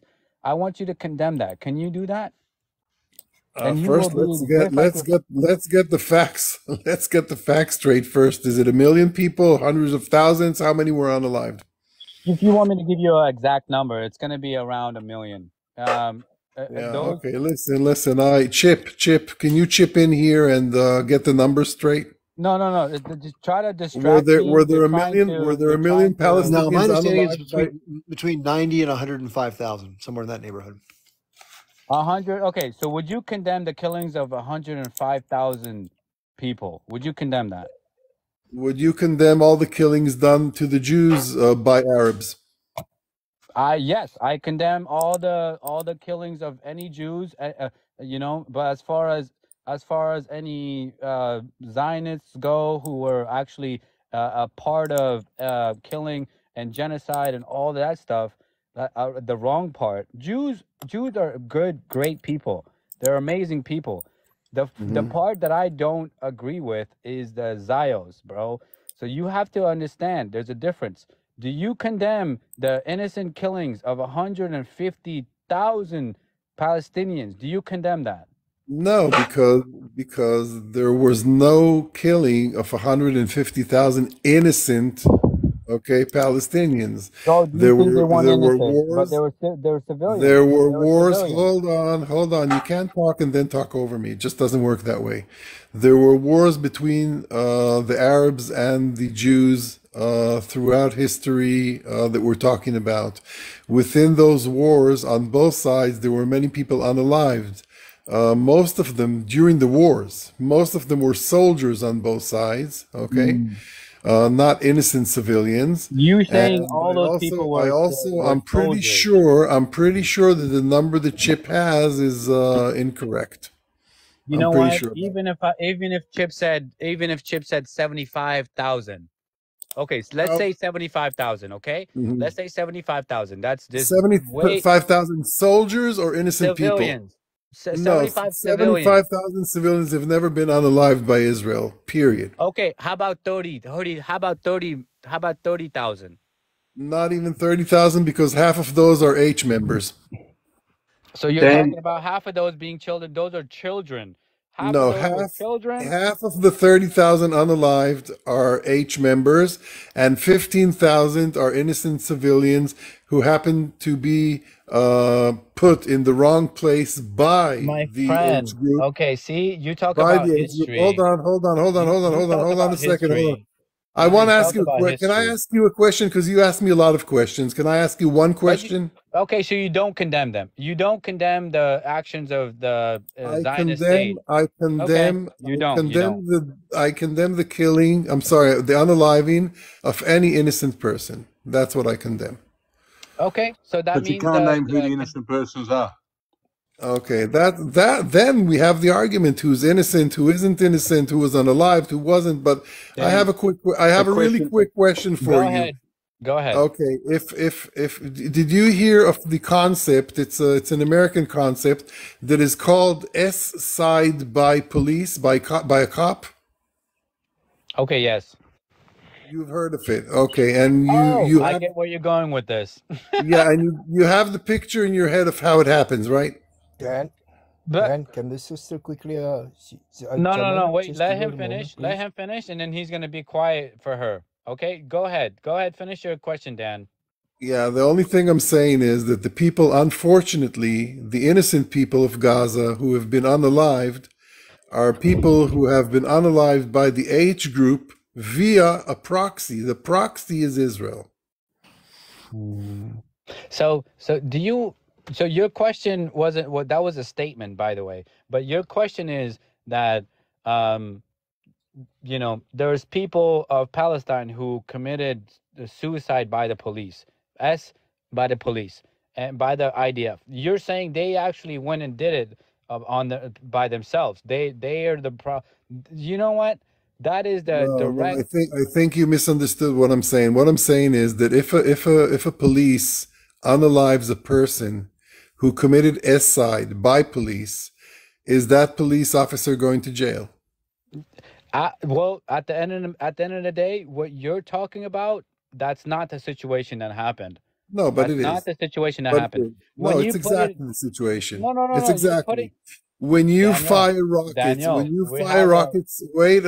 you fire rockets out of a school and you let the children stay in the school while the rockets are being fired, you're exactly committing, you yourself are unaliving these children via proxy. No, listen. Panel, please. Can you run the, what's her name? Kat wants to speak. And if I can get a minute. I'm going to mute myself. Yeah, absolutely. Go ahead. The reply that I will give to Daniel, Kat, I appreciate you for waiting. Thank you so much. The reply, there's no rockets going out of schools, out of hospitals, out of churches. Those are direct manipulation and fallacious arguments. Those are propaganda. That's exactly what's happening. When you say those things, you are justifying the killings of children and people of worship, people of faith, and people that are actually in hospitals, man. So you have a dark soul. You have a very dark soul. Being fired from? So where are they being fired from? Can you geographically tell me where they're being fired from? Go ahead, Kat. You know what? Kat, go ahead and talk. Kat, you have the panel. You have the panel to yourself. Okay. Yat ihia. Totnesathnishla Bilagana Bashichin. Kat Winchia. That is my partial introduction as a Dene Navajo woman. So my people are indigenous Native American Indians. I've been listening to everybody's, information, still trying to learn.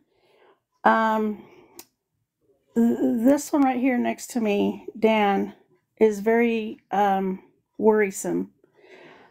We as indigenous people have dealt with these issues for hundreds of years. Our land was invaded, and the atrocities that we've lived through, and we're still living through to this day. We have just over 200 something, I can't remember the exact number of federally recognized reservations because we made agreements with the government All of these things that are going on, when I watch it, is G-side, based on greed, the white supremacy, Zionist, colonizer mindset, racism. All these things have been going on for thousands of years. And it's very heartbreaking to watch what's going on with several countries around the world that are going through this. In real time, we're able to see the truth. We're able to watch it on our cell phones. So the truth is coming out. Everything that's been going on cannot be hidden anymore. My heart goes out to Jewish people for what they've been through. But if they're the Israelis, that doesn't give them the right to do what they're doing to Palestinians. No one should be doing that. Now, I'm pretty sure there's a lot of Jews that don't agree with what's going on. So Correct. the people behind that, the Israelis, their mindset of committing the atrocities needs to be stopped. Children are being held hostage in their prisons for what reason? Throwing a rock at a tank? What else do you want a child to do? Their parents probably have been unalived. They're trying to protect themselves. That's anger. They're upset. They're trying to protect their families. Yeah. There's no reason for these children and women to be, and elderly, I'm sure, they're all are imprisoned. It's wrong. Release them. Simple. The greed and the G-side that Israeli Netanyahu's trying to do needs to be stopped. Just the same thing with Putin. Putin's doing bad things as well. He needs to be stopped. The U.S., we have our military. All over the world, we have allies. We help each other to stop tyranny. That's what anti-fascism is. We are Antifa. Now, granted, the United States is under control of YT people, but there's a difference. Some are good, some are bad, just like the Jews and Israelis. There's good people and there's bad people. I come from a military family. My late daddy and my brothers were all Marines. What's going on right now is against humanity. People that condone these things, like what we're dealing with in the States right now, is mega Republicans. And this guy next to me sounds just like a mega Republican because they're afraid. They're the minority.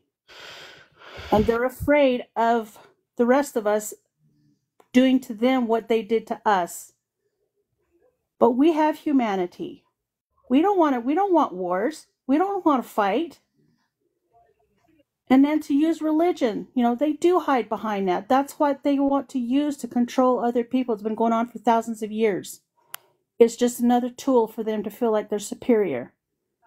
It all needs to stop. We need to be together as humanity and take care of this world. So, Destroying Kat, Gaza Kat, let me ask is you, wrong. you're a Native American? Yes, I am. I just said that. Yeah, and how do you feel about the fact that you were occupied and colonized by the Europeans? I already told you. I don't agree with it. It was wrong. It still is. Britain is to blame for So most how are of you? this. How are you? They So how are stole you land resisting? Daniel, and Hold gave on, it I'm talking to to Kat. the Israelis and called it Janem, I'm Israel. talking to Kat. I'm asking Kat, how are you Palestinians resisting need their to it? land back. It was Kat, theirs. Kat, how are you resisting to your colonizers? We're doing it a different way, unfortunately, because So they you're still not so they you're still not want to firing use rockets. violence, and You're we don't not want firing rockets violence. into American They, cities, aren't you? you know what? There were no rockets back then. There were no rockets No, back but then. there There are was, rockets now. She says that it's still going on. She just said that it's still going on, and you're Daniel, talking to still. somebody that doesn't kind Daniel, of, understand just hold on. the Jamin, situation. Okay, Jamin, so we live on a Kat, just hold on. reservation, the most Kat, desolate portion of land. They were still trying to wipe us out on a desolate piece of land. There we go. Most of our people Agree don't with have you. running Why water and aren't you shooting electricity. rockets into American cities, Cat? Just You hold know on, what? You know Daniel. what? Don't answer him. He's No, he's no, trying no, to Cat, manipulate just you. hold on. Cat, He's just hold manipulating on. you, a cat. No. You see, this is what I'm trying to get to. At the end of the day, we must realize, if you look at it, we have liberated our country after 30 odd years. We've still got Zionists here. You know what's happening? Cat, I can actually expose this way he said it. Why should we use the military? Are they then wanting us to do something so that they can flame the fire that they want to create in the world, to actually create a domination? Because they want us to do this so that they can infiltrate our countries with their type of mentality, because they make money out of these military things that they're carrying on in these countries that they occupy. And then they want us to actually say, no, we need to use armed resistance. At the moment, the people that left South Africa has been warned. If this war's over, you will never enter South Africa again. Now, I'm saying this. Kat, I feel it with you, my sister. I'm one of those people that was relocated and disproportionately placed into a barren piece of land, and they occupying the most lucrative part of our country. And then we must every day look at them and say, oh, we use armed forces on them. It seems like Daniel wants us to do that. Don't worry, Daniel. We've got now the courts running. At the end of the day, we have successfully got the Lands Claimed Act, that we're actually claiming land in your territories that you occupied. We're looking into back as far back as the 1940s when you came here, how you occupied land. And the only way for you to understand, Cat, man, she resignates. there we go. She actually has gone a lot further. Don't answer him with the military side. We say that we're going to get him to the judicial side of life. Yeah. Thank you, my sister. The treaties that were set up. Cat, real quick, Cat. I actually do, feel you. I feel you when you talk about your people being occupied and your people being placed in certain lowlands and these lands and they're actually like restricted so much. Those are concentration camps for the Indians. Yeah. Those are concentration camps. Exactly. That's what it is. So when you talk about this stuff, when you come up and you say, hey, we are the same as the Palestinians, we are the same as the South Africans when apartheid goes on, we're the same as the Jews when the Holocaust was going on. That's gold. That's amazing, and I appreciate you for being here, because I look up to you, because like my aunt, like my grandma, like a mom, because at the end of the day, I feel your pain. I feel your people's pain, and at this point, it's gone to a point where your people can't even do nothing.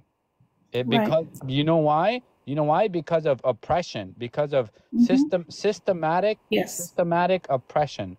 You cannot buy rockets. You cannot buy guns. You cannot buy they've limited you. You cannot even buy fertilizer. You cannot even buy like certain products. It's, that's exactly what they're doing in Palestine. Exactly what they're doing. Are you American, Janman? Janum, are you American?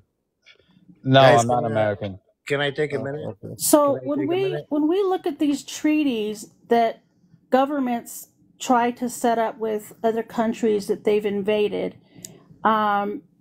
treaties have been broken constantly. They come back on our reservations and continue to steal our resources there. So all these things that are going on, and I hope, that and what I've seen, there's a lot of people in government that are not bad. I know that sounds crazy, but there's people there that aren't bad, like some of the others. But we're in 2024 and truth is coming out all the time. And when you talk about numbers of children and men and women being unalived, we're just barely exposing thousands of indigenous native children that have been unalived that aren't even documented. So what numbers are out there? We've lost thousands, millions of indigenous native people in this land, and we're still finding more. Keep talking So about that. Keep talking about that. these are the things that the governments that want to be in control, they hide these things. The religious people that want to be in control, it's connected. They all want this control and hide what they're doing is wrong. And the truth is coming out. And karma. But aren't you based on aren't you based on international law allowed to resist violently to the American occupation? Yes, she He's is. talking again. It's a choice. It's a choice they made not to do. It doesn't mean that everyone can We make the same were not choice. allowed Kat, the right to bear arms. Can I take a minute? Kat, I want to tell you something about the politicians. The politicians, if you don't speak up, you're as bad as the one that do the job. So we please, do the best that we can, because according to all of their controlling census records, we have a census number along with a social security number. That's how they track us. So along with your birth certificates, all these things are traceable. Yeah. And they want to control those numbers to keep us down. And that ideology, along with the greed and everything else that's out there that we all know about, we will somehow, some way, we will make these changes, because we will band together, because we have our brothers and sisters from Africa that were stolen from there. Yeah, they're here as well. You guys have great leaders that are doing the job in a different way, but they are doing the job. I know a lot of, I live in South Florida. I know a lot of Native Americans, and I know they're not quiet. Like, they're not letting go. It's not something that, but I want to bring something up, that what's happening in Gaza right now, it's not something new that Israel. I am Lebanese. I was 9 years old when Israel invaded Lebanon. And I believe, Dan, if you enrolled in the IDF, it means you served in Lebanon. Did you? In Lebanon. Lebanese war. And I remember the people on the streets when we invaded Lebanon, the peoples on the streets were throwing rice at us and welcoming us with candy and happy that we were coming to liberate you guys from your own occupation of which was the Fatah back then. Okay, because I was that kid, 9 years old. I was 9 years old when you got to Beirut, and I was one of these kids that boiled oil and threw it off the balcony on your tanks, on your soldiers. I live pretty very close to Sabra and Shatila. Have you ever heard of Sabra and Shatila? My house was about a mile away from Sabra and Shatila. Yeah, actually, you're talking about the place where the Lebanese massacred their own people. Yeah, when the Israelis surrounded the camp and allowed some gangs in to unalive about 1,700 people with knives and axes, and did not disregard any look for any children. Yeah, that was a coup. That's called a coup. So you're saying, you're admitting that Lebanese people did it to their own people, right? My friend, that's called a coup. That's why Ariel Sharon was held responsible for it in the Israeli court, right? Is that why? I'm asking you a question. Did the Lebanese people do it to their own people, or did the Israeli military do it? No, you know why? Because it was a proxy war via coup. It was a proxy war via coup. So now it's convenient for you to call it a proxy, right? A minute ago, you were not willing to accept the proxy concept, but now you're willing to accept the proxy concept? The question is for you, so we finish with this one. Did Ariel Sharon get charged, partially responsible for it, yes or no? No. He did not?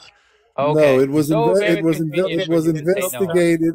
He was not charged. He was not charged with anything. Responsible by an Israeli court, and when an Israeli court holds you responsible partially, we all know what's up.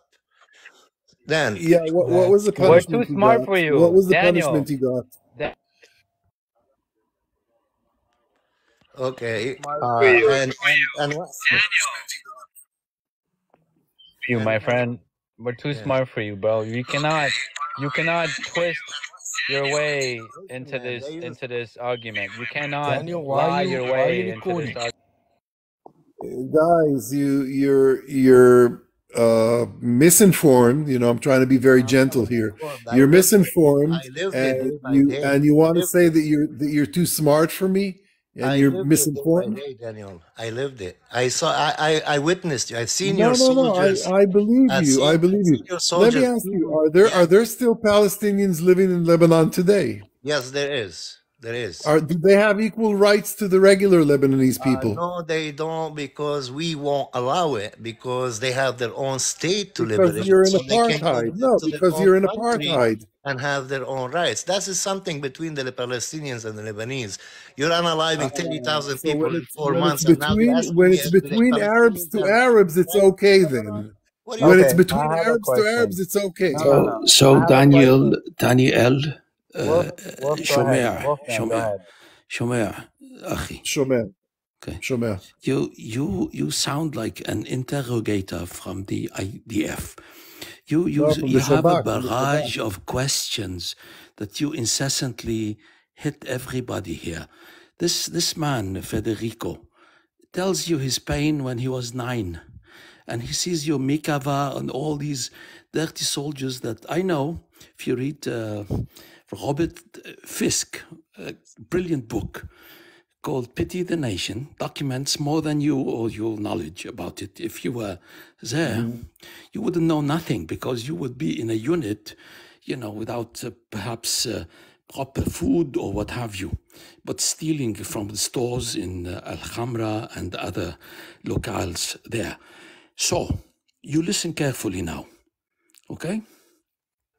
You guys invaded, you killed about 20,000 people there, mostly innocent Lebanese civilians, have nothing to do with the war. And you claim with audacity that somebody is throwing rice, and you, why would they throw rice? For what? You celebrating you? Yes, they were You think happy. you are a They were hero of sorts? happy. Is They this were what it happy is? that we came to You ought to release. be Hold ashamed on. of You yourself. asked a You don't need to question. listen to a Lebanese or anybody. Go Give it a and watch minute. Wolfman. Waltz with Bashir, a film, a movie that somebody from Israel made a few years ago. Yeah, and what's the movie Exposes about? you guys, exposes your atrocities, exposes how Ariel Sharon and others helped the militias, right-wing fascist militias who were trained in Israel, and lit up the area early in the morning when these massacres occurred close to this man's house. And You instead think of you feeling some shame, instead of you feeling some sympathy, You cannot we don't hold, ask for you anything, cannot man. hold different I'm like militaries you. to I'm an different expert, standards. but I have a heart. wait. Let Okay, Wolfman I Wolfman, have you a heart. cannot hold So shut different up, please. Let me militaries to finish. different Let me finish. You've been standards. talking for hours without No, end. actually, I've been listening for hours No, to you people. don't. I was listening all along, please. Yeah, let Wolfman speak, please. Let So me finish my forgive me for being Wolf. emotional. When I hear this, Yeah, when I hear this Wolf. BS all around, I lose my nerves. I will Don't calm worry. down in a bit, Don't and worry. Don't worry. Don't I worry. thank you, Don't Mr. worry. Barnes, for letting me speak. Wolfman, I appreciate your feelings, but I always, with my story, with my things, I always get to a point. Okay, this is my point, coming here to show you how Palestine is gonna be liberated. Palestine, it will be free. Palestine, it will be free in our timeline. We will Our be lifetime. witness it. Okay, so in Lebanon, when you occupied Lebanon, you came, and we had no resistance. The only resistance we had, it was the PLO, which is the you made an agreement with, and they were shipped to Tunisia, and we were left without any resistance, with only occupation. The thing is, you didn't know that the owners of the lands, they never give up. From 82 to the year 2000, you were beat the shit out of you in Lebanon. with every mean possible, rockets, knives, cars. We went to sleep in 2000. We woke up in the morning. The Israeli army has ran away. They wrapped their tail around their necks and they went away. So now you look at the sequence of events between the Lebanese resistance, between the Israeli occupying Beirut, to liberation of Lebanon, to today's date where the Lebanese resistance is the strongest non-military power in the Middle East.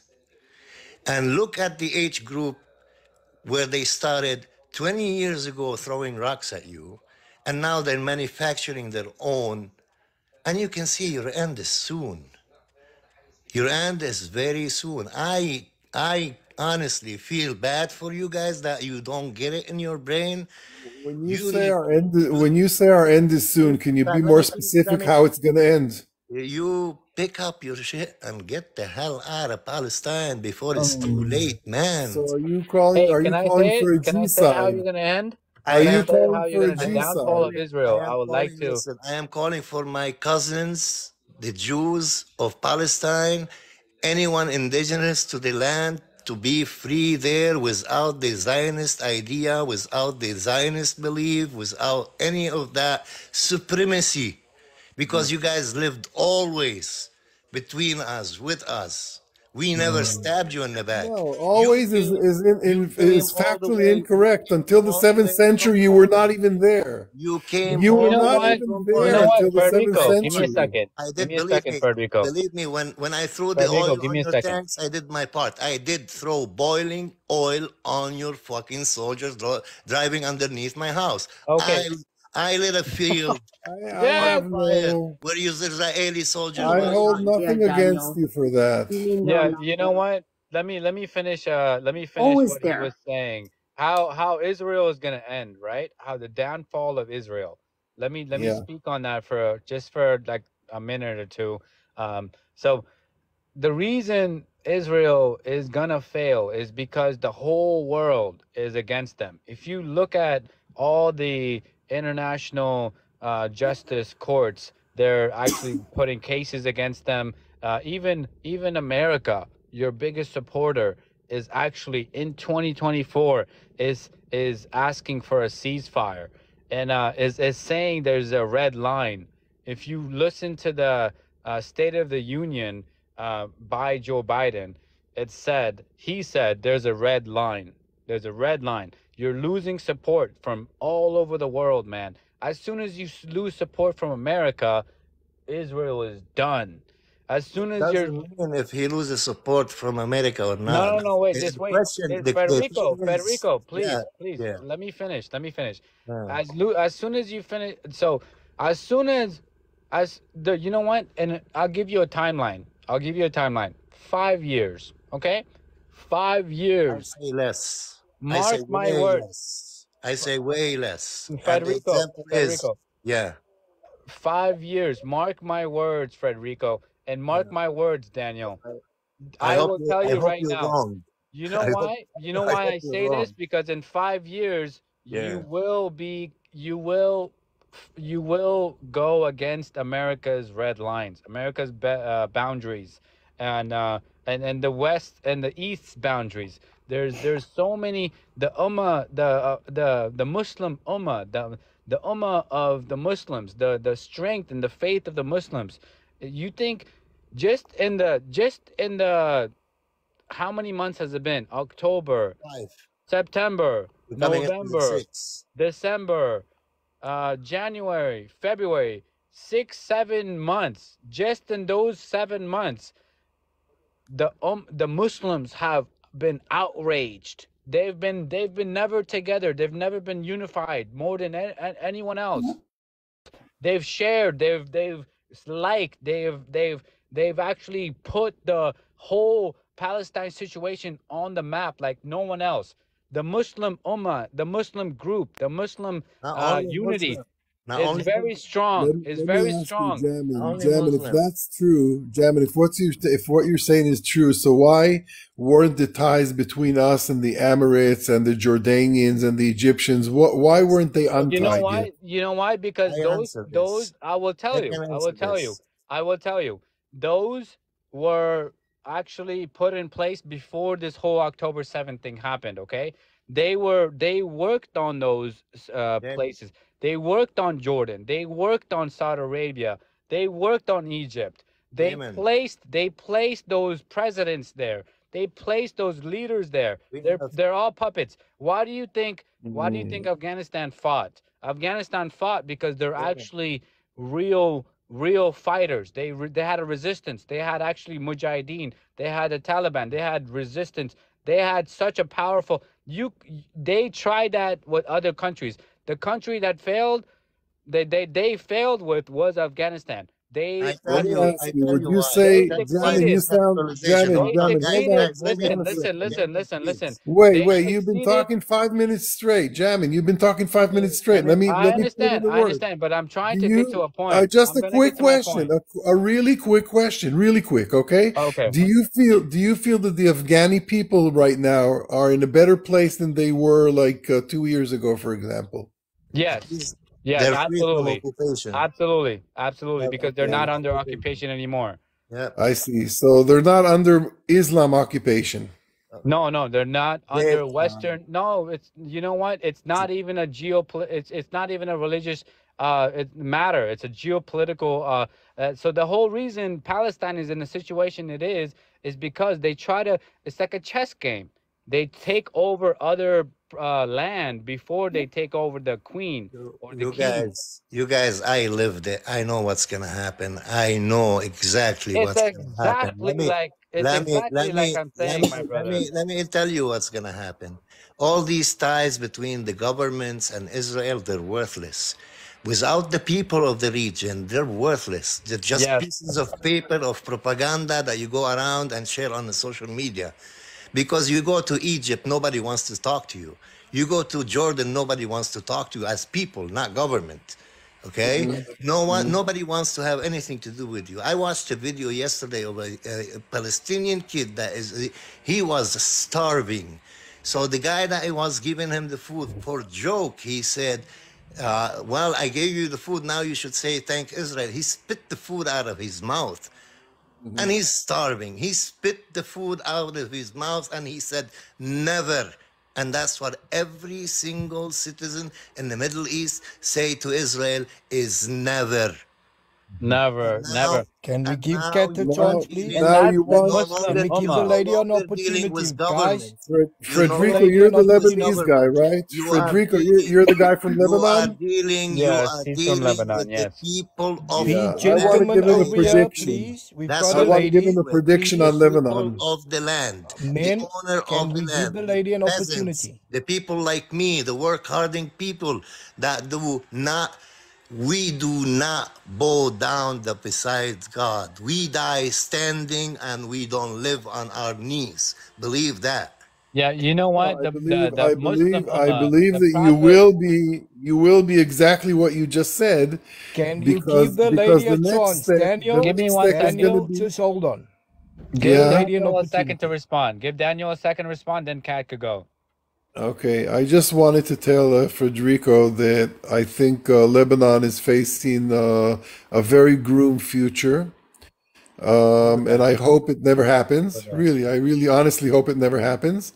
And I hope there's a political I tell you, solution. I've never wished to war on Lebanon. I've never wished to war on Lebanon in my life, but I wish right now. I tell you, I wish Israel wages a war against Lebanon. I wish that, and You not know only what? me, They will You are lose. not only crazy. me, They will the lose. Israel will majority lose. of the Israel will Lebanese fall. people Okay. wishes So, that Israel Me too. starts a war against Lebanon because okay, we guys, know what we have. it's Thank you. Thank you. I'm Let telling the you right lady now speak. that at 6 Daniel, a.m. At 6 Daniel, a.m. I have to drop, just so Let you Kat know. speak. Okay? The No. lady Go wants to ahead. ask Go you a ahead, question. Kat. Go ahead, Kat. Kat, Daniel, you can leave. Go ahead, leave, Kat. Daniel. Okay, So bye. the Thanks, world Danielle. is Thank you, Danielle. The world has, oh, he's left. Anyway, well, the world has been watching what has happened to the history of the United States. And other countries that are their tyranny mindset are trying what has happened to us. We're still going in stages trying to change the mess, the atrocities that have occurred here. So we do have people here that want to work together to make those changes. Unfortunately, we have a two-party system, and so we have to deal with it that way. Because I think he brought up, how come we haven't taken up arms? We were forced to not bear arms. We were not allowed the right to bear arms. We weren't even allowed to practice our own religion till the 70s. So all these little things that are going on, we see that in other countries still going on. Some are worse than others. Some things are worse than the United States, and then some things here are worse than others. So when I said there's a lot of us now that are getting together, that's what we're doing. And that's the changes that's coming. It's coming. And those changes will be done because we are not going to live like this anymore. We have children coming. We have grandchildren coming. We cannot have this world be in chaos anymore. Humanity is suffering a great disease right now from these people that want to do their atrocities. So it needs to stop. And how's it going to stop? Is people like us. We're done having the boot put on us and keeping us down. No more. We will fight back one way or another. Some way, somehow, we're all going to fight back. Now, Hey, Kat, do you believe that there's like a link between the child trafficking and this whole child sacrificial ritual that's going on in the world? The child trafficking. Do you think there's a link between the two of what's going on between the dark world and like Israel and the Zionists? Do you think there's a link between the Zionists and this child trafficking thing? so the child trafficking, believe it or not, that is one way for these evil people to control a nation. Okay, whether it be unaliving them, doing whatever their atrocities they want to do. That is how they want to control, because they stripped our children away from us and put them in a society that's not even their own. We've, as Indigenous people, have dealt with that for years. They've been taking our children from us and putting them in a YT person's home, claiming it's better for our child. You know what? So it's on all levels. I don't doubt in my mind what you're saying is true. Okay, it is true. Okay. Yeah, And I don't doubt it, because if you think about it, what are these skin grafts things going on? What about the organs being stolen? There's a lot of things going on the black market. People need to wake up and realize these things are real. That's why many of our women, like us Indigenous women, are being taken and nobody knows where they're at. That's why we have the MMIW movement. And people don't know what that's about. So there's a lot of things coming out. And like I said, truth is coming out, and it's about time. And like I think it was Federico was saying, in the next 5 years, I'm going to say between 3 and 5 years, maybe even 7 years, that time frame. Things are going to be so much different. People are waking up. Truth is coming. Karma's coming. We will prevail. I promise you, we will prevail, but it's time. I appreciate what you're saying. And honestly, about the trafficking of children and the whole Zionist movement, that's actually a very prevalent thing. Who do you think controls most of the black market? Who do you think controls the entertainment in Hollywood and Western society? it's mostly pornography industry. It's Yes. mostly, and the pornography industry is actually owned by Zionists. Yes. The Antichrist. The They're whole all Antichrist. they're the 1%ers, and as people are calling it, and they're the ones that are causing all of this. And it's time for us to fight back, because it's enough giving them that control. Yeah. No more. You know We're what? talking thousands of years of all of this been going on. Time is changing. I bring up these questions because I want there to be people of multiple faiths, of multiple backgrounds, to actually get on board with this. It's not just the Muslims that are fighting this fight. It's the Native Americans. It's the actual Mexicans. It's the Spanish. It's everybody. It's the Russian. It's everybody that's fighting against this fight. And you have to realize the perspective is that America is being overrun by this Satanists, these sacrificial, these Satanists, these Zionists, these people of ill faith. So the people that are actually fighting against this is the East, mostly the East. And who created the West? It's the East. But then the West was taken over by I don't want to say it, but Europeans and the Zionists have actually labeled themselves. There is more than the Zionists. There's the Bohemian Grove. There's a lot of other groups that actually take part in what the Zionists do. There's a lot more groups than just the Zionists. There's a lot more groups who actually participate in this child trafficking and this Satanists and all this stuff, and that are against the Christians. They're against the Jews. They're against the Muslims. Again, the Christians and the Jews and the Muslims are all one. They're all one people. But there are people are against. There's a group that is against these groups. There's a group that is against the Muslims and the Christians and the Jews. These people have created their own, group. And that is the actual Antichrist. The Antichrist. There you go. I've heard. Yes. I've heard this. I used to live in Italy, and in about 1992, 93, I was probably in my early teens, and I had this conversation with a priest, actually, that was in the Vatican City, and we were talking about, because I'm Muslim, and we were trying. I wasn't very expert at the time, but as I grew up too fast.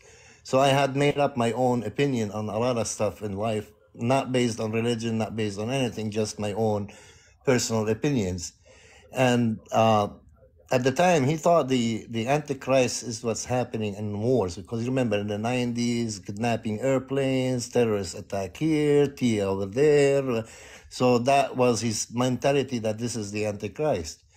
And my response was, as an early teen, and no, the Antichrist is when people start doing the opposite of the instruction of Jesus Christ. If Jesus told you not to kill, and you do, that is an Antichrist. If Jesus tells you not to do certain stuff, you don't, and you do it, that is an Antichrist. And what's happening right now, everything is prohibited by religion, is being pushed at us in every way, in every mean, in every possible position. All they do is just give us the bad stuff, the Antichrist, the Antichrist, the Antichrist. And I believe that there is a lot of I like to believe I am 100% that there is God and there is superpower. I don't believe that there is a division between any religion. If you believe in God, no matter who your God is, God teaches you only good discipline. There's just basically God versus Satan, at this point. And they've actually tried to make this. No matter who your God is. No matter who your God is, right. But but the thing is, there's always gonna be the opposition, right? The other side. So duality. It's a universal law. There's always gonna be an opposition to something. You're gonna be happy, and then there's mad, there's sad. There's if you're gonna be, amazing, you're gonna be dull, and so the thing is, there's a universal law, and the whole thing comes down to duality. That's where humanity has failed, is where duality comes down to. You know, one thing, There needs to one there needs to be humanity that actually is fighting and actually is getting along and actually fighting for the same cause. So we're so divided. Humanity is so divided. It's so like don't that believe that that. right now I our existence does not even make sense. I don't Our agree. existence doesn't even make sense, my friend. I Because you always know look why? at the full We're size of the cup. Frederico. Yeah. What are you saying? Go ahead, I Frederico. said I always look at the full size of the cup. Like the part, the not the empty side, is how much water is in the cup. And I firmly believe that the weapon that Satan, I want to say, used against humanity for the past, I would say, 60, 70 years is a humanitarian value. Although they controlled our directions, like they told us, you go left, you go left, you go right, you go right, and but at the same time, we were raised with a humanitarian value. Although they induce this humanitarian value on us, so they make us think that they're the good people. You So know, now, when you say they, Federico, when yeah, you say they, it's our leaders who have failed us. well, It's anybody in literally position of power, Federico, 1 second. yeah, It's literally our leaders who have divided us and have created this multi-nation, multi tradition, multi-religion, and all that. The gods that that everyone has ever spoken of, which is all the prophets. They've always advocated for one religion. They've always advocated for one tradition. one They've God, always yeah. advocated for one one morals, one ethics. They've always advocated. They've always wanted us to be all one human beings. They've never Exactly. wanted us to be separate. They've never wanted us to have borders and like guns and all. So my point being, I don't want to confuse anybody, but I'm pretty sure the way I talk, I'm logical and I make sense. But the way that I talk and the reason I'm saying this is that our messengers have always advocated for a one world order. They've advocated this for a reason. There's a reason, and then there's Can I interject? Well, yeah. Go. Can I just interject? All three books describe exactly what you say. And then if it is that we're going to go to this particular topic, we're not going to go to the one world particular order that this particular group is thinking of. We're going to the three religions based on the Abrahamic faith. And if we go into that particular direction, this is how the time is actually coming closer to it. You see now the Orthodox Jews that's actually coming to the fore and saying, we're not in our name. And now you see what the Christianic faith is also coming. This is actually the time where the three books describes exactly this, because they are trying to do this. We must remember, about 4 years back, they planned on this particular heifer cow breeding. They actually had made emphasis on the particular reason of why they're going on the way they're going on with the particular Dome of the Rock and the particular temple that they're planning on doing. But now, in all retrospect on what they're planning, God is working against them. If you look at the world in itself, a lot of people are seeing the truth, and this is where this particular type of platforms are giving it the strength of our nations coming together. Whether it's Christianity, whether it's Judaism, whether it's Islam, it's going to be our religious, godly spirit that's going to be the world power Because you must remember, they've advocated years back already about the one world order. Even our South African president has mentioned the word about the new world order. Luckily for the fact that they've been created this BRICS entity. Now you must remember, this BRICS entity is going all against what they're planning, because the entity is no longer gold standard. The entity is promissory. It's a promissory note. There is no longer a value in their particular currency. I'm not going to go to veer off the topic here. What I'm trying to say is they are taking control of the world, and they thought they're going to do a central type of banking system. That's what they planned, because this was all in that direction of this particular temple, and how they're going to have a conquering of the world, particularly with this one type of currency. And they saw it as a failure. Now, we as the world populated a religious space, we must now say to ourselves, we've seen what happened to countries. Kat has spoken about it. Even here in South Africa, we've seen the Cape Town is being now separated from the actual entity of South Africa, and they want a Zionist state here. Doesn't that show that after this 30-odd years of our liberation, they're still planning? Now, even if we're going to give them a small piece of land in Palestine, they're still going to breed some kind of problem. And this is where the world must say, we cut our ties entirely with this particular entity called the Zionist group, because they are a threat to world peace. We have actually seen what they're doing it with our children. They're actually having now actors, or actually this role models that they call singers, producing, like you had this Celine Dion, yeah. Ghost, Having this one type of what do you call it? Listen, BRICS will be backed by gold. That's Yeah. what their whole thing is. BRICS is backed by There we gold. go. Now that's a threat to them. Listen, Not that's really. what I'm trying to say. It's a BRICS is threat to backed them. by gold. That's No, why I know that. I'm just saying it's not I really. know. But listen, I'd love to chime in, but I don't want to cut you. no, listen, Stuart, listen very carefully.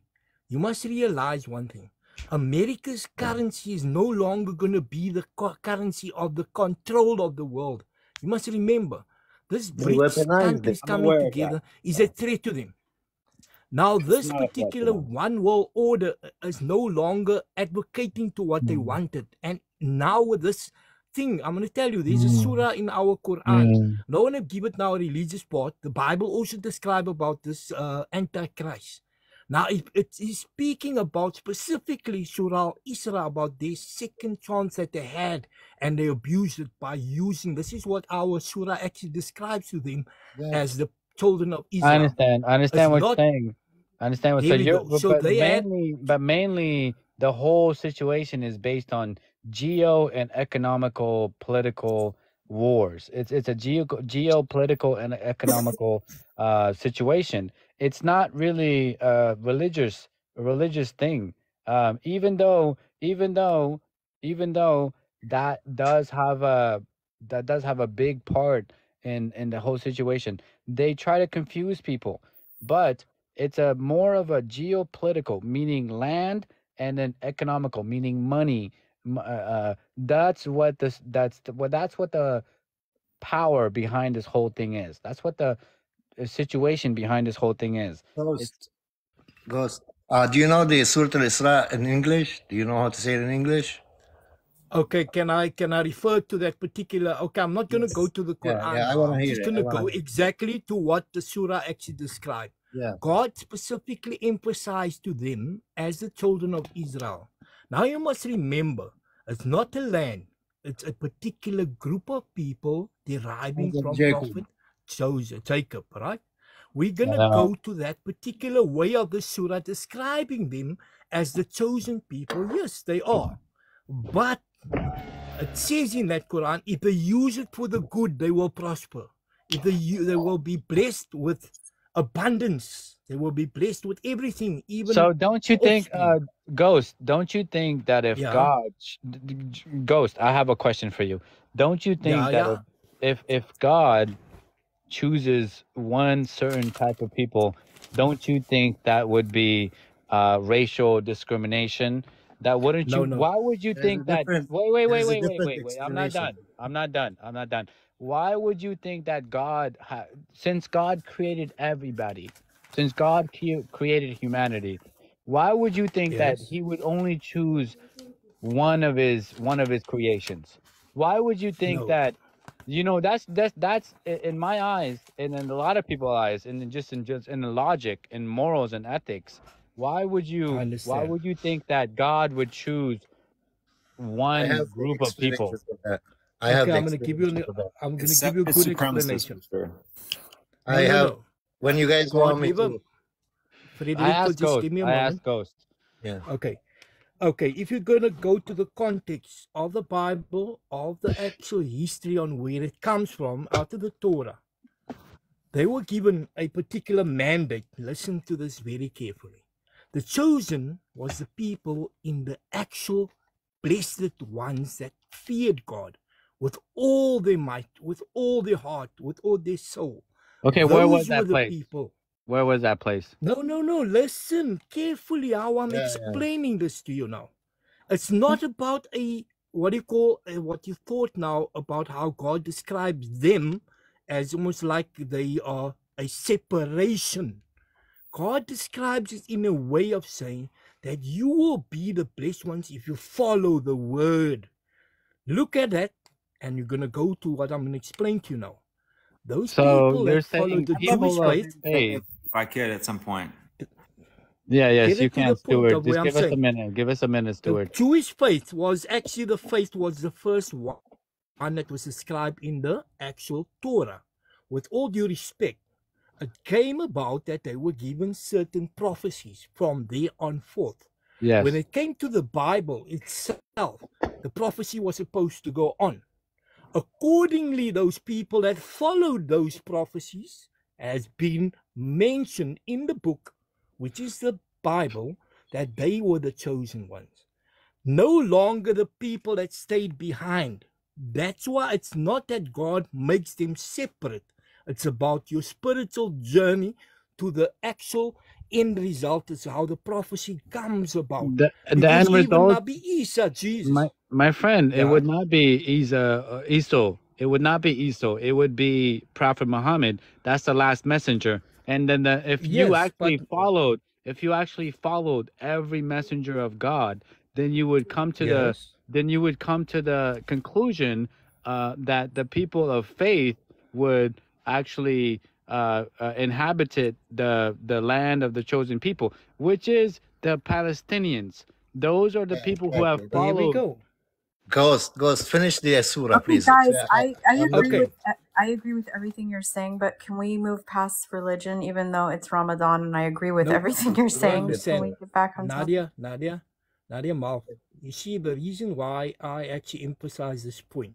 You see, the world is coming to Yes. as close as possible to God. We must not emphasize the thing about being only Jew. We must not emphasize the word of only Christian. We must not emphasize that only Islam. If you look at it, we cannot enter paradise without the word of Nabi Isa, which is Jesus, according to scripture. So you So we agree with follow me? the faith. You Yeah. agree with That's me, correct. Ghost?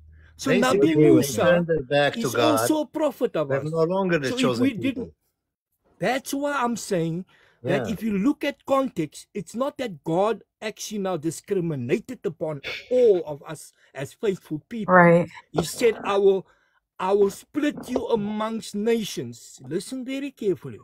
I will split you amongst nations.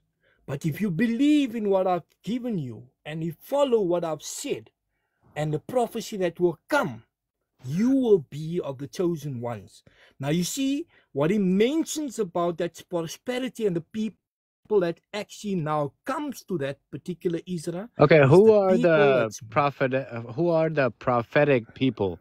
Who are the people of the prophecy? Abrahamic faith, the people that follow the Abrahamic faith. The ones that follow it properly. It says to the Jews, to the Christians, to the Muslims, anyone who believes in God will have equal reward in heaven. Exactly. Yeah, I want to agree with Nadia though, guys. I cannot get into a long range. I got another Can I make a 8 minutes point real before we quick? Because finish up. I have patience in the morning. I just want to make a really quick point, and I've been waiting about 25 minutes on the panel. I wanted to go all the way back to Kat real quick. I really agreed with everything she said earlier. And I've always had great respect for the native peoples of this country because I feel like there's so much wisdom that always comes from them. And I wanted to ask Danelle, but he, had to leave. I think he's in the military, actually. That's why he had to leave. But what I wanted to ask him, I could ask maybe Stewards. I don't know if Stewards of Liberty is pro-Israeli or pro-Zionist.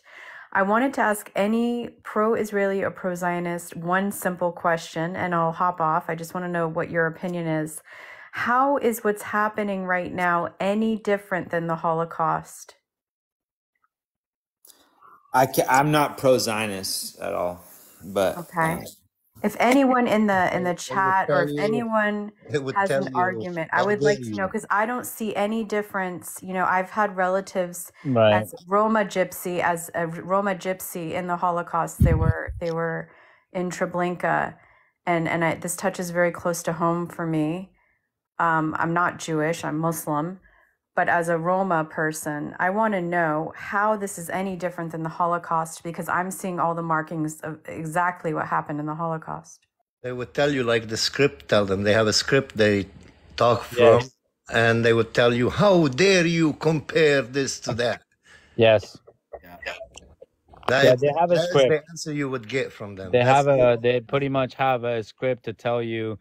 So if you say, hey, Israeli children are brainwashed to think that Palestinians are bad, they will go ahead and say Palestinians are actually brainwashed. If you say that, oh, there was a Holocaust, they will say yes, that Holocaust was Safe words. it was perpetuated by the Arabs, and the Arabs actually killed 6 million Jews. If you say that for some it's a script. For many, they actually believe that stuff, though. Just to be fair, they're very. It's crazy, right? Well, yeah, they're the most brainwashed nation on earth. So one of the main can I things that I've interject? ever come across to, is that they say that Palestinian children are brainwashed. That's what that's sure. one of the craziest ones that I've come across. And what I've read, what I've seen, and what I've heard is that, and there's documentaries, there's actually evidence of this, is that Israeli children are put into these special schools and they're actually fed these extremist lies, these absolute lies about history. They're actually brainwashed to the maximum, and then they're actually taught this debating concept. So the Talmud is a a way to debate. It's a concept to debate people against anything, and so they'll basically come up with any kind of rebuttal against anything. So the Talmud, so the main thing is that they will be able to rebuttal you with any kind of argument that you come up with. If you say, hey, the children in Palestine are suffering, they're dying of starvation, do you know what they'll say? Oh, it's Hamas. Yeah. It's Hamas. And this is their debate. This is their ideology. They will actually try to come up with a reason that will fit their agenda. And it kind of goes really deep. It's very basic. It's a debate concept. I call them. Well, it's a victim complex. Can I speak on that really quick? Go ahead. I'm from California, and I know a lot of Jewish people, and I'd say on average, the only thing they have in common is belief in the Holocaust and that victim complex that surrounds it. And so I think a lot of what Judaism, especially in the contemporary sense, pulls on is just that victim complex, because they really want to keep them united around that fear. That's the whole impetus behind World War II and Israel being started around that time. Prior, they couldn't really get anybody to leave their countries of origin to go and populate the land that was given to them by the Balfour Declaration, right? So I think that's why they constantly go to that victim complex, because most modern day Jews, which most of them don't live in Israel, they don't believe in the Torah at all. They think it's barbaric. They have no connection there. And the only thing that really unites them is this fear that the outside world is against them. And so to the extent that someone's family is like of Jewish culture, they're going to be more brainwashed than somebody whose parents, like let's say, married outside the religion, and maybe one parent is and one parent isn't. So I see all the different sides, but I know a lot of Jews outside of Israel, and I've met a couple from Israel, and that's a very, very different type of Jew. Right. So the whole fight against this whole Zionist movement is not against Zion. It's not against Jews. It's not against any type of I'd like to religious. qualify that. It's not against Ashkenazis. It's not against Mizrahis. It's not against Sephardis or Amharics or any of the people, but it 100% is against the teachings of their holy books. It's against the Torah. It's against the Talmud. It's against the Zohar. It's against all of their teachings, because their teachings are inherently supremacist. If you think about what chosen means versus Goyim, Goyim means nations. And if you read the Torah honestly, there's scripture after scripture after scripture that can be quoted that shows the relationship there. The Goyim serve the Jews. Basically, they're slave. Goyim is a slave. Absolutely. And I mean, people who live in the United States. One thing was all that we went through with the Zionist entity in our lives as Middle Eastern, we still distinguish very, very carefully between Jewish and Zionist. But some of that is incorrect, because if you really look at if somebody is religiously Jewish, then they are a Zionist. No. See, this is where I think that you're actually a like under the blanket Zionist. Because that's completely incorrect. I'm 100% anti-Zionist. I've been anti-Zionist for like 20 years. But you continue. Well, you might say that. You might say that. Federico, 1 second, please. Ghost, 1 second, please. He might say that he's anti-Zionist, but he has a lot of Zionist beliefs. Not at all. He has the sense of Jews and Zionists. He says himself that Jews and Zionists are alike. That they have a sense of a sense of the same belief. That's what he heard. Probably. No. There's a lot of crossover. Absolutely. I disagree with you. You're saying there's a lot of crossover. There you go. But like I said, it's not about the people. It's not about the people. Ashkenazi people are great. Mizrahi people are great. Sephardi people are great. Hello, guys. The religion is the problem. I just want to ask something here real quick. Guys. Go ahead, Ghost. All right, thank you, guys. I've been sitting here for some hours here with Chip on this live. Chip, thank you very much for having your live.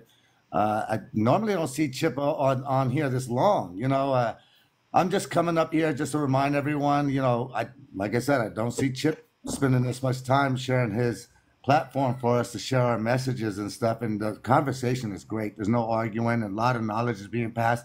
I just ask one thing, because I do appreciate Chip a lot. If we can please share, there's 234 people on here. If everyone can just fill up the like bar on the top there, if all 200 of us can do that, just fill up that bar.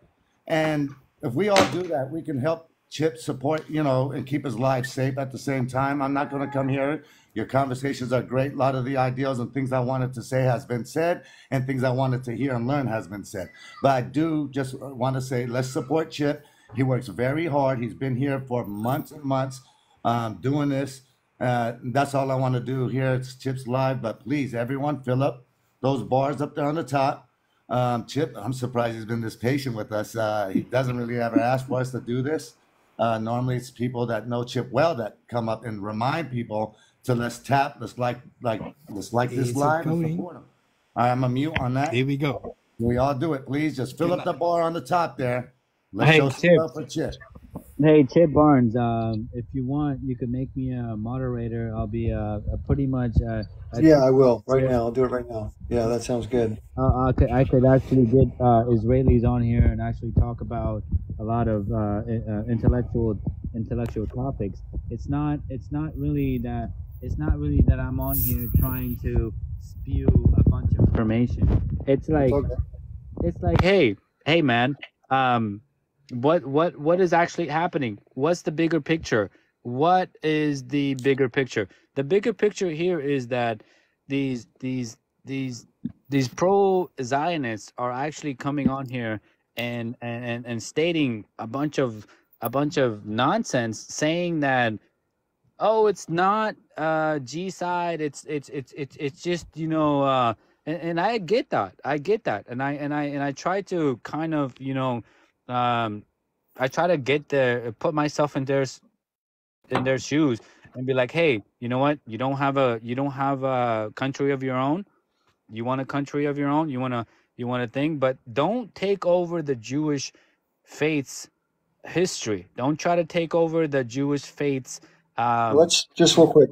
I think Kat's been waiting for quite a while to speak to. Jen, do you mind letting her give it a shot, and then we can come back to you? Absolutely, go I ahead. just want to say they do have a Jewish state in Russia, but I want to hear what Kat has to say too. Oh yeah, they do. I just want to remind everybody, please keep tapping, guys. Please keep tapping. And by the way, one last thing before Kat Why comes we on. not I'm being not gonna shut the live down. courteous But I to am the gonna go to, lady? hold on, real quick.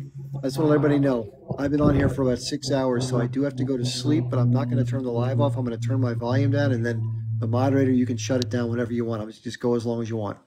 Got it. Yeah, that'll be great. Okay. Chip, thank you for allowing me up here. I Yeah, of course. appreciate you giving me the opportunity to speak my mind. There's a lot of us Indigenous people that, you know, want to speak out about these things and willing to share our stories, our histories, because there's a lot of similarities going on right now. We've been through it. We're still living through it. And I just want to say again, the atrocities need to stop. We need to save the earth for everybody.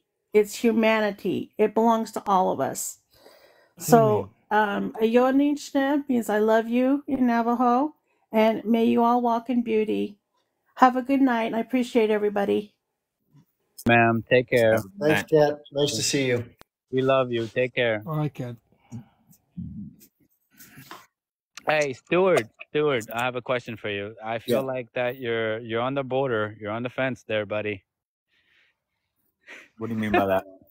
You're on the fence there, buddy. As far as I resent you trying to say that I'm a Zionist without any reason for it. Yeah, I also don't, I have to defend Stewart's, guys. I think it's totally unfair to say that about him. From everything he said to me, take him at his word. I think he said he was anti-Zionist, and he said, and I agree with him. Just to let you know that a lot of Jewish people, whether they know the dark side or not, they identify as Zionists insofar as their belief is that Zionism means the desire for a Jewish homeland. End of story. Exactly. And they make you feel like a jerk if you think otherwise. Like, but no, yeah, you know what? I get where you're coming from. But as far as the Torah goes, as far as your holy book goes, there is no holy land. There is no national it's not identity. my holy book. Again, why are you trying to characterize me as a Zionist? I don't mean to talk over you, but like this is just strange. I've said nothing pro-Zionist in the slightest. So maybe you're misinformed, because as far as the Torah goes, there is no national identity for the Jewish faith. Hold on. Hey, Janum, I just want to be fair. I think Stewart's has been very open and straightforward, and for some reason you just keep coming back to criticizing him. So if there's something you think he's unaware of, just say, hey, this is something I want to share with you. Don't say you don't know or whatever. That's just, come on, man. Give the guy the benefit of the doubt, please. Okay, I will. Thank you. Yeah, if I could, I have a question actually for you, Janum. I saw that you're a Muslim, and I have a lot of respect for the Muslim culture. While I'm not a Muslim, I do in many ways consider myself financially Muslim. And I feel like of all the things to be talking about, if we're going to be talking about big picture, I see nothing bigger than usury. And I really agree with Muhammad as far as how serious of a sin usury is. Like, I don't know if you're aware, but Muhammad believed that the payment for usury should be a lifelong of burning in hellfire for eternity. And honestly, when I read that, I almost wanted to convert, and I didn't for different reasons. But I'm curious what you think on that. And I'm curious why it is that you're so quick to jump down somebody like my throat when I speak truth on scripture, which I'm very well versed in, versus you have no problem jumping and at the defense of people that your prophet was very, very anti in many respects. And so I'm curious why, like how that comes about in your mind, Get like get I'm to the a enemy specific somehow. question. Get to a specific question. Yeah, I'm asking, why am I the enemy based off of anything I've said when I'm just critiquing Torah or different aspects of the scripture that I don't like, and you're jumping down my throat? But when it comes to actually defending Judaism, which is something that Muhammad, I don't think he would do. Like, why No, he what makes actually you a did. Muslim? He did. He did. As far as Judaism goes, he did. But as far as usury, taxation, interest goes, that was something against. That was definitely not looked. Still Not, is. it's not. Well, It's yeah, not looked. Islam and Christianity forbid usury, and that's why I Yeah, have a lot more interest. respect for those It was cultures. not something exactly. It was not something that was allowed in society. It was For because good at the end of the reason. day, because And at the end of the day, that's why the Jews were kicked around from country to another, from Exactly, England to another. exactly. And that's the big picture stuff that I think people aren't talking about enough, is the actual financial stronghold that they have over so many countries in the Middle East. Okay. Everyone's like, why isn't anybody taking in the Palestinians? It's like, well, look at the financial contracts between all of their neighbors. Look at the stranglehold that they have over these nations with the Abraham Accords, and even prior to that, using the U.S. as their the financial proxy. Palestinians, the Palestinians No, don't the have. whole region. The whole region. He's talking You about know, the whole you know region. what? All of their neighbors are under a financial Exactly. You're right. pressure, You're and right, basically Stuart. they get money to support their border. And if they don't get that money, then they're going to not feel safe. So it's like a very convoluted situation where it's not that they don't have love for the Palestinians, but they have love for their own people, and they don't want to put their own people at risk. They don't even You're have right. love for their Let own me, people. They don't. Federico, Yeah. go ahead and talk, and then Yeah. I will I'll reply to him after Thanks, that. brother. Thank you. Not they care for their own people. We believe as people of the Middle East, because right now you are talking to a different generation in the Middle East. We as citizens of the Middle East, that's why an example in Lebanon, it's been a year and a half, we don't have a president. Why is that? The reason is because the people are talking right now. You have one side is on the side of the capitalism and international, and the other side is sticking to the people's land, and they can't get to an agreement until international power put pressure on it. But the deal is, they do have all these government puppets, like Jordan, like Egypt, like any country. The only 4 countries in the Middle East that are not controlled 100% is Syria, Yemen, And Iran. Lebanon, and Iran. You gotta say Afghanistan too. Now Afghanistan joined the crew. They're still like recovering from years of Soviet abuse, then American abuse, then and actually before the American there was a different conflict. So it's that part of the region is gonna prosper so good that everybody wishes that they belong in that region. Right. Anyway, now you're dealing with the people directly. Now we have group resistance that are supported by the Iranian and their own personal talent and acknowledge. And the group of resistance in the Middle East, they're not the one from 1940s where they had. Now they have technology, they know how to use it, they have recipes, they know how to implement, they study their enemy, they plan their plans, they act. You think October 7 is something that happened out of the blue? No, it did not happen. Maybe a lot of the stuff in October 7 went sideways. I agree with that. But the main objective, it was not civilians. The main objective was the brigade around Gaza, that is called Gaza Brigade. And when they went to the kibbutz, they had information about all the military leaders that serve in these Gaza Brigade. They went to these kibbutz to choose these people and get them. The second objective was the 8200. 8200 unit is the the brain of the Israeli Mossad. And when the target was that, which is, by the way, the termination of the Gaza Brigade and the conquest of the 8200 unit were accomplished on 100% in a perfect manner. Everything they needed from this operation, it was accomplished on 100%. Yeah. Now, Federico, can I actually chime in on this one? yeah. So to continue on when Stuart's question was why isn't the the Greater East, Saudi Arabia and everyone else kind of chiming in on what's going on in the Palestine situation? Well, I didn't ask. I explained why, but you can continue. And why the usury, the whole interest thing is happening. So Saudi Arabia being the big dog, the big guy, the macho of the Middle East, you think he's gonna waste his time with a nation like Israel that's gonna be wiped off the map in the next 5 years? Someone that is not gonna actually last, because you know why? Because the little guys are taking care of them. The little guys, which is Yemen, which is Iran and Lebanon. All those people can take care of Israel by themselves. They're not going to put the heart of Islam at risk where the Mecca is. And the usury interest is actually is non-existent in Saudi Arabia. They don't have that banking system. Their banking system They is call it different. strictly. They have a name Their for it. banking system is strictly Islamic.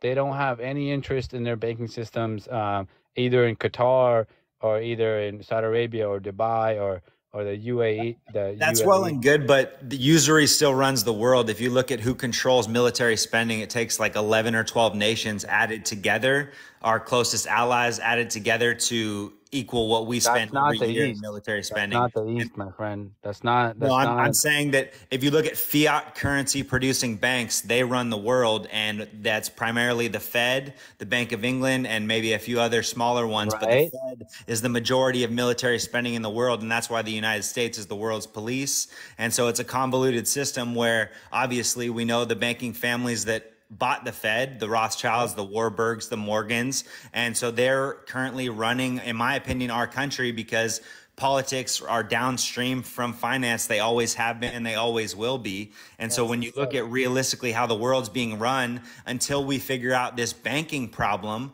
there's going to forever be a problem, because on the free market, so long as our fiat currency is accepted, it doesn't matter if somebody comes up with BRICS or anything else, because the people who own the fiat currency right now can print to their heart's desire and buy as much gold as they possibly can get their hands on and become the world power in the next system when it transitions. So it's all kind of just transitioning. When you say transition, do you mean like to a digital currency and then like? Well, that would be their wet dream for sure. Yeah. So when you say that BRICS won't actually matter, and then like because BRICS is actually backed by gold, and then eventually they will be against interest. It will be a anti-usury system. But my point is so long as BlackRock and Vanguard can buy up all the gold that's on the market right now, which they're currently doing, then it doesn't really matter if we go to a gold-backed currency, because the people right now who have the printers for money can buy whatever they want. And so at some point you have to confront the problem. And that's why Muhammad and many Christians were very, very anti-usury, because it has downstream effects that are super negative for humanity across the globe.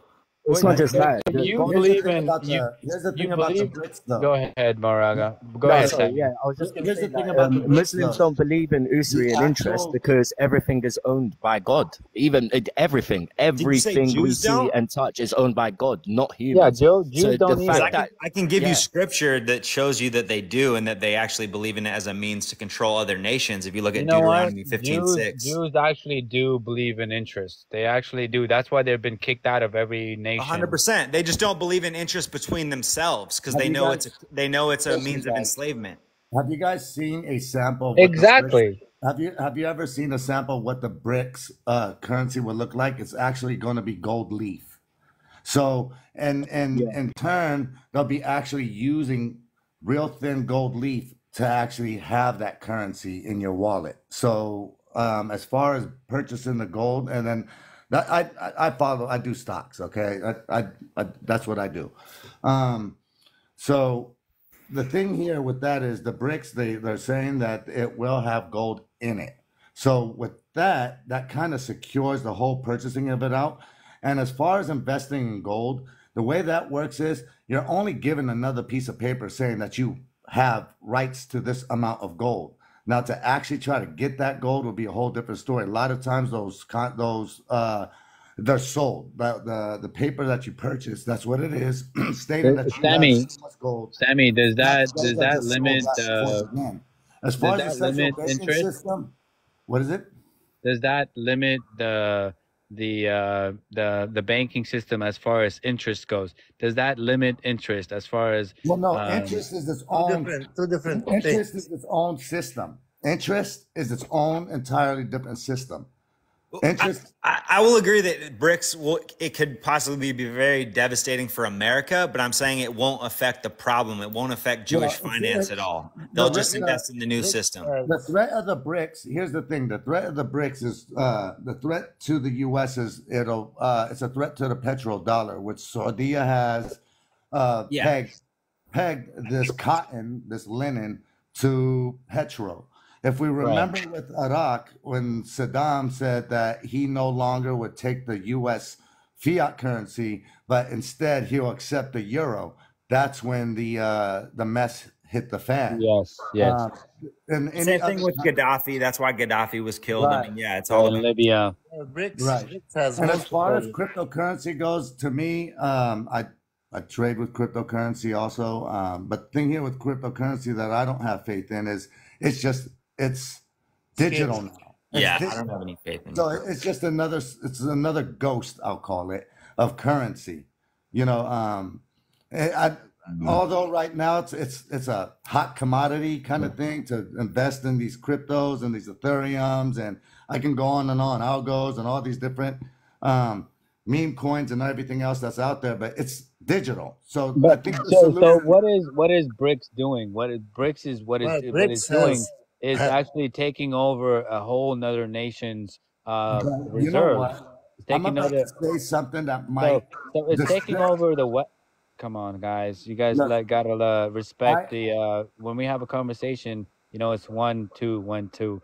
I understand. I've been down here for like almost as long as Chip was, and I didn't come up. I understand. So let me say something. Let me ask you a question here. So there was a question about the BRICS real quick. I just want to get this out. Okay. Someone asked about the BRICS system. All right. I'm about to say something that might upset a certain group of people when I say this. The way excuse me, let me clear my throat here. There's always an infiltrator in a system. Okay. All you got to do, you were speaking of alliances earlier on, alliances and what have you. Well, if we're paying attention, what's happening with India is that the U.S. is moving away from China. And what does China offer the world? Cheap labor. So they want to move that cheap labor to India. Well, India being what it is, I'm not going to go into the politics of it, but it's part of the BRICS. So there's always an infiltrator in every single system. And as far as the central banks go, who's to say who's monitoring how much is actually being so-called? Would you agree that it's going to dismantle the Americans, that it's going to dismantle the West and the Europeans, and with their war efforts? Yeah, BRICS has multiple benefits. It's not BRICS that's in the driver's seat so far as I see it. It's the Jewish finance that chooses to invest in that or not, and then it's also what happens with the Fed. Because so long as the Fed is allowed to print the amount of money that it's been allowed to print, you really can't say that we're ever not going to do the world. So, Stuart, the whole Rothschild, the whole big Jewish community is going to get derailed by this. This is the whole problem. Can I put my 2 cents in I it? mean, you can say that, but I see a lot of pigeonholing Zionism and scapegoating Zionism for all the crimes that are really happening at a much bigger level, a much bigger all over the globe. Like I wanted to say when Kat was saying earlier in terms of Ukraine, like I have a lot of family and friends in that region, and Ukraine, what's happening there is 100% the same tribe. Like Noodleman or Newland is the name she changed her I name to. understand what you're saying, Stuart. We're not Yeah. talking about that. We're talking about the I'm just saying it's all financial. connected. We're talking about the finances of the world. When we're talking about the finances of the world, at this point of the conversation, we have gone to, hey, who's going to get derailed? Who's going to get derailed? Who's the opposition to BRICS? Who's going to be the beneficial? Who's going to be the beneficiaries of the BRICS? At the end of the day, when the BRICS comes into power, and it actually goes into power, actually goes into effect, which is actually soon. I think it's going to be this year, a couple Well, of it's months already from kind now. of happening. I mean, it's just what do you mean by in effect? Because I mean, you can already purchase. When it becomes into effect, it's going to derail the whole wealth of these Jews, these wealthy But define Zionist that Jews. though, because you can already buy it. Like what's in effect?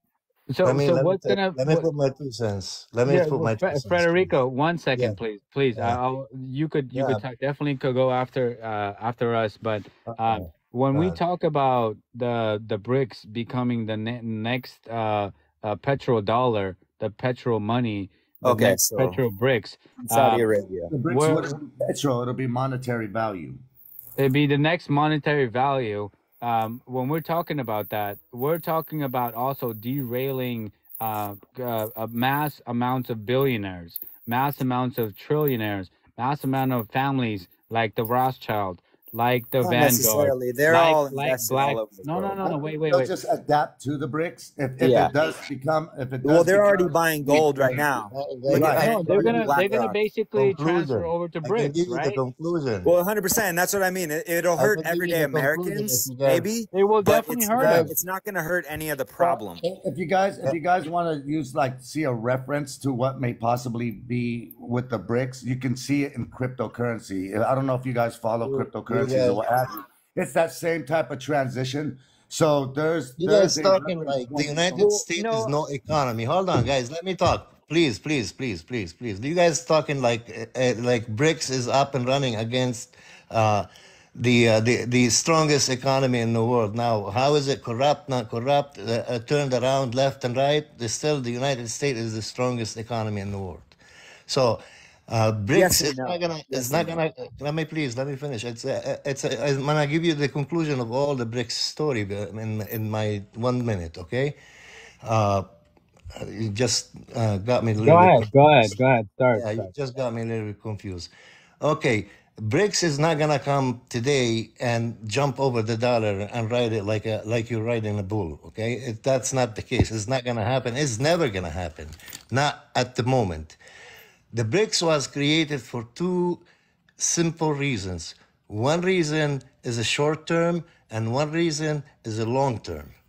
The short-term reason is with all these countries getting sanctions by the United States Treasury Department, like Iran, that they have multiple billions of dollars sanctioned in the United States. So Saudi Arabia joined because Saudi Arabia knows that tomorrow, when American president comes out and can put sanctions on the Saudis, and all their money is bye-bye. So, thinking of a BRICS right now, the phase that is BRICS is in it is for wealthy non-American followers to switch their money to a banking system that can be saved. The only money transfer system in the But world Americans can switch too.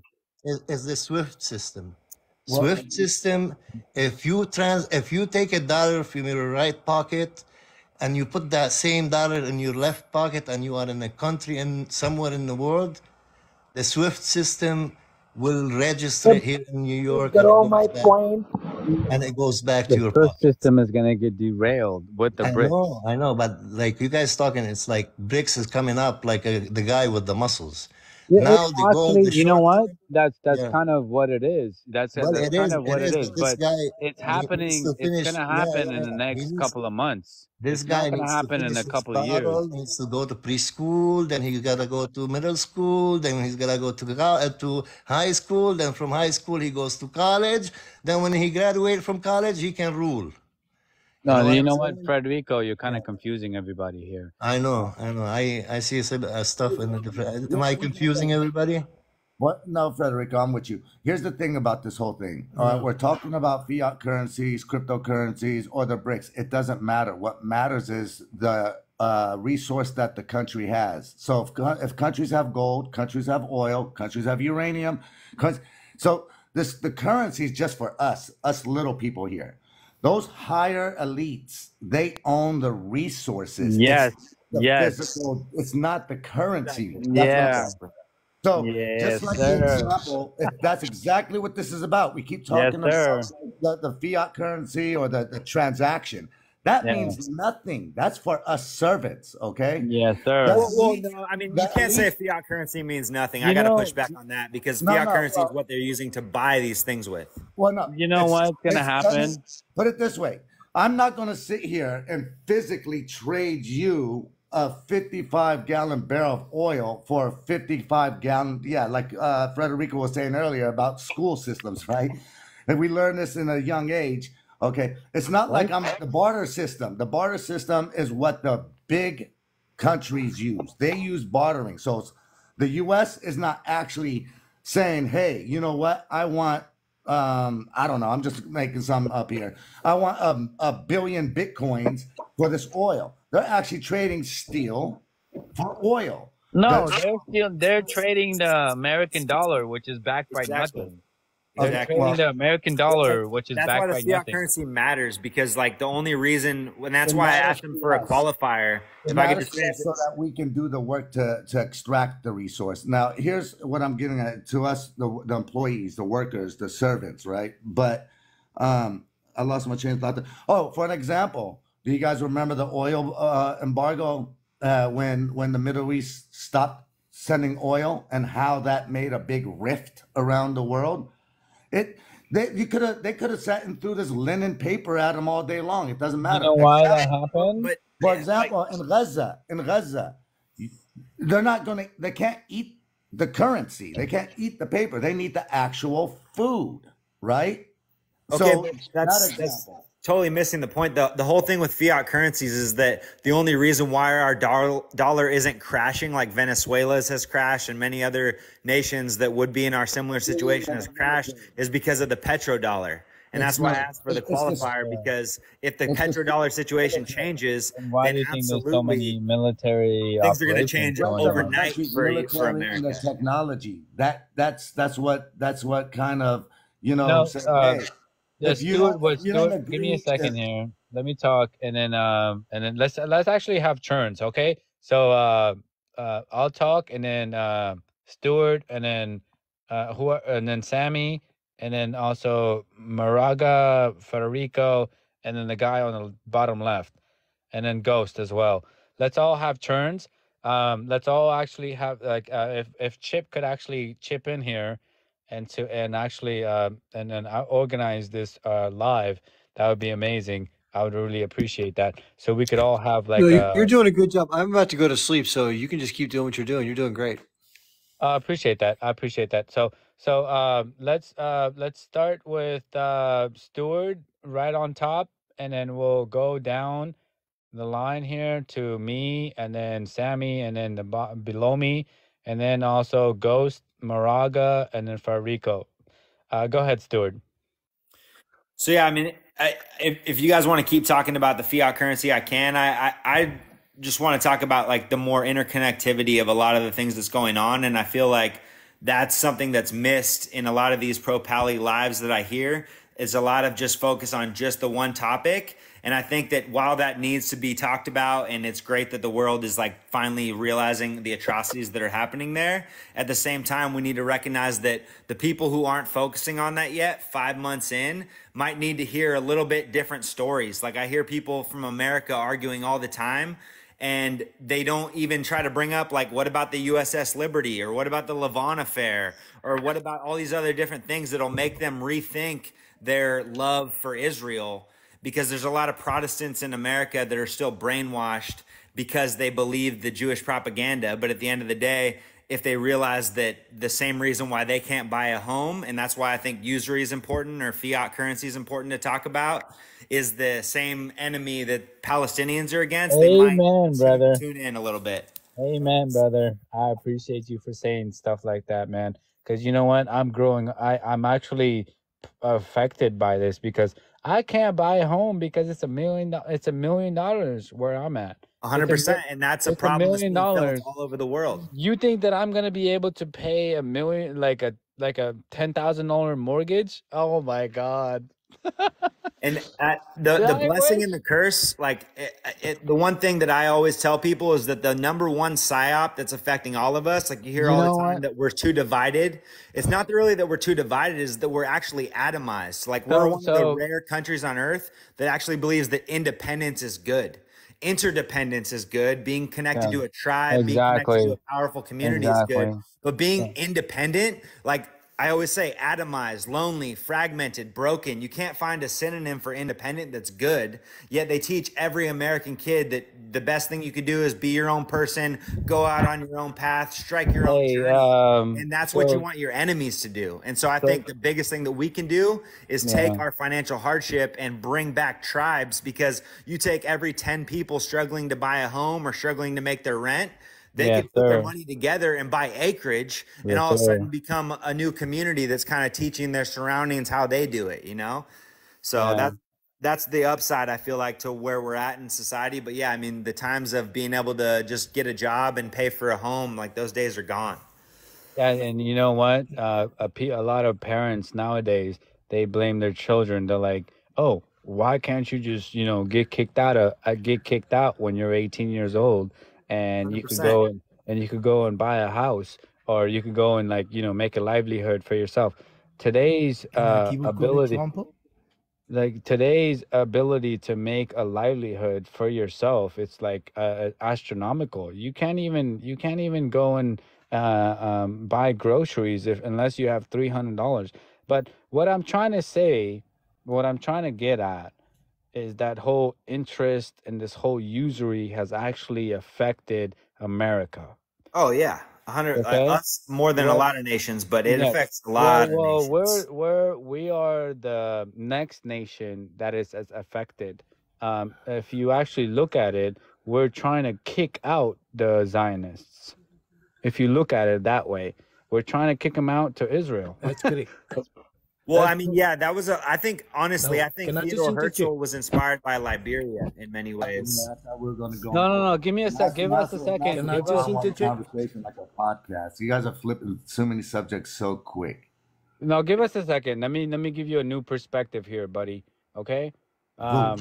As Well, far as definitely on. historical a lot of backgrounds to a lot of different countries go, they've dealt with the same situation. Their youth, the people that have their economics, their economy has actually been shot to shit by this whole freaking banking system that the Jews have proposed. They're literally unable to. Zionists. They're not no. No, it's been well before Zionism. Like they've No, never been kicked out of any no. countries for Yeah, no, Zionism. it's not Zionism. It's literally Judaism. Because you know why? Judaism, like Stuart said, is that they believe in interests for the community, but not for their own community. They don't believe, like, they literally won't charge interest for their own people. They will Absolutely. charge people outside of the group. And then what they do, how that happens, then what that does is they start to own everything. Okay? That's why they get kicked out of every nation. And then so where I'm trying to get at, that's what's happening in America, my man. Why do you I think? have a Why do you question. think? I have a question kind of No, no, related. no, no. Wait. 1 second, Hold on. Sammy. One Bro, second. you're just like really just One taking. second, Sammy. Let me finish what I'm trying to say, my brother, and then you could definitely finish. But at the end of the day, why do you think that Americans are in the place that they're at right now? They cannot. They're homeless. They're on the streets. They're drug addicts. They're freaking just lost their mind. There's so many mental health issues in America. Why do you think that is? Why do you think that fucking is? That upsets. They call it. It's You know called what? suppression. You know what? That It's upsets called me. suppression. Sammy, wait. Sammy, wait. No, it's planned. He's right. It's totally planned. No, Sammy, They're wait, man. crashing us. Sammy, wait. At the end of the day, this is all part of the same thing, my friend. This is what happens. This is what happens when you inflate the economy. When you talk about economics, when you talk about, you know, things being houses being $1 million, groceries being $500, food, water, and all this stuff. It's because of interest. It's because of the banking system. It's because of the economics. So Yeah. so do you know why this happens? It's because of the same people that did this in the other nations. Other nations kicked them out. Other nations fucking left them. America is trying to do the same thing right now, okay? They're trying to kick these people out to Israel. They're trying, and the only way to kick them out, the only place to fucking go, and the only place to fucking let them be and let them go and do their thing is in Palestine. Or the Why? Jewish state in Russia. Or the Jewish state in Russia and the fucking suburbia, Okay. right? I'm Palestinian, by the way. Just to let you guys know who I am. I just popped up. I'm gonna let you guys know I'm pro-Palestinian. I am Palestinian. First generation born here in the U.S. My whole family on both sides of my mother's side, dad's side, all from Palestine, and goes back 1,000 years or more. I'm telling you. Okay, so the thing with Palestine here, the interest that the U.S. has involving Palestine and why they're going to support Israel is they only have one interest, and that's the oil and gas. Like I said, it goes to resource. Now, what the banks do with that, that's a whole different department. Okay, that's for the stock market. Okay, guys, it's energy, it's resources. Otherwise, I'm just going to say this, this isn't a proposition. Now, if the Palestinian, for example, was to say, you know what, we will allow you, U.S., to control and have shares in this oil and in this gas, they would probably fund us. But there might be a biasness because, like I said, once again, if you look at the examples of Saddam and Saudi Arabia and Qatar and all of that, the agreements that they made is what gives them the support of the U.S. plus sharing. That's why there's U.S. bases in these areas. It's not just, they say it's to protect these countries. No, it's to protect the resource. That's why those bases are there. There we go. Okay? Now, Israel is a part of that system. In turn, whatever the layers of the onion that this has, whether it's religious, whether it's territory, it's the Fertile Crescent. You can go way back to the Ottoman Empire, where the British, the French, and all of them, they had plans, and they called it it's to take the Fertile Crescent. If you know what the Fertile Crescent in the region of those countries are, it'll be Iraq, Iran, Syria, Lebanon, Palestine, and even some parts of Egypt, Jordan. This is called the Fertile Crescent. The Ottoman Empire, way back, had control of this area. So the Brits, the French, the Western world, they wanted those resources. They knew that it was rich in oil. Actually, You think it's about oil? You think it's about oil? That's yes, funny.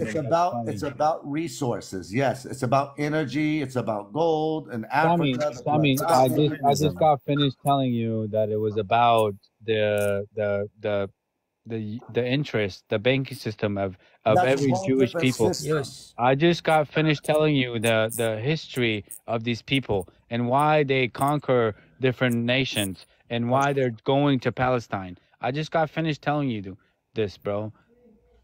I'd love to chime in. then I think that the oil is definitely a factor, but you got to think about what they're using the oil for and how can much I they've been working to keep oil being the main thing. Like they could have let electric cars come to fruition 2 decades prior, but they took them out because they wanted to keep oil going. So it's a tool more so than it is like an actual necessity. But if you really think can about I what give they're a very protecting good there, they're example? protecting Israel. And the reason Stuart, why they're protecting Israel is because Israel has infiltrated the important parts of our government that make those calls. And the Can last I time give that a we've very had good a example? pro-American president was JFK. He was trying to get the American Zionist Congress, which is what it was called before it was called Stuart, are Thank AIPAC. you you. He was Stuart, pro trying to get did you know American, them. that? Stuart? Did you know that Stuart, are you oil pro isn't American? just for gasoline? Absolutely.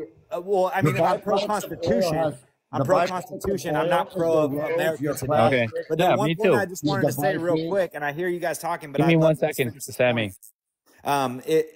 Is that the last time we've had a pro-American president was JFK, and he went after the central bank directly. He started Yes, printing his sir. own 1s and 5s, Yes, and it was sir. when the 20s were going to roll out, and he was also going after the American Zionist Congress that he was Yes, whacked. sir.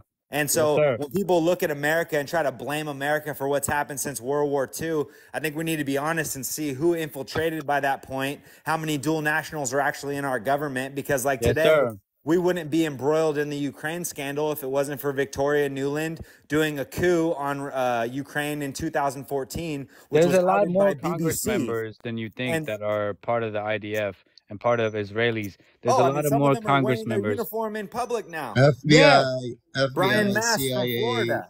What a joke. Yeah, You main know, give me 1 second here, buddy. You know, a lot of the Congress members, that's where the votes matter. Okay? That's where the votes matter. It doesn't And that's matter why if you AIPAC spends if so much money to you keep know, their give me people 1 in second, power. Stuart. Give me 1 second. It Yeah. doesn't matter if you vote for Biden. It doesn't matter if you vote for Trump. It 100. They're matters. both Zionists. It matters. Yeah, they're both Zionists. If you vote for Trump, trust me, in 2024, if you vote for Trump, you're gonna get the same outcome. But what I'm I trying to think Trump will say, be worse, but continue. what I'm trying to say is that every 2 years, the Congress members are voted out, or they voted in, or they get to stay. You know what I mean? So you Ma, gotta give the vote your best Congress example. members out. Give the Vote your best Congress example members out. and Yeah, conclusion and we'll to this, see if please, man. things change majorly now that a lot more people are talking My about brothers, AIPAC. I hope so. can I just give you a good example of the history of this? You know, if you look at the Silk Road and how the Great Wall of China was actually established because of the Silk Road, then you go to the diamond, gold, and all those rushes. You must remember that's a central point for economy. Just a few days when Yemen was actually blocking the ships, we had a ship moving from Venezuela right around to Kuwait, and that livestock died along the way. In Cape Town, we had a problem with that particular ship. Now you must remember, this Ben Gurion Canal was actually planned. It's all strategically planned. You must remember, that's a central point for the economic, what do you call, hub to move through that particular Suez Canal, which they don't want to have anymore. They're gonna try and do this by Ben Gurion. We must realize the factual points on this particular thing, why we are going to this particular way of how they had this buffer zone created.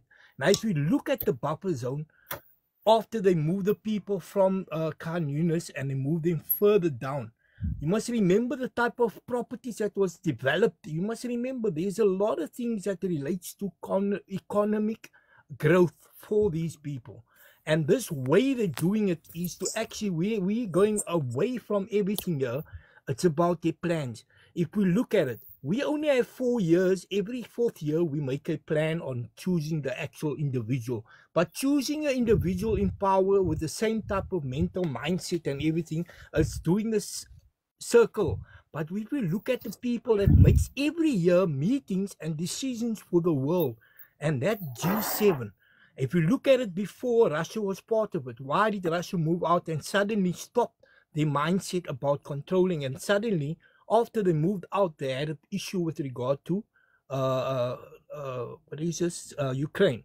You must remember, this is everything relating to an economic movement of their resources. That's why if we talk about this, the whole Palestinian issue there, It's about them having a central, like a Switzerland. If you look at a mafia, any mafia of any country had their country's resources banked in or stored in that particular bank. This is what they're planning on creating as a central point. But now, according to what's happening and the three particular Abrahamic faiths coming together, it's going to be an end, brothers. Don't worry about how we're going to talk about cryptocurrency, about this BRICS currency. Their economic hub that they thought they're going to create is going to be stopped. This is something that they're fearing for it. If you look at how many people ran out of Israel just for a past few months now, they no longer want to be part. This is what is actually being spoken in the books. I'm saying to you guys, it's a realistic fact. Even if you look at now Islamic thing that's happening in Saudi Arabia and how it became more to do with the westernized type of thing, not faith, there God has spoken to these people and gave them the locusts, gave them the floods, gave them even grass growing on sand, desert sand. Doesn't that relate to God's ultimate plan, my brothers?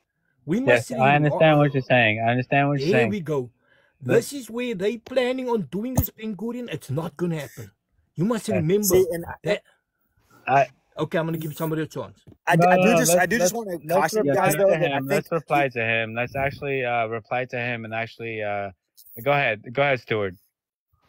I just wanted to caution, like, I think just what he said there just reminded me, like, I think there's a lot of beauty in the Abrahamic traditions that I don't want to say it's all not good. But when I look at the Muslim culture that I have a lot of respect for and the Christian culture that I have a lot of respect for, a lot of their beliefs and attitudes, what really breaks my heart is I feel like a lot of those two groups are very complacent because they think either Allah or God respectively are going to come down and solve their problems. And I think that we need to be conscious of the fact that we are part of this world and we've been given gifts on purpose by our creator, and it's incumbent that we use those gifts and not just wait for the Dajjal or the Antichrist or whatever we think is going to come after that to like kind of play out, because that puts us in the watching role, and then the tribe that has been acting throughout the centuries is going to continue acting, in my opinion, and I don't see it boding well for humanity. And I also find it interesting that people don't realize that the Dajjal, the Antichrist, and the Jewish Messiah are one and the same. And so it could just be a big, fuck you guys, we're in control now, and we might, Don't I don't worry, know. buddy.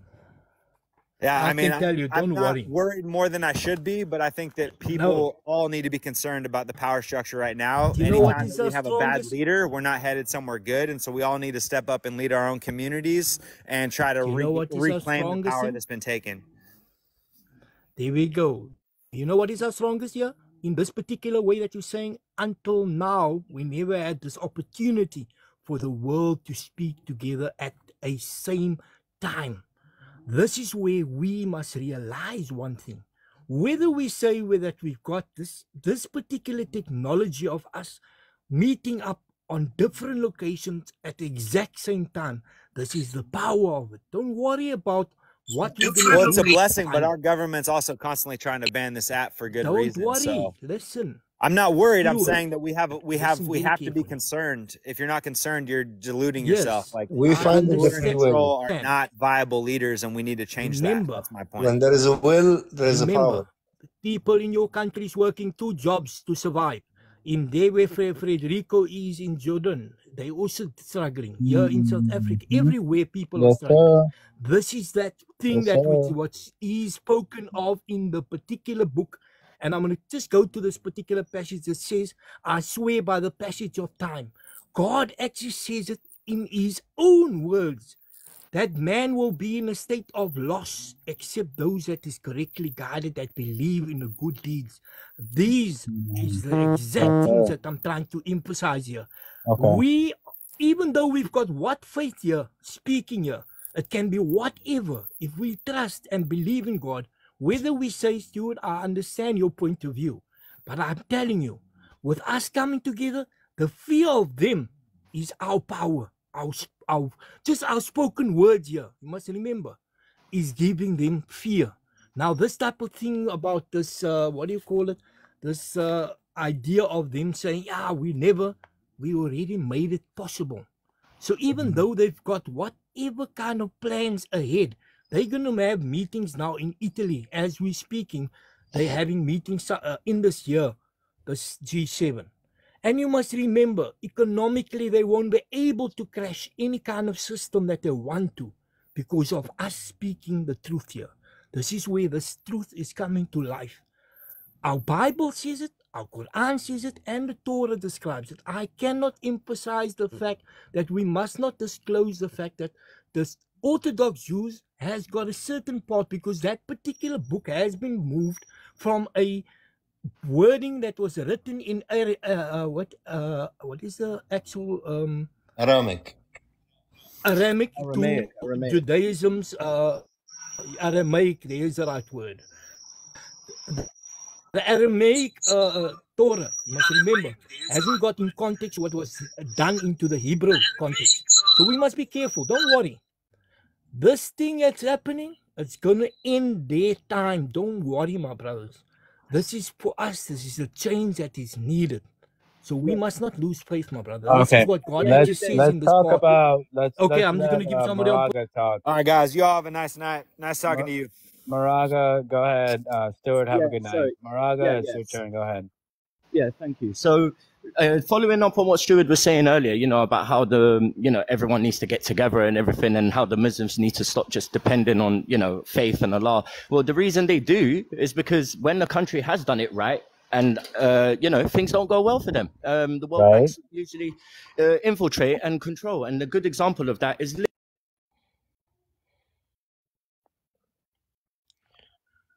What happened then?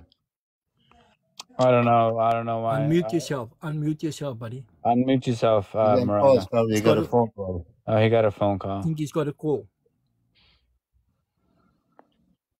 We must realize one thing, my brothers. Whether or not we're going to try and argue about whatever, whether we say what is just said now about we believing in God type of thing, the thing that's happening at this moment, everybody is going against this one world order.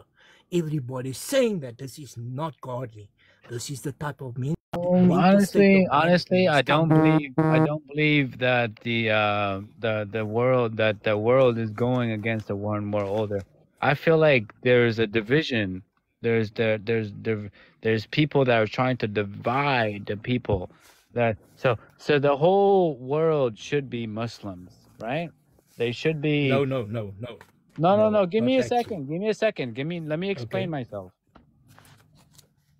They should be of one faith, of one belief, of one people, and they should be sincere and kind and genuine and pursuing one goal, one mission on earth.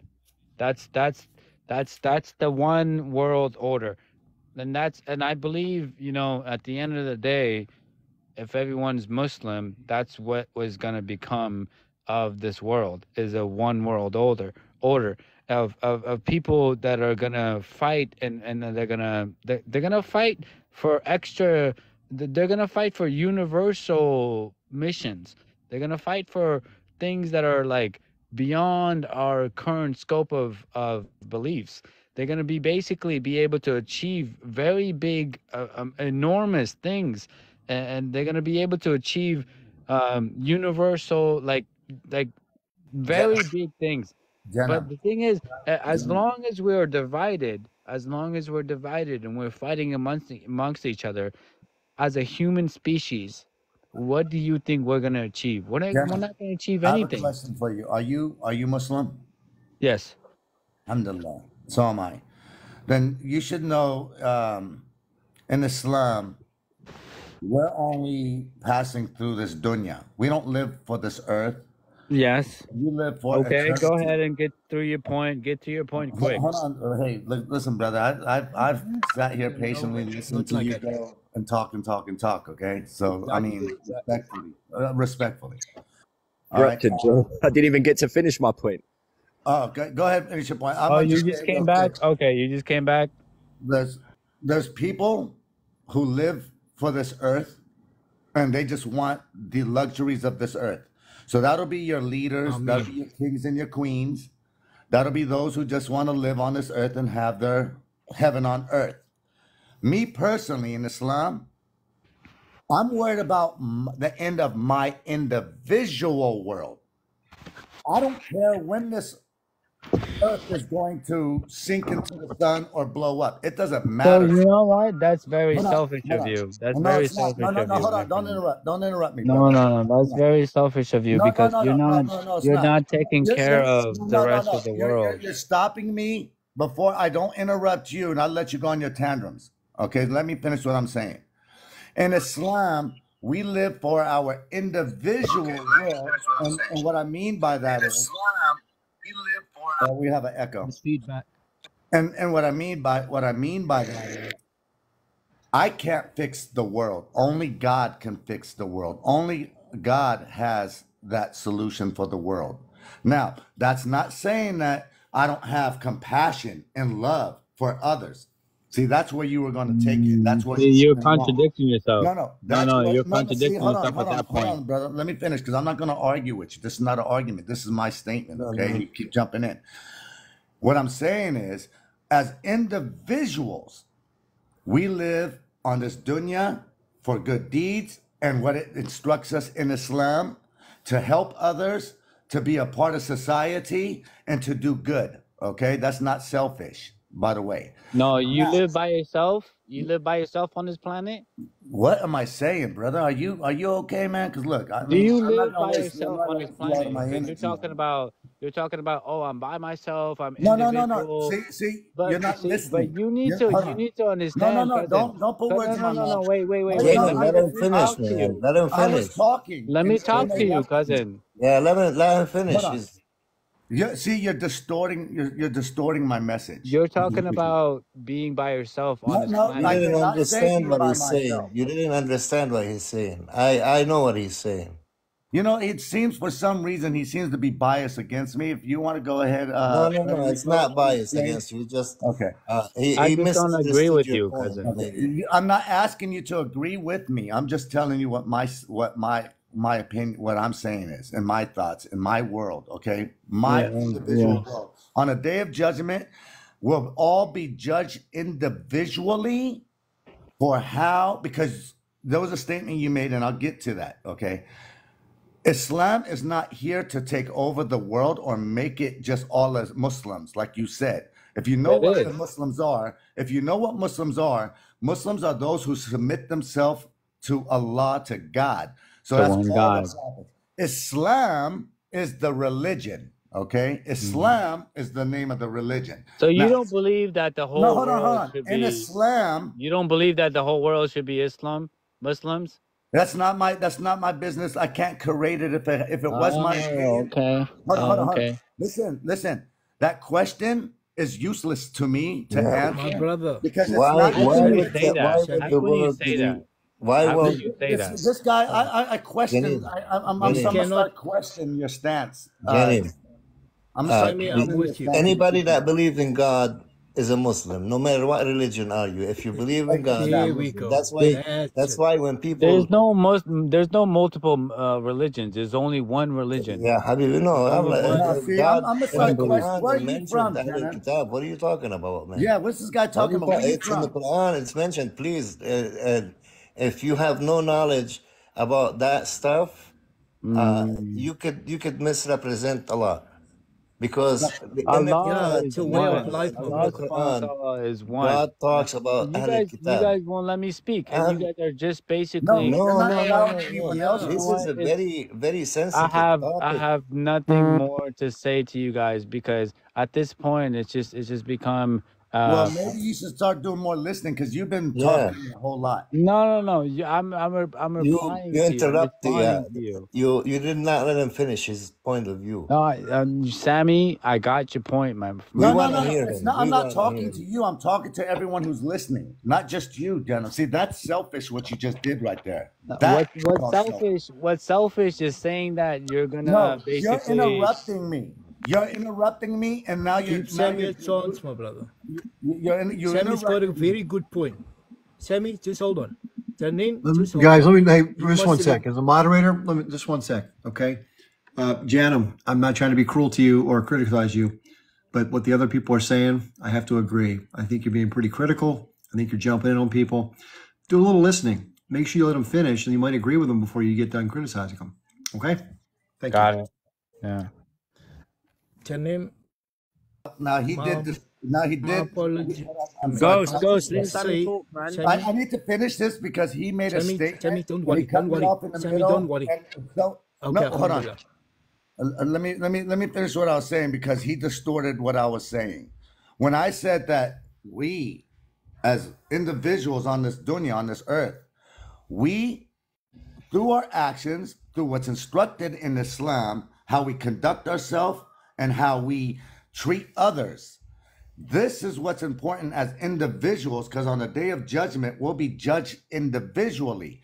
So what I'm saying about living as an individual on this earth, on your deeds and how your actions are on this dunya. And what I also was saying was, I can't stress on the on changing the world, but I'm doing what. Wait, hold on. But we can share our knowledge, and we can learn knowledge, and we can, inshallah, find peace. But to say that Islam, you made a comment that it should be the whole world should be in Islam. This is not the correct thing to say, because in Islam, our main goal is to live on this dunya as a blink of an eye and do good. Okay? So I'm not worried about when the world would end. It's not my choice. I don't know the hour. I don't know the day. I need to focus, though, on my world, my time on this earth, and do good to others as I would like done to me. Now, does that sound selfish? No, it does not. I just didn't like the statement that was made saying that not everybody in the on earth. I understand what you said. And there is no solution to peace, but the knowledge is only with Allah, because of all this stuff that we spoke about. There's so many different. So, do you agree that people everybody that are should? globalists, there are people that live for the money. There are people that just don't even believe in the afterlife. So this is their heaven. Okay. So, okay, do you agree that everybody should think like you? Did I say that? No, I you said didn't as an say so. individual. Individualism, right? Sammy, just hold on, both of Okay, you. I'll You're hold going to on. argue over something. Can I just give you something, both of you, please, man? We know what is going on here. We're having ourselves accusing each other of something that's not needed. You see, I said something very important before I gone and gave it opportunity for you to take the platform. You see, this is the only surah. It can be part of the Bible, can be even part of the Torah. We must actually, like I said, we must live in one faithful mindset as what it was told for Nabi Abraham, it was spoken to him. I will divide you into many tribes. Now listen to this very carefully. I'm going to read passages of time, which is Surah Al-Asr. I swear by the passages of time. Imagine, God promises us, He swears on His great power that man is surely at a stage of loss, except those who believe. Now imagine, this is how God describes that surah. It's a very short surah. Except those that believe, and do good deeds, and exhort each other, one another, and hold fast with steadfastness and truth. And those who exhort one another, look at this quickly. We can buy anything on this earth. We can buy the whatever godly things that we can think of, but we cannot buy time. Now, for this particular moment, we might have lost ourselves here with understanding. I just want to have bearing with both of us, please, man. God doesn't want us to do this. We must not emphasize the fact that Islam is the final. I just said it before I went off, that the three Abrahamic faiths are going to come together. Our power as the unity of His word. Listen very carefully. His word was spoken in 3 books. And we cannot forget the wording of that Torah, because it comes from there. So we must get this in our heads, that we cannot go ahead by arguing about what my faith is and your faith is. It is even spoken in a certain passage of the Quran that it says, you believe what you believe and I believe. We cannot do that, because God warned us about this. We cannot go on, brothers. What you said, Sammy, I agree fully. Jermaine, I know what your context was about the final messenger and the idea, what you said about Islam, everybody must change to Islam. It's not about that. Islam is a way of life. This is what this passage describe and emphasize us to do. Imagine we've got the whole Quran, but this is the only passage where God swears. How can you believe God says, I swear as my creation, I am the creator? That every single individual will be lost, or actually man itself will be lost, except those that believe. This is what we must do. Stop doing this to each other, man. This is where we have this divisions and misunderstanding. God doesn't want us to do this.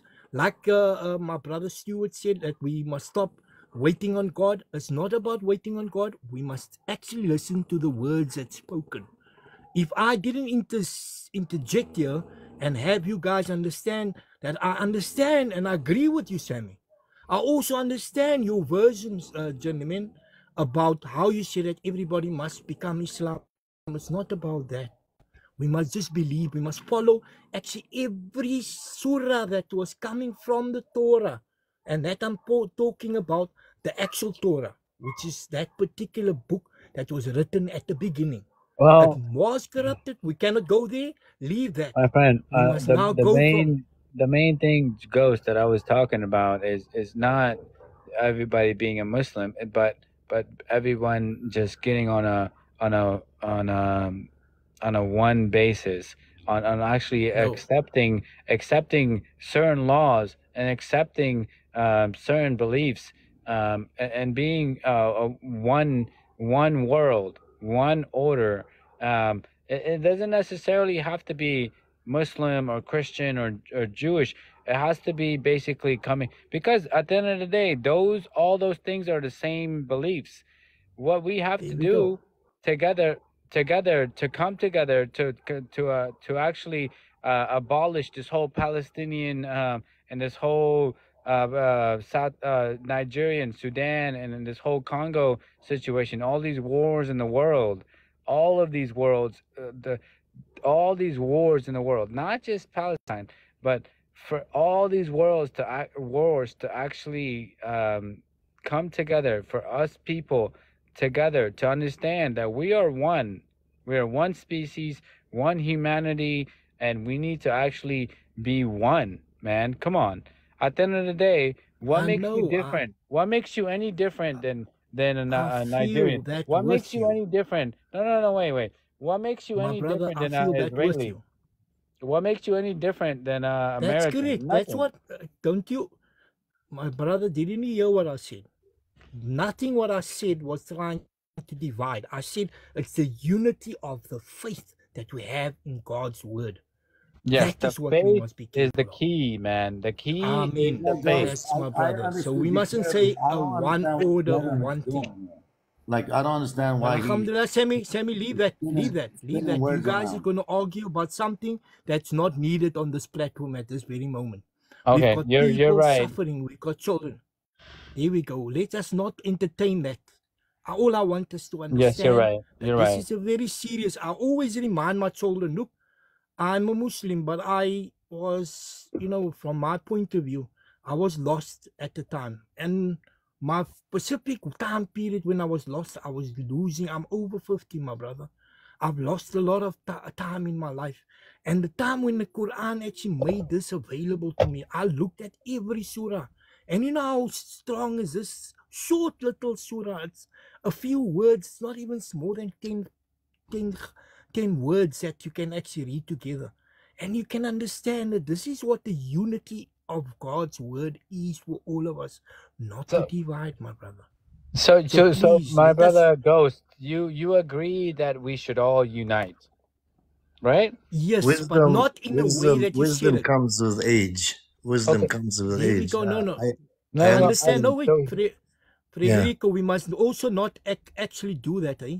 We can have a young little child from the age of 3. You must remember it's spoken in the Quran about Correct. how I absorbent agree. is the brain. Absorbent is the brain from birth to 3. That you will have a child that will be so unique, and that's absorbent. It's like a sponge.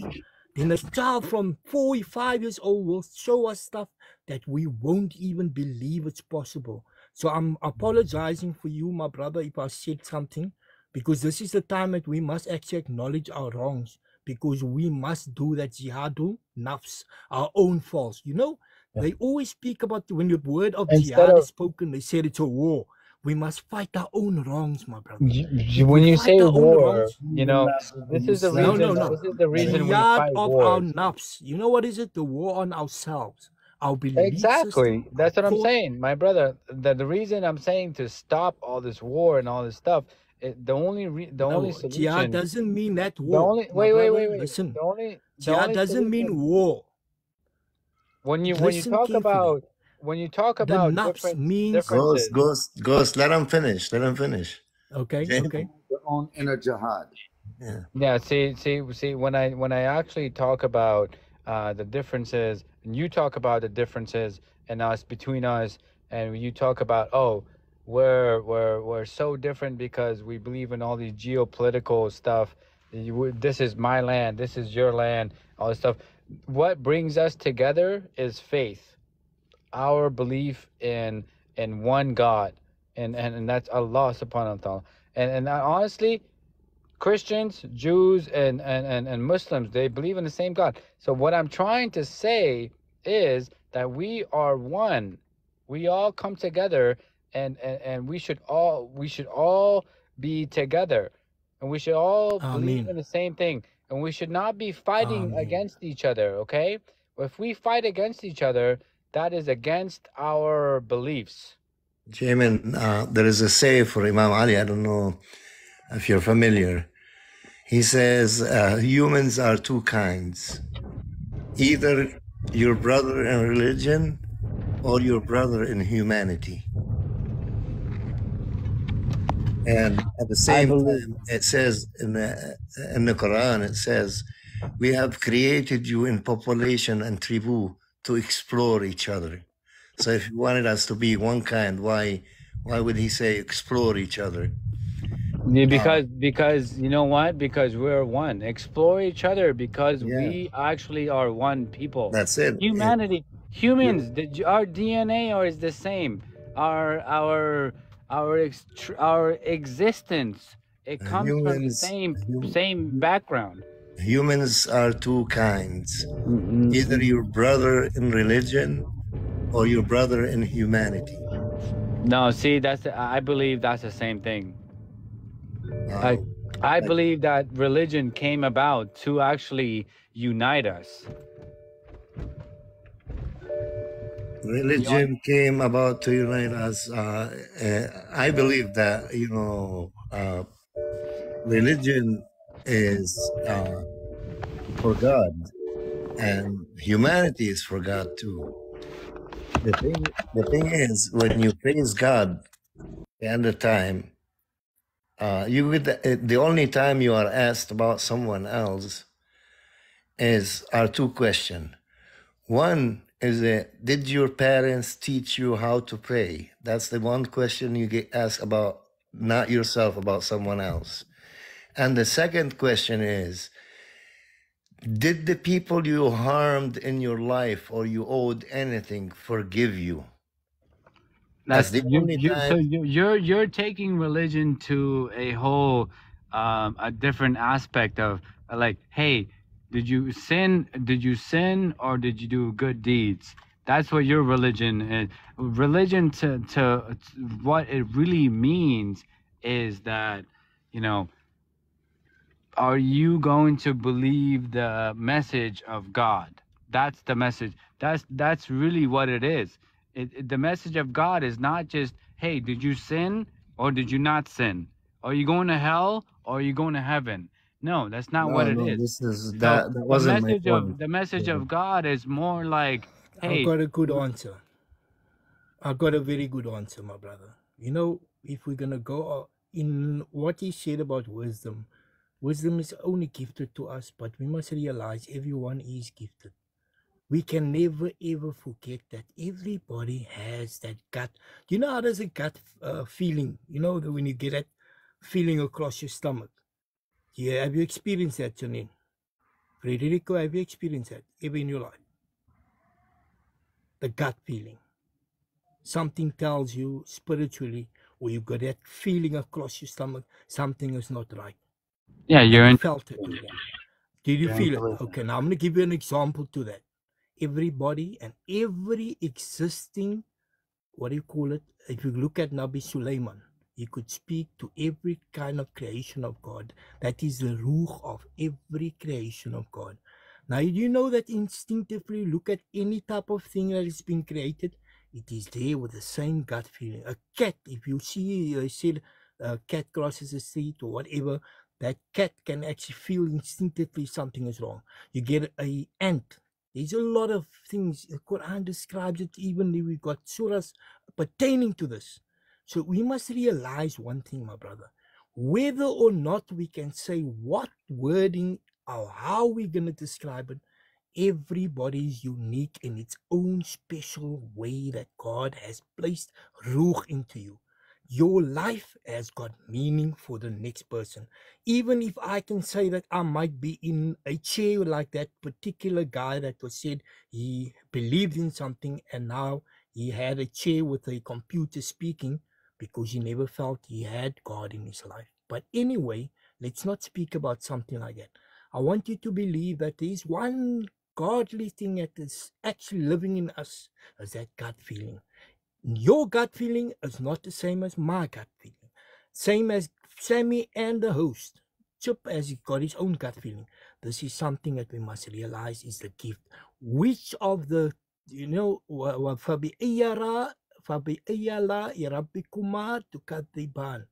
which of the favors of your Lord can you deny? I don't want to go to the Quran. I don't have the Quran with me. I'm saying a little part of it, but I want you to understand that we've got three things that we must realize. Fear doesn't mean that we must fear God. We must fear ourselves before God.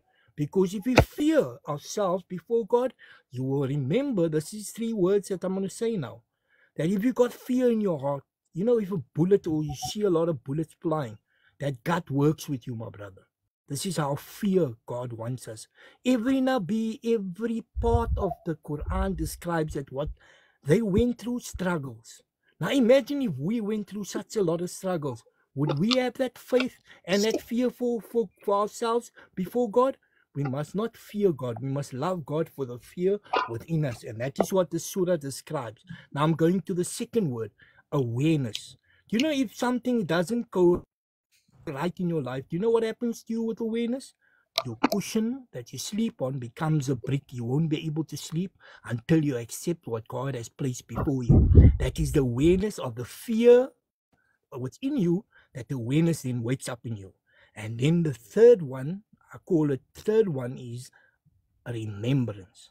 If you remember what Allah Ta'ala or God or whoever say in his own wording, has spoken in his words, then you will remember that fear, awareness, and remembrance goes in hand with each other. So we will live with that and we think about what God gives us, the uniqueness of our lives. This is where we must work forward, because this is the time period that I'm speaking about. We are becoming stronger in our faith. Whether or not this Absolutely. particular Dajjal times is coming, we must not even speak, we must not even entertain that.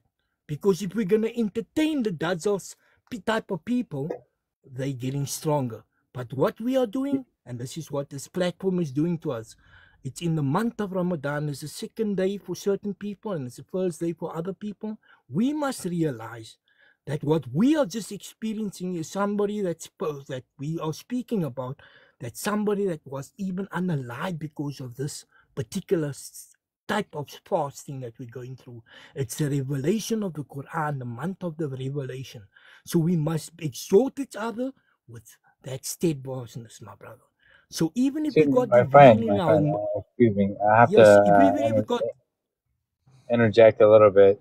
Just yeah, because, you know, just because it's been going on, I think a lot of people lost their focus. I there want we to go. ask you a question.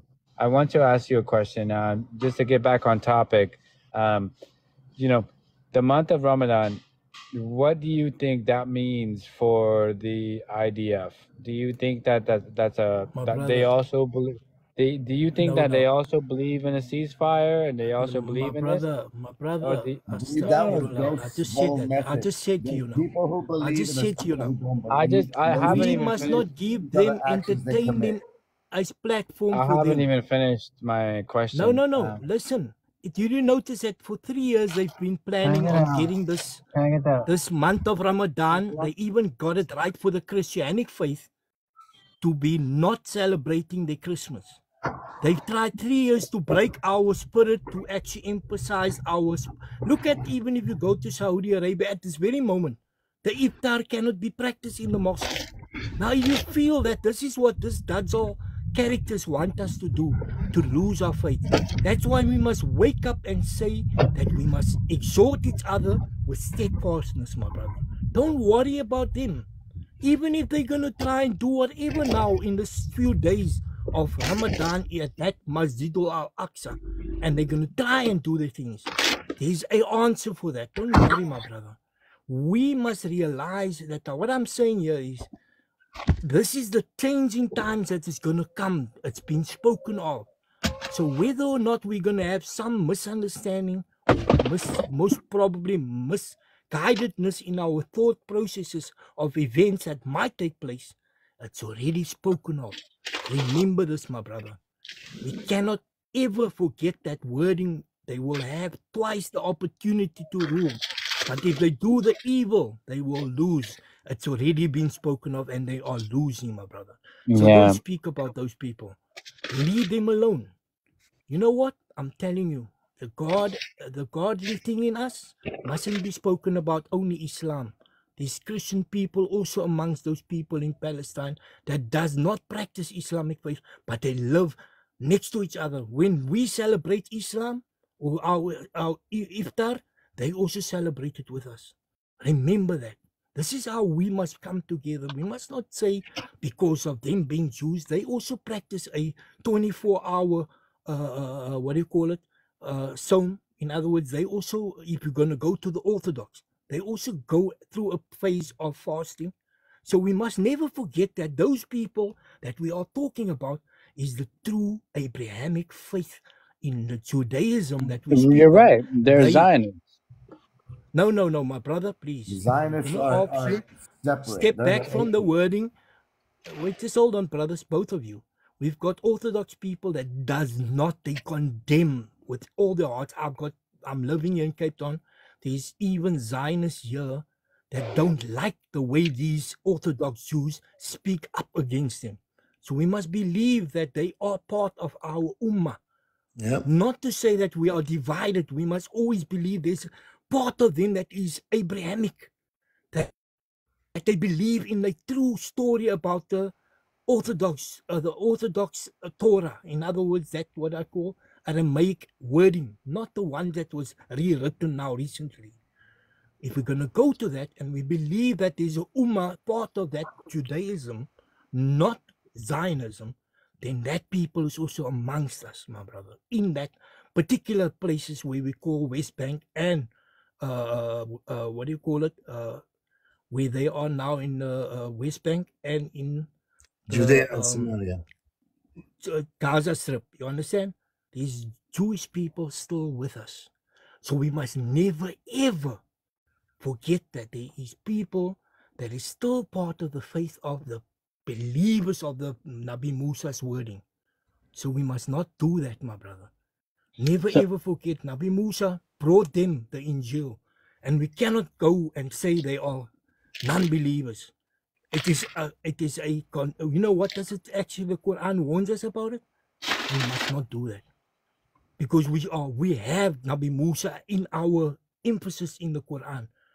Now we must believe, if we're going to think like that, live like that, and go forth with us, then we're going to conquer.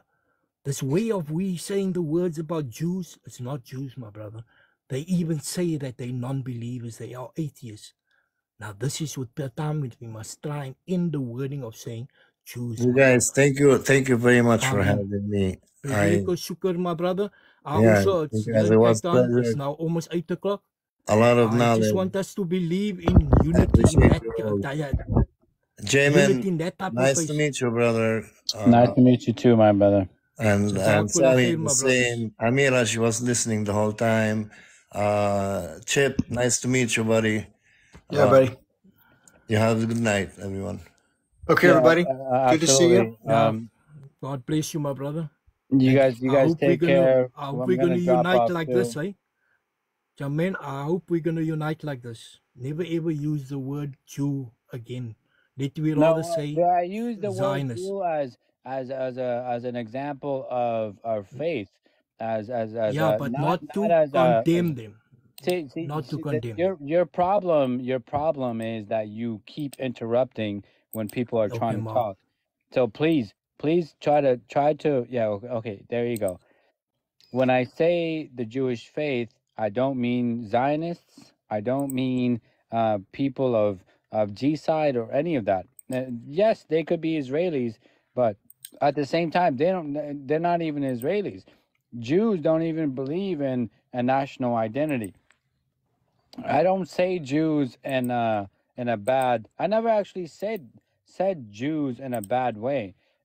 Jews, I have brothers and sisters who are Jews, but the thing is, I'm strictly talking about Zionists who are trying to publish their beliefs as a Jewish background, as a Jewish history. Zionists are actually trying to take over the Jewish everything. They're trying to basically call themselves Jews. If you talk to a Zionist nowadays, they'll be like, hey, Jews and Zionists are the same thing. What I'm trying to come through with is there's a difference. There's a mass difference. There's The definitely evangelist Christians are Zionists too. Evangelist Christians. yeah. There you go. There Pentecostals. could I'm be talking about Christian. evangelism. Zionism has snuck its way into many different faiths. Even in some cases, you'll find it in some Islamic regions. You know, and Ghost, may Allah reward you and bless you. MashaAllah, that was great speaking that you did there, referencing how Islam feels on this on the situation that's going on, along with the politics involved. There's people that just care about the power of their chair and the wealth and and their self-interest of power on this earth. That's the demon in it all. You follow the money, you'll lead you to the power. The power will show you who the corrupted ones are on this earth, and they don't. And these individuals on that's living amongst us before, during, and after us, that those people would be dealt with by the higher powers. Yeah, so Jazakallah khair, my this is brother. why it's important to educate our children, and preserve our children, and not have them killed by these Zionists. That's why we're One so. more thing. I know we say atheists a lot here. I'm not attacking atheists because I know some people that are atheists and are some very good-hearted individuals. This is just like I said, it's the evil-hearted ones that live for the greed of this life, and that's all they care about, and those selfish ones.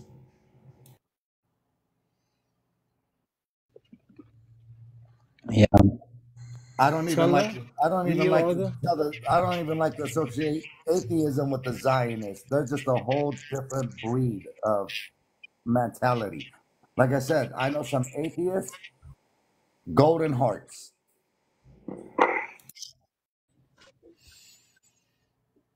Absolutely. I've met Jews that are like, just absolutely just pro-Palestinian, and they understand what's going on. People that actually have a heart. I don't understand some of these people that come on this panel, and they advocate for all this craziness. Those are the people that actually are brainwashed and just misguided, blinded by and they're blinded. Their hearts are closed, their eyes are closed, their mouths are closed, and they cannot see the truth. This is something that was actually recited as well. But you guys know this more than I do. You guys all know what's going on here. With this, I would No, like it's to just about make my last comment that I believe all you guys are beautiful. Thank you, Chip. Thank you, Sammy. Thank you, Ghost. Thank you, the bottom panelist there. I appreciate all you guys. It was Thank you so very much. quiet. Yeah, like I said, man, these people feed on our particular, they energize themselves on our belief system. And that is what we mustn't talk about them.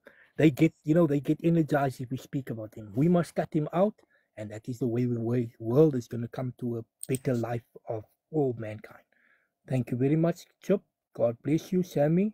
Wording from you was also energizing to me. Not in the way I spoken about these people, the way you actually said it. That's what makes me, give me more hope and faith in myself and what I believe, my brother. This is how we must energize each other in a spiritual way, not the way they come across. Chip, I think that 6 hours went to 7.5 hours now, eh? Yep. Good night, everybody. Seven. Good to see you. Have a great night. God bless you. We haven't heard from God them. bless Take care. Thanks for staying with